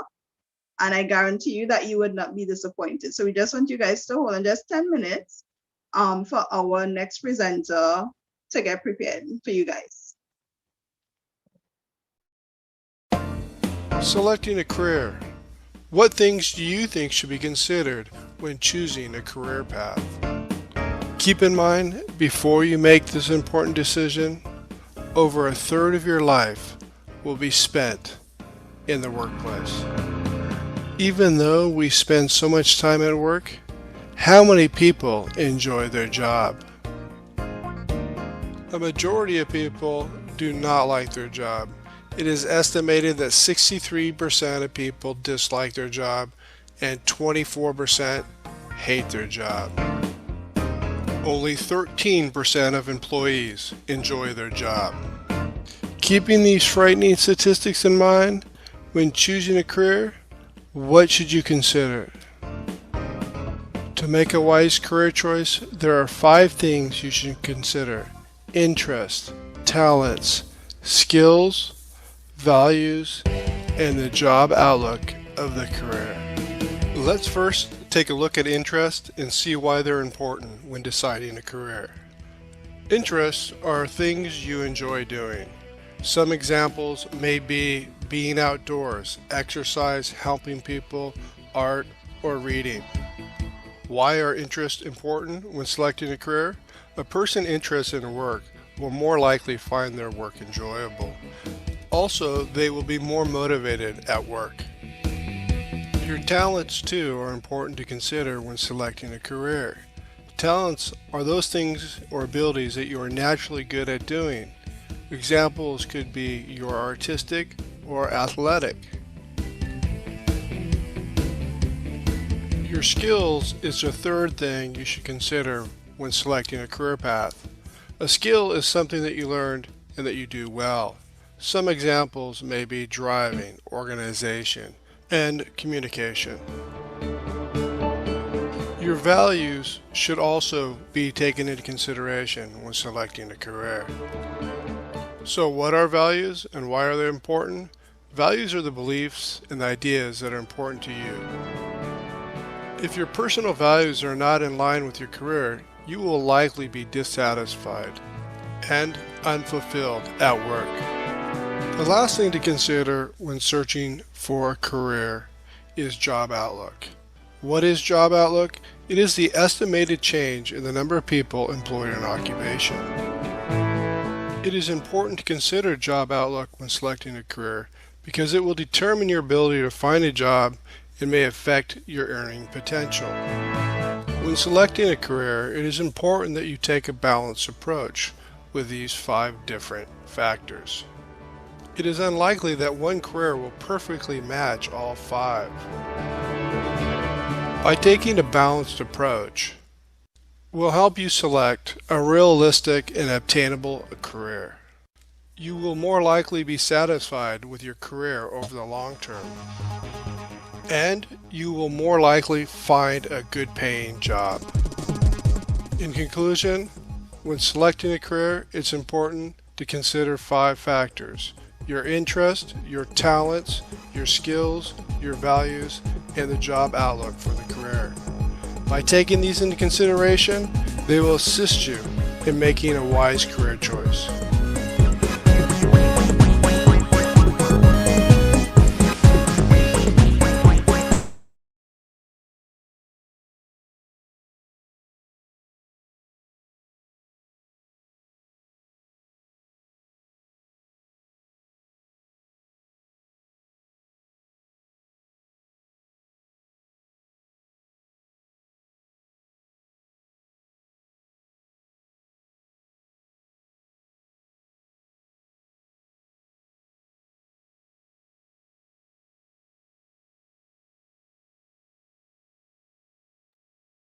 One of the most common questions I receive is improvement pill. I don't know what I want to do in life. How can I find my passion? And that's a pretty important question. So in today's video, I'm going to show you exactly how to do just that. This episode was brought to you with the help of the guys at Skillshare.com. The first 350 people that click on the link in the description box below will get a 2-month free trial at Skillshare. Now, before we get started, I want to debunk something. A lot of us are under the assumption that there's only one thing out there that can be our passion, that it's predetermined by birth, and that all we have to do is find it. But that's not how it works. The truth of the matter is that there's probably many things that could potentially be your passion. In fact, it's entirely possible to have more than one passion. If you take a look at a lot of very successful people, you'll find that this is generally the case. For example, Tim Ferriss is a well-known author and speaker. But did you know that he was also a competitive dancer, wrestler, and investor? There's only 2 things you need to do in order for you to discover one of your passions. The first is that you must change where you get your dopamine from.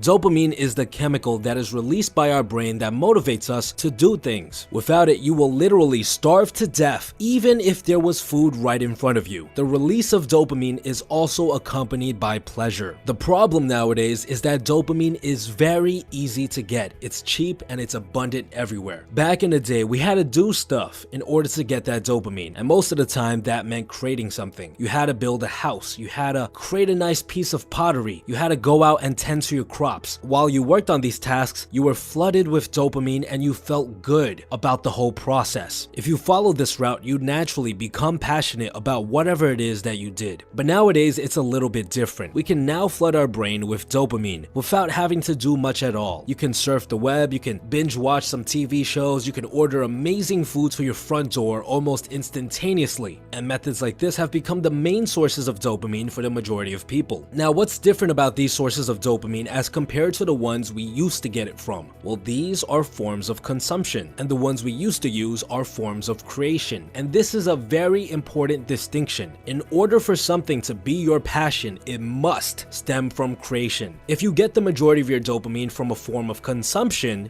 do you know what we call that? We call that an addiction. You're addicted to watching TV, you're addicted to smoking cigarettes, you're addicted to eating junk food. But on the other hand, if we get the majority of our dopamine from a form of creation, that's called the passion. You're passionate about drawing, you're passionate about dancing, you're passionate about farming. So the first and most important thing you have to do in order to find your passion is to turn back your consumption valve. Watch less TV, play less video games, eat less junk food. When you turn back your consumption valve, you force yourself to start looking for dopamine from forms of creation. This is crucial for our next step. The second thing you have to do in order to find your passion is to simply expose yourself to a variety of different forms of creation, to give yourself a chance to get dopamine from these sources instead of forms of consumption. Now, there's no fancy trick to finding these things, you just gotta approach it the old-fashioned way, by trying things out. So what I suggest you to do after successfully completing step number 1 is to search up a list of hobbies. Literally, go on Google and type in list of hobbies Wikipedia. Look through the list, and if you see anything that seems even remotely interesting or fun, write it down. Create a list. Then all you have to do is take this list and ask yourself, which thing would I like to try out first? You should only try out one of these hobbies at a time. You must give yourself enough time to see whether or not you can make this hobby into a passion.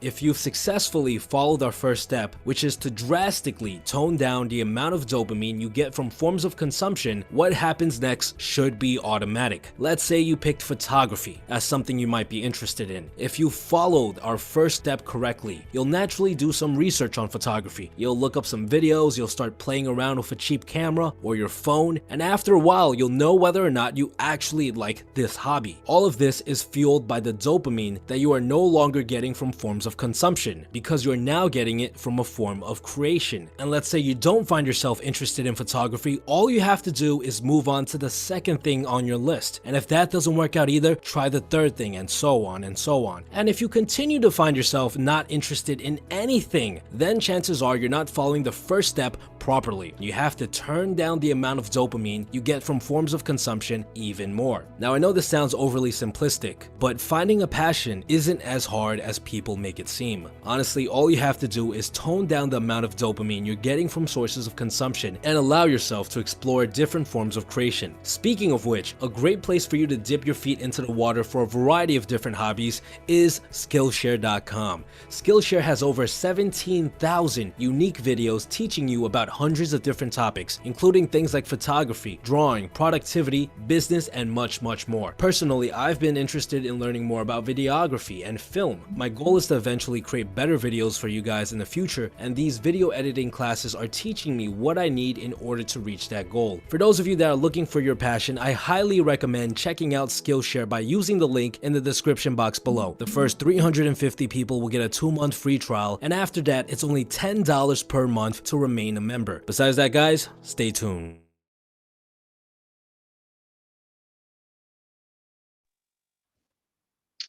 Okay, so we are back and we have our last presenter for this afternoon.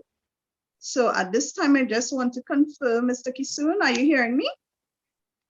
I'm hearing your volume level is very, very low. Oh, okay. So at this time, okay, yes. So welcome, sir. Welcome, Mr. Kisoon. So at this time, our Form 3 students, we have a representative from the Ministry of Agriculture, Land and Fisheries, and he is going to present to you this afternoon about the ministry as well as the different career fields that you may be able to enter if it is you choose to go into this field of study. So at this time, I will turn you over to Mr. Kisoon as he presents to us. Thank you very much. Are you all hearing me clearly? Okay, I'm hearing you clearly. All right, thank you. My name is Ramesh Easton again, and on behalf of the Ministry of Agriculture, I'd like to thank you all very much for having us. So just a little bit about me. I have been attached to the ministry for about 20 years now. And during that time, I would have been involved in different aspects of the ministry's portfolio. I would have worked a little bit with the State Lands Department, the Extension Department, Animal Health Department. Presently, I am attached to the Penal Demonstration Station, County St. Patrick East, and my current portfolio would be that of station manager. I'm acting agricultural assistant 2, attached to this department.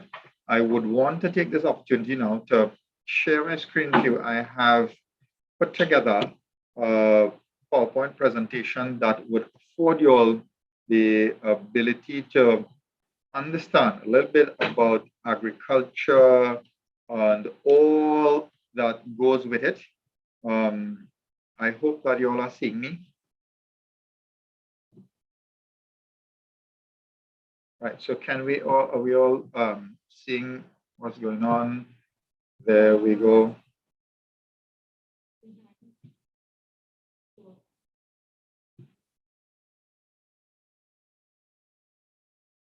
Right, so it is entitled A Career in Agriculture. And before we start, I'd want to take this opportunity to just put things in perspective, because a lot of times when people hear agriculture, most times they think about agriculture as just having your hands and your feet in dirt.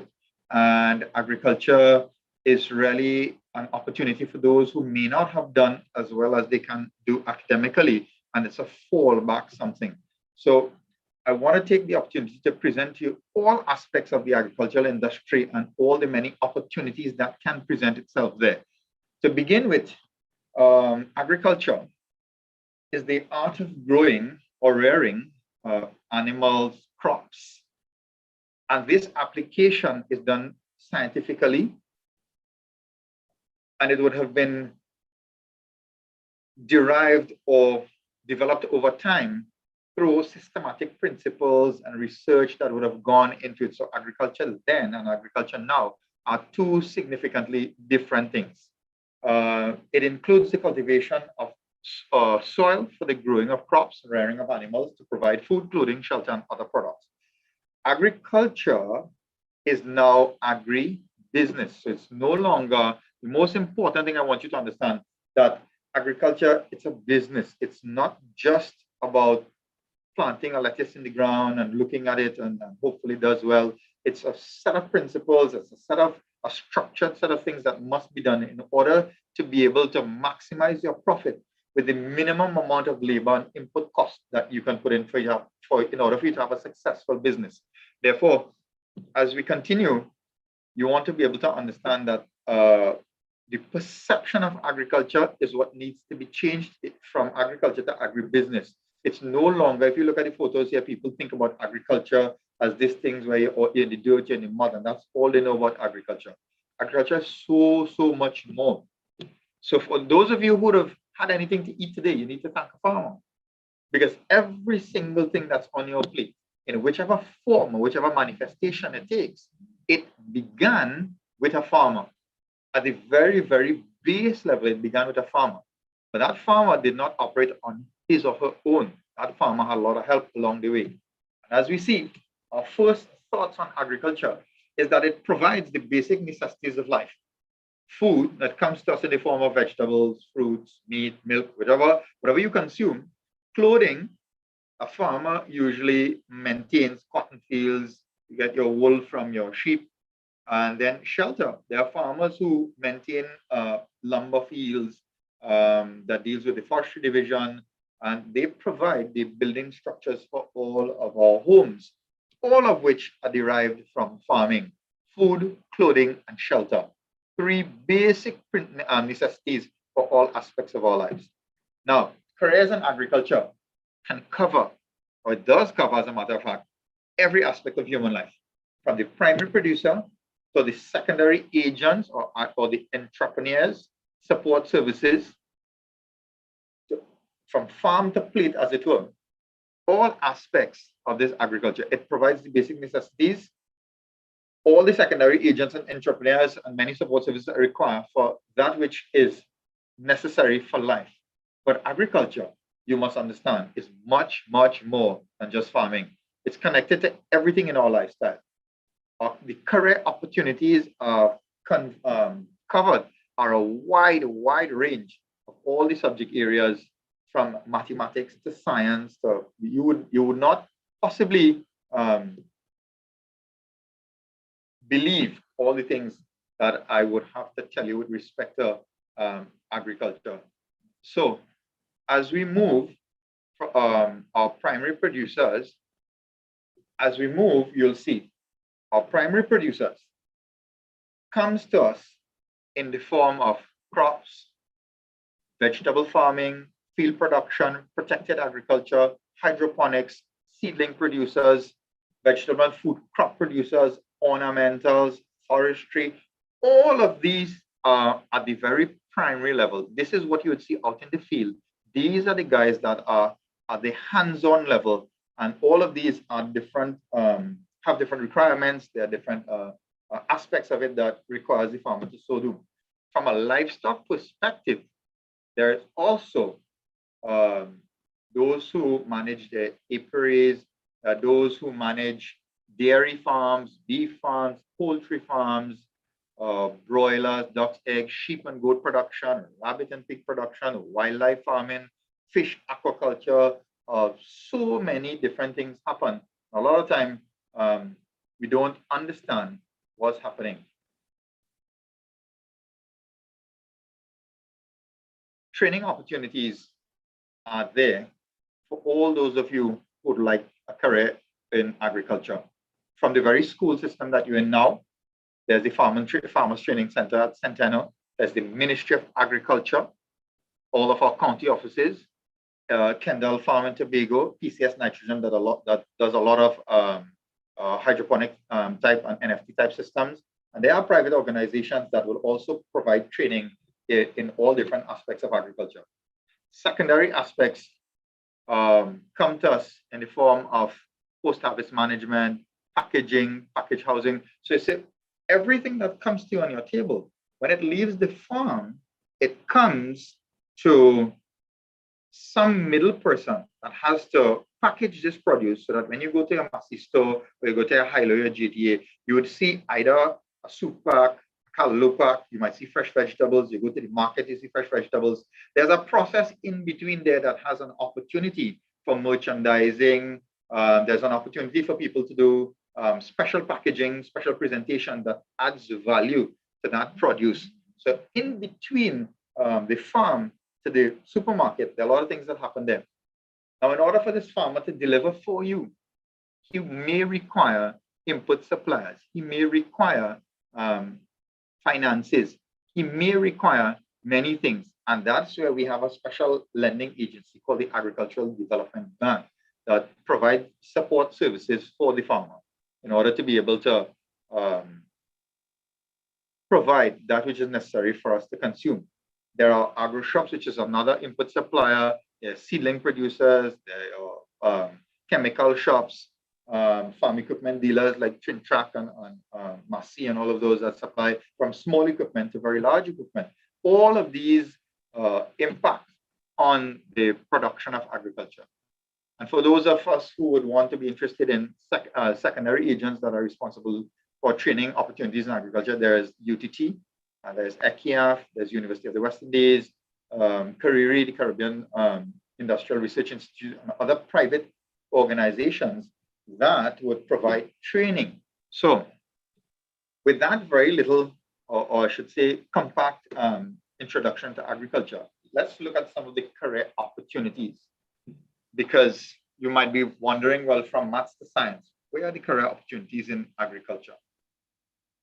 And they are wide-ranging, from agricultural instructors, education specialists. For some of you, your very teacher might be an agricultural teacher. Secondary schools, farm schools, tertiary schools, from your primary school to your secondary school to your tertiary, even up to university and your postgraduate, there are lecturers and presenters. There is the extension aide, which comes to you in the office where I am. Where there's agricultural extension aide, there's the agricultural extension officer, there is the county agricultural officer, we have a deputy director, PS, all of those are impact on the agricultural sector. All of those are job opportunities. There are soil conservationists, those individuals who deal specifically, soil scientists, that studies the soil, that understands how microbes operate, that understands the chemical composition of the soil, that will now guide the farmer in terms of what is the best thing that he can do with the soil to maximize the production that he can get out of it. Agri-economists is another opportunity. Those individuals that fall in this category would spend most of their time looking at the marketing side of the agricultural sector, what the prices are, what are the fluctuations on the international market. For those of you who don't know, our import bill is, well, actually we import about 60% of the things that we consume here. And that requires a substantial amount of our budgetary allocation, the agricultural allocation.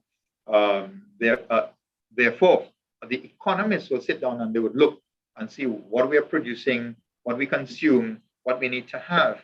And they look at the entire business of agriculture from a financial perspective. There are sociologists that deal specifically with the farmer and the farming sector, that deals with the social structure, especially with respect to land and land conflicts and all of those things in rural areas. A lot of counseling has to take place. Agricultural journalists is a field that a lot of people know about, and they spend a lot of time focusing on what's happening, what's the latest technology, what's the latest thing on the market. Statisticians is another opportunity where we look at all of the statistics that surround food, food import, food export, and given projections and all of those things. We have international opportunities in agriculture a lot of people don't know. You have the FAO, WTO, CARDI, CARIRI, who would employ a lot of agricultural educators, researchers, a lot of people that deal with technology. We have a lot of opportunity for chemists, food and chemistry, chemistry, food and drug, that deals with a lot of pesticide residue. So you need people who are specialists in the field of chemistry. There are agronomists, those who specialize in the production. What is the best way to produce a crop given any specific type of environment? Public health officers, food safety officers, animal nutritionists, aquaculturists, scientists, assistant, beekeepers, communication specialists, farm management consultant, entomologists, researchers. All of these people are directly related to what we have in terms of the agricultural sector. So many job opportunities and careers that are afforded in this sector. For research and management, a lot of research goes into what we produce. As a matter of fact, for those of you who may not be aware, the new thing now, everybody are looking at how to eat healthy and all of the GMOs and all of the genetically modified foods and all of those things. Those foods that are genetically modified require a lot of scientists to do a lot of research and development on how do they deal with the genome aspect. So it's a lot of biology, chemistry, physics that goes into understanding how do you manipulate the genes of these crops and livestock to be able to produce more food and possibly in environments that are harsh and they don't naturally grow there.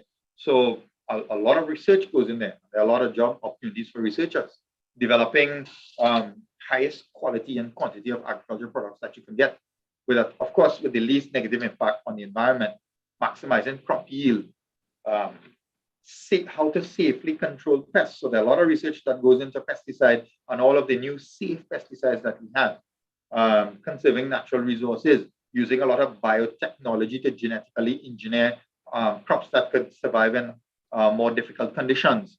So in terms of the research sector or the whole research climate, there's a lot of opportunities there for jobs in that department.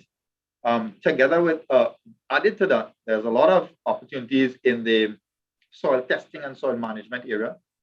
There's a lot of opportunities for those who would want to experiment on crops and livestock for further development, pest and disease identification, entomologists, if that's the field, where you actually spend your time identifying from microorganisms to macroorganisms, how they impact your food and what can you do to better manage them so that you will have food for a longer time. A lot of research goes into that. And here we've listed for you some of the requirements in order to get into a field like that.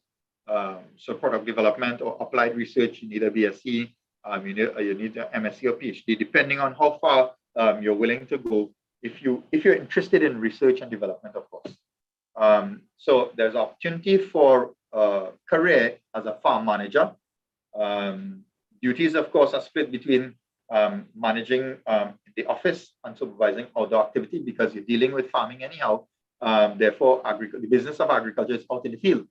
So while you might be planning all of your activities in your office, you still have to go out in the field and see what's actually happening on the ground. In this particular portfolio, you have to be able to get a first-hand view of the crop or the livestock that you're dealing with, oversees the development of crops, animals, and other items that may be sold. As a manager, you'll have to hire, you'll have to train, you'll have to supervise. So you'll need some business skills. So even in the business training sector, you can apply that to agriculture. You have to deal with laborers, you have to deal with physical tasks, you have to deal with project planning and all of those things. Feeding and sheltering of animals, management of pest and disease. So you'll probably be able to qualify with that with a diploma or associate degree, a BSc in agri-science. Those would be your requirements for that type of agribusiness manager, however, would require a little bit of more of a business approach to it. It involves the business side, trying to maximize profit for the agricultural enterprise. You're pretty much dealing with a lot of financial charts and all of those things. And this really deals with your input suppliers. For those of you who are business inclined, and for those of you who want to set up your own business, if you understand the business of agriculture, the farmer does not grow a crop on his own. He needs input supplies from a lot of machinery, he needs equipment, he needs seedlings, seeds, he needs pesticides, fertilizers. Somebody has to supply that to the industry. So that's why your agro shop comes in. And even when the farmer spends his entire day in the field, somebody has to take that crop to market. Somebody needs to process it to add value to the crop, to the produce. Therefore, your agro processors, this is an absolute essential opportunity where you can do processing. So your pepper sauces and all of the things that you will get in the outside there, or your cassava logs, cassava flour, all those are processing aspect that takes place after. And somebody has to have that business acumen in order to be able to maximize profit from these produce. Agribusiness managers could be somebody who would determine, would offer advice to marketing of produce. And this is opportunities that appear in the form of NAMDEFCO, which is a marketing arm of the Ministry of Food Production. As an entrepreneur that seeks ways of improving or developing new products. So this is another opportunity if you have that managing skill set, if you want to go into that. Of course, this here is based on engineering. There's a whole lot of opportunities for those who would have that engineering skill set or who are driven in that particular direction. In the agricultural sector, there's a whole department called agricultural engineering. Engineering using all of the skills that an engineer would have in order to be able to construct structures, to manage waterways, to manage irrigation systems. And as a matter of fact, there's something called food engineer, and there's a biochemical engineer. Then you go into the biochemical industry. There are so many other aspects of this department that you can find yourself in. Structural engineer. So if you're setting up a building, you would be able to know what's the use of that building, what you're having it for, in order to be able to maximize your product. If it's a livestock pen, if you're going to do a hydroponic system, if you're going to do agro-processing unit, how to set it up properly, managing machinery, equipment, water lines, waste management, a whole lot of engineering skill sets. If you have to construct a pond, somebody needs to advise in terms of what are the levees, what's the correct dimension, managing the soil type to know how deep you can go, sanitary and waste management. There's so many different aspects to just this engineering field. It's a huge field, it's a vast field. Especially if you look at the weather today, a lot of rain is happening. We need to look at our water channels. We need to see how to circulate water, how to get excess water out of your field so that you'll be able to help that farmer to produce food so that we can consume. There's so many things. Biochemical engineering. So this deals with design and development of machinery and equipment. If you look, we have smaller scale farming in Trinidad, but if you look at this United States, Canada, these larger countries, when they deal with the business of agriculture, every single thing is what you would call computerized. Everything is systemized. Everything is by the press of a button. Everything happens. Harvesting is happening with a huge harvester that is managed from a satellite. So while we may be small here, but the whole engineering sector is so vast that there are an opportunity for you, if you have that skill set, to be a technician that would be able to service all of the computers and all of the technology that goes into these farms. They need somebody to manage those things. So that's another opportunity. Agronomy. Our agronomy would require you to be able to understand the environment, the microclimate and the macroclimate of any particular, whether it's a livestock or whether it's a plant. If you understand the environment in which that particular crop or livestock is being produced, then you would have to understand how to tweak it in order to be able to get the maximum out of that which you're producing.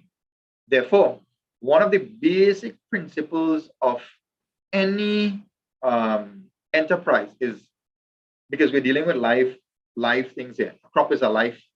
It grows in an environment. A livestock, an animal is a live being entity that grows. So the environment is absolutely essential. If you are not in the best environment, you're not going to produce the best. You're not going to be able to deliver the best. Meaning that if that animal is stressed for whatever reason, it's not going to give you the best production. If that crop is stressed for whatever reason, it's not going to give you the maximum production. It's not going to give you the best potential that you can possibly get.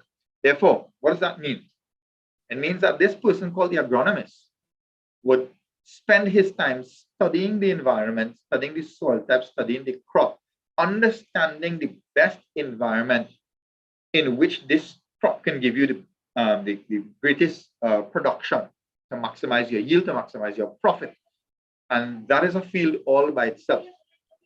We have in Trinidad the great fortune of having one of the best cocoa in the world that's used to flavor all of the Belgian chocolates that you have and all of the Cadbury's that you enjoy. The flavoring of that chocolate comes from our cocoa, and we have a whole team of researchers and developers and agronomists that are designed specifically to manage this enterprise and look at the best environment that will allow for the best possible flavor that you can get out of this chocolate. And we have that together with the University of the West Indies and the Ministry of Food Production, or Ministry of Agriculture, we have a partnership where we manage that particular enterprise. We have what you'll see here, a weed scientist. Weed scientist necessarily is somebody who would spend his or her time understanding all of the other aspects of the environment. When you put a plant into a particular environment, that plant is stressed because there are other things that are growing there.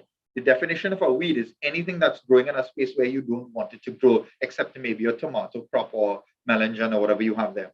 Therefore, each of those things have different weaknesses, and that particular scientist would study this, all of these weeds, and would have to come up with the best way to manage them so the crop has the best opportunity to grow, develop, and to produce that which you want. Therefore, these persons will come up with all of your herbicides, and some of them will come up with their pesticides and all of those things. So biotechnologist, if you have that skill set and if you have that inclination and something that you like, then in this particular field, it involves the use of technology, computer science to find solutions to biological problems. Remember, agriculture is directly interfaced with the environment. In the environment, there are a lot of pathogens that will impact on your production or your production system.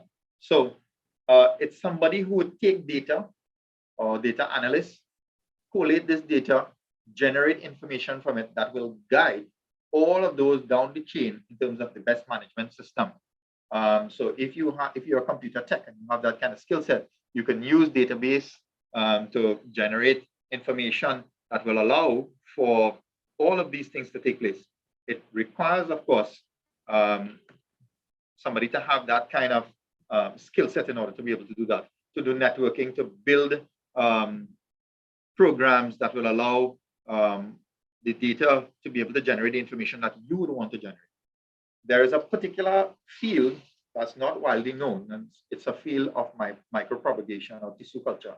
And this is some biochemistry also, where in order to produce and in order to develop a commodity that would be able to withstand all of the stresses of the environment, certain scientists that deals with these will sit down and they will do cloning, they will do gene splicing, they're going to be involved in a lot of the micro elements. They'll go down to the very gene and they will start modifying to be able to give you the best possible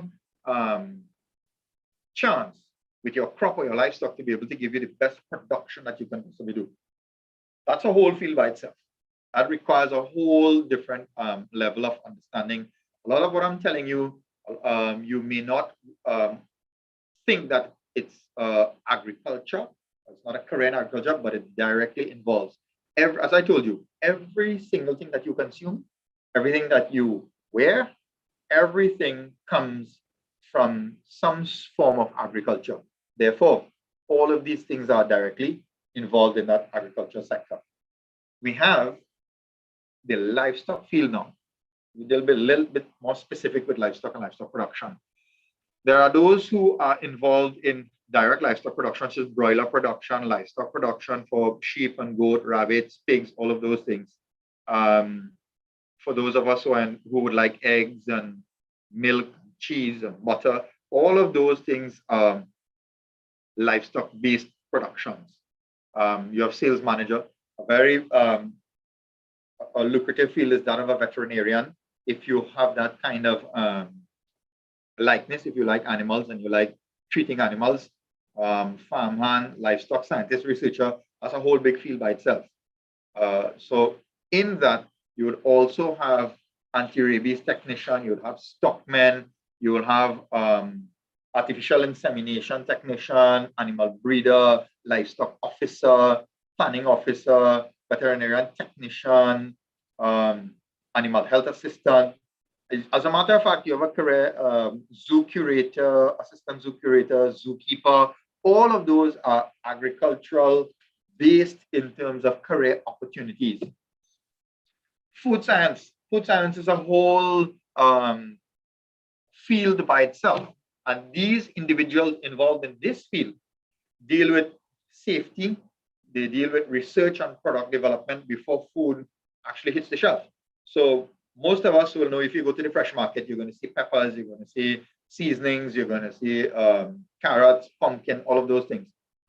Most of us don't even know that the tomato ketchup that you are consuming, that ketchup is only like 10% tomato. 50%, the 90% that the stock base in that ketchup is either pumpkin or pawpaw. Therefore, the food science technicians, those are in the development and research of all of these things, they would look at these produce and they will see, how do we make something out of this raw produce? How do we add value to it? What is the best combination of all of the things that you can put together to give you the best possible seasoning on the market, or pepper sauce, or juices, whatever you want to do. So your food, that's food processing. Your food product research and development. How do you create a new food? How do you create something that people would want to consume? Then you have those who are involved in quality assurance, because it's not just having, as a matter, so quality assurance also comes in this, just before we had this lockdown, we would have had people selling food. Do you know that we have, that the Prime Minister would have been talking about police having the authority together with your, a public health officer would be able to go into a public health officer, will go into a restaurant, will go into a different food establishment, and they'll be able to look at this establishment. And if it does not meet a certain level of quality and sanitation, they can shut you down. So there's a opportunity for those of you who would want to get into that field, where you can look at the sanitation aspect, the quality of where food is being produced or processed, and you can do it. There's food chemists as a whole different level of food microbiologist, food researcher. So, and this deals with actual food itself, or the process aspect of the food. Health inspector, this is what I was telling you just now. Officers in the Chemistry, Food and Drug Division in the Ministry of Health enforces regulations pertaining to agricultural establishments and for safe food production and consumption for the farmer. So their job is to maintain the quality and the sanitation to ensure that that which you would purchase, that which you would consume, is in the best health for you, so you don't get sick. They collect samples from plants and animal products, interpret regulations, ensure sanitary conditions at slaughterhouses, meat processing facilities, even restaurants where the actual food is being processed. So that's your health inspectors. That's a career field by itself. Quarantine. Oh, so this is another field that a lot of people may not think about, but there are quarantine officers that are situated at our points of entry. So they are Piaco International, the airport. They're also based at Point Lisas, where the ports of entries are. And their job is basically, they're a buffer. They're the one that stands between us and any invasive species or any new pest that may come into the country. So they would look at any agricultural produce that comes into the country, whether it be seeds, planting material, eggs, poultry, whatever produce that comes in. And their job is to determine that there aren't anything that is not permitted to enter. Their job, together with the veterinary officer, is to clear those things so that whatever comes into our country does not bring in any new pests or diseases that can cause any further harm or destruction to our own indigenous environment that we have. Therefore, they are a very, very, very important and instrumental entity to the safeguard of our agricultural industry. And they are based at our airports and seaports and other areas that examine incoming cargo. Very, very important quarantine officers. They are good career opportunity if you like that. Fisheries. Sometimes we may not even think about it, but fisheries and the whole biology of marine biology and fisheries go hand in hand. We have an institution called the Institute of Marine Affairs based at Shagaramas, where they look at all of the research and development that goes into fisheries and tilapia farming and all things related to fish and fish production. Tasked with taking action to maintain fish population, either as a food supply or for the wider environmental benefit. So they have that's a whole career opportunity. You can get into marine biology, you can get into breeding of fish to send back out into the wild to populate the stock. They oversee all the activities and workers in the fisheries department, aquaculture farms that produce artificially raised seafoods for fresh market and for processing. They also monitor the health of the fish stock, treat for any issues, diseases that may arise, coordinate fish harvest so that we don't over harvest or what we have, so that we don't run out of our resources too quickly. That's a whole career opportunity there as well. There are many different fields inside of there. There's the aquaculturist. There's a place called the Sugarcane Feed Center that deals with a lot of tilapia, and they're involved in the rearing of aquaculture, aquatic species, tilapia, conch, shrimp, cascadura, and they actually produce them finger-linked, and they sell to farmers who may be interested in growing out and taking it to the market, or processing for fillets and all of those things. So that's a whole different field that's also available for those who may be interested or who like fishing and fishery. We have a forestry department that's linked to agriculture. And in that department, we have forest rangers that help protect the forest lands, the swamps, and managing the ecological, the recreational, the economic uses of the Caroni swamp, the River swamp, the Northern Range, and all of forest up there. The forestry division employs a lot of forest workers that are involved in reforestation, ensuring that we don't deplete those resources. They try to prevent and manage as best as they can bushfires, and to protect wildlife as best as they can with the resources that are available to them. That's a whole different field altogether. Horticulturists, you may not think it's agriculture related, but horticulturists are those who are involved in the art and science of cultivating crops for human and societal needs. So these individuals are involved in all your botanicals. So you have the botanic garden, you have the Queen's Park Savannah, and they maintain the landscape, ensuring that they have the right type of trees for the right environment, and then you have your right ground cover. So they deal with all the parks, the gardens, all the green areas, groundskeepers, ground maintenance workers, so that when you go up around the savannah, you'll see all of the nice maintenance. These are the horticultural guys.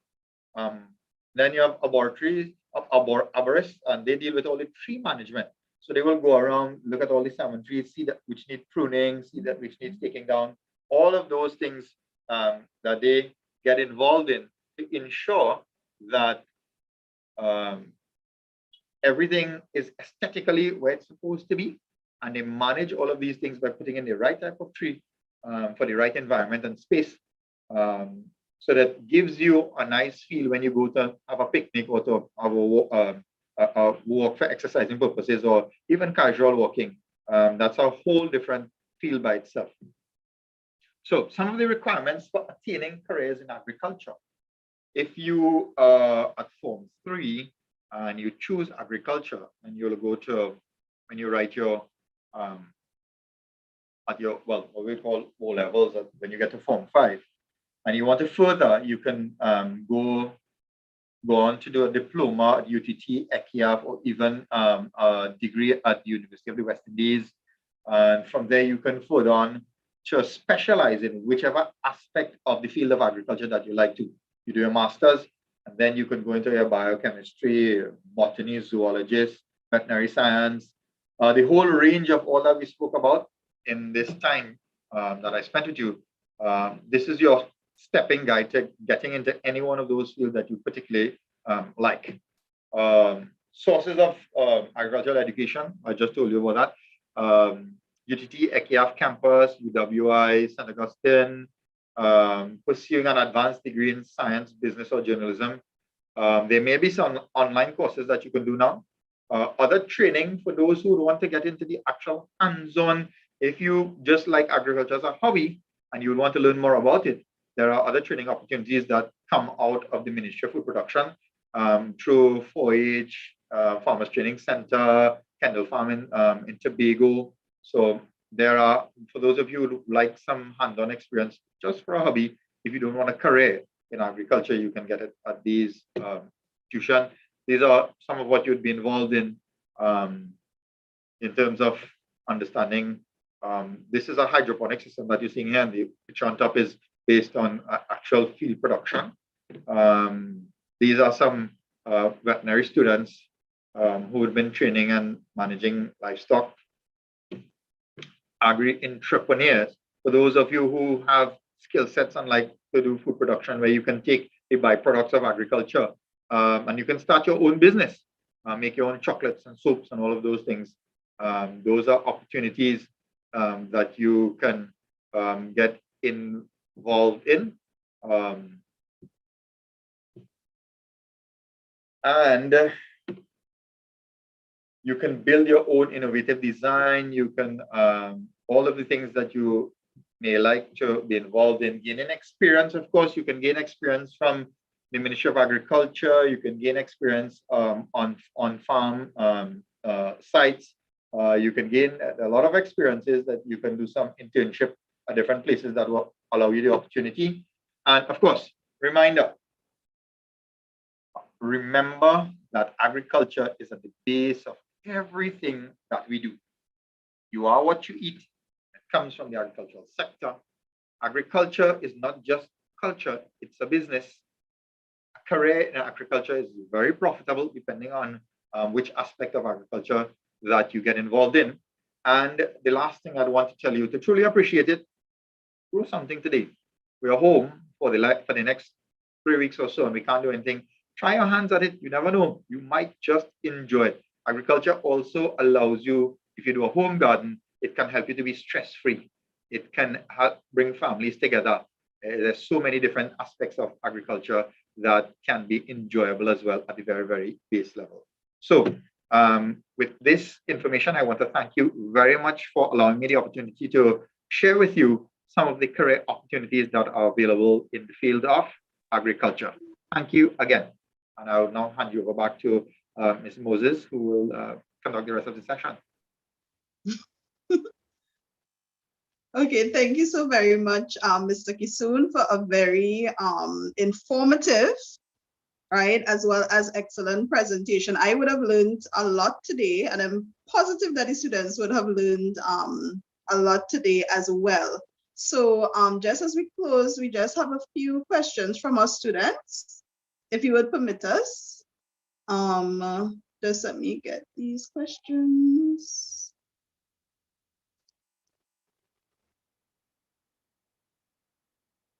Okay, I'm trying to stream back up. All right, so one student would like to know if it is they do a degree abroad, if it is they could come back to Trinidad and do get a job in the area of agriculture, if it is they do a degree in agriculture abroad.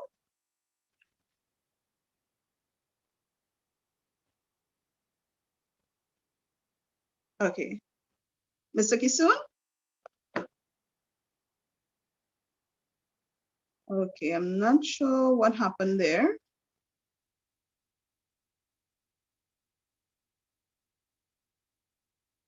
Okay, Mr. Kisoon, are you hearing me?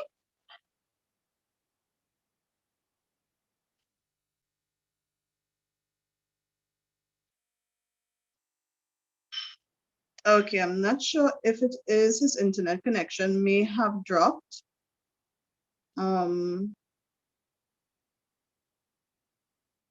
Just let me see.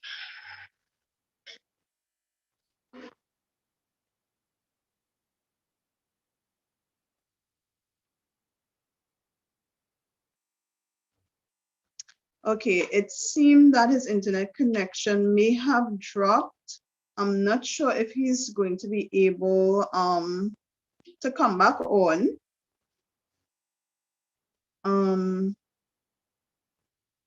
Okay. Okay, let's just wait 2 minutes. Just let me see if it is he'll be able to come back on.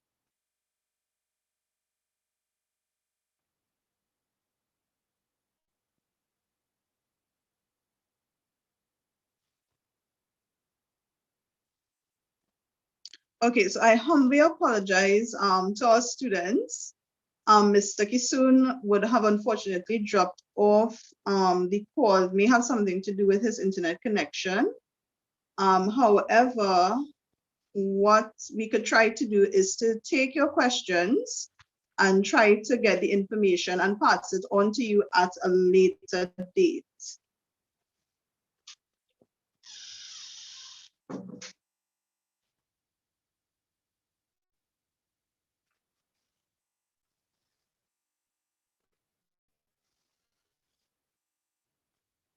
Okay, so one student asks, if I do science subjects at CXC, could I get into the agriculture field? And the answer to that would be yes, especially if it is you do agri-science at CSEC level or subjects like biology as well. So I try to answer that that question. But the other questions that you would have posted, we would try to get in contact with Mr. Kisoon and get the answers to your questions. You'll take note of students who would have posed those questions and try to get the answers to you.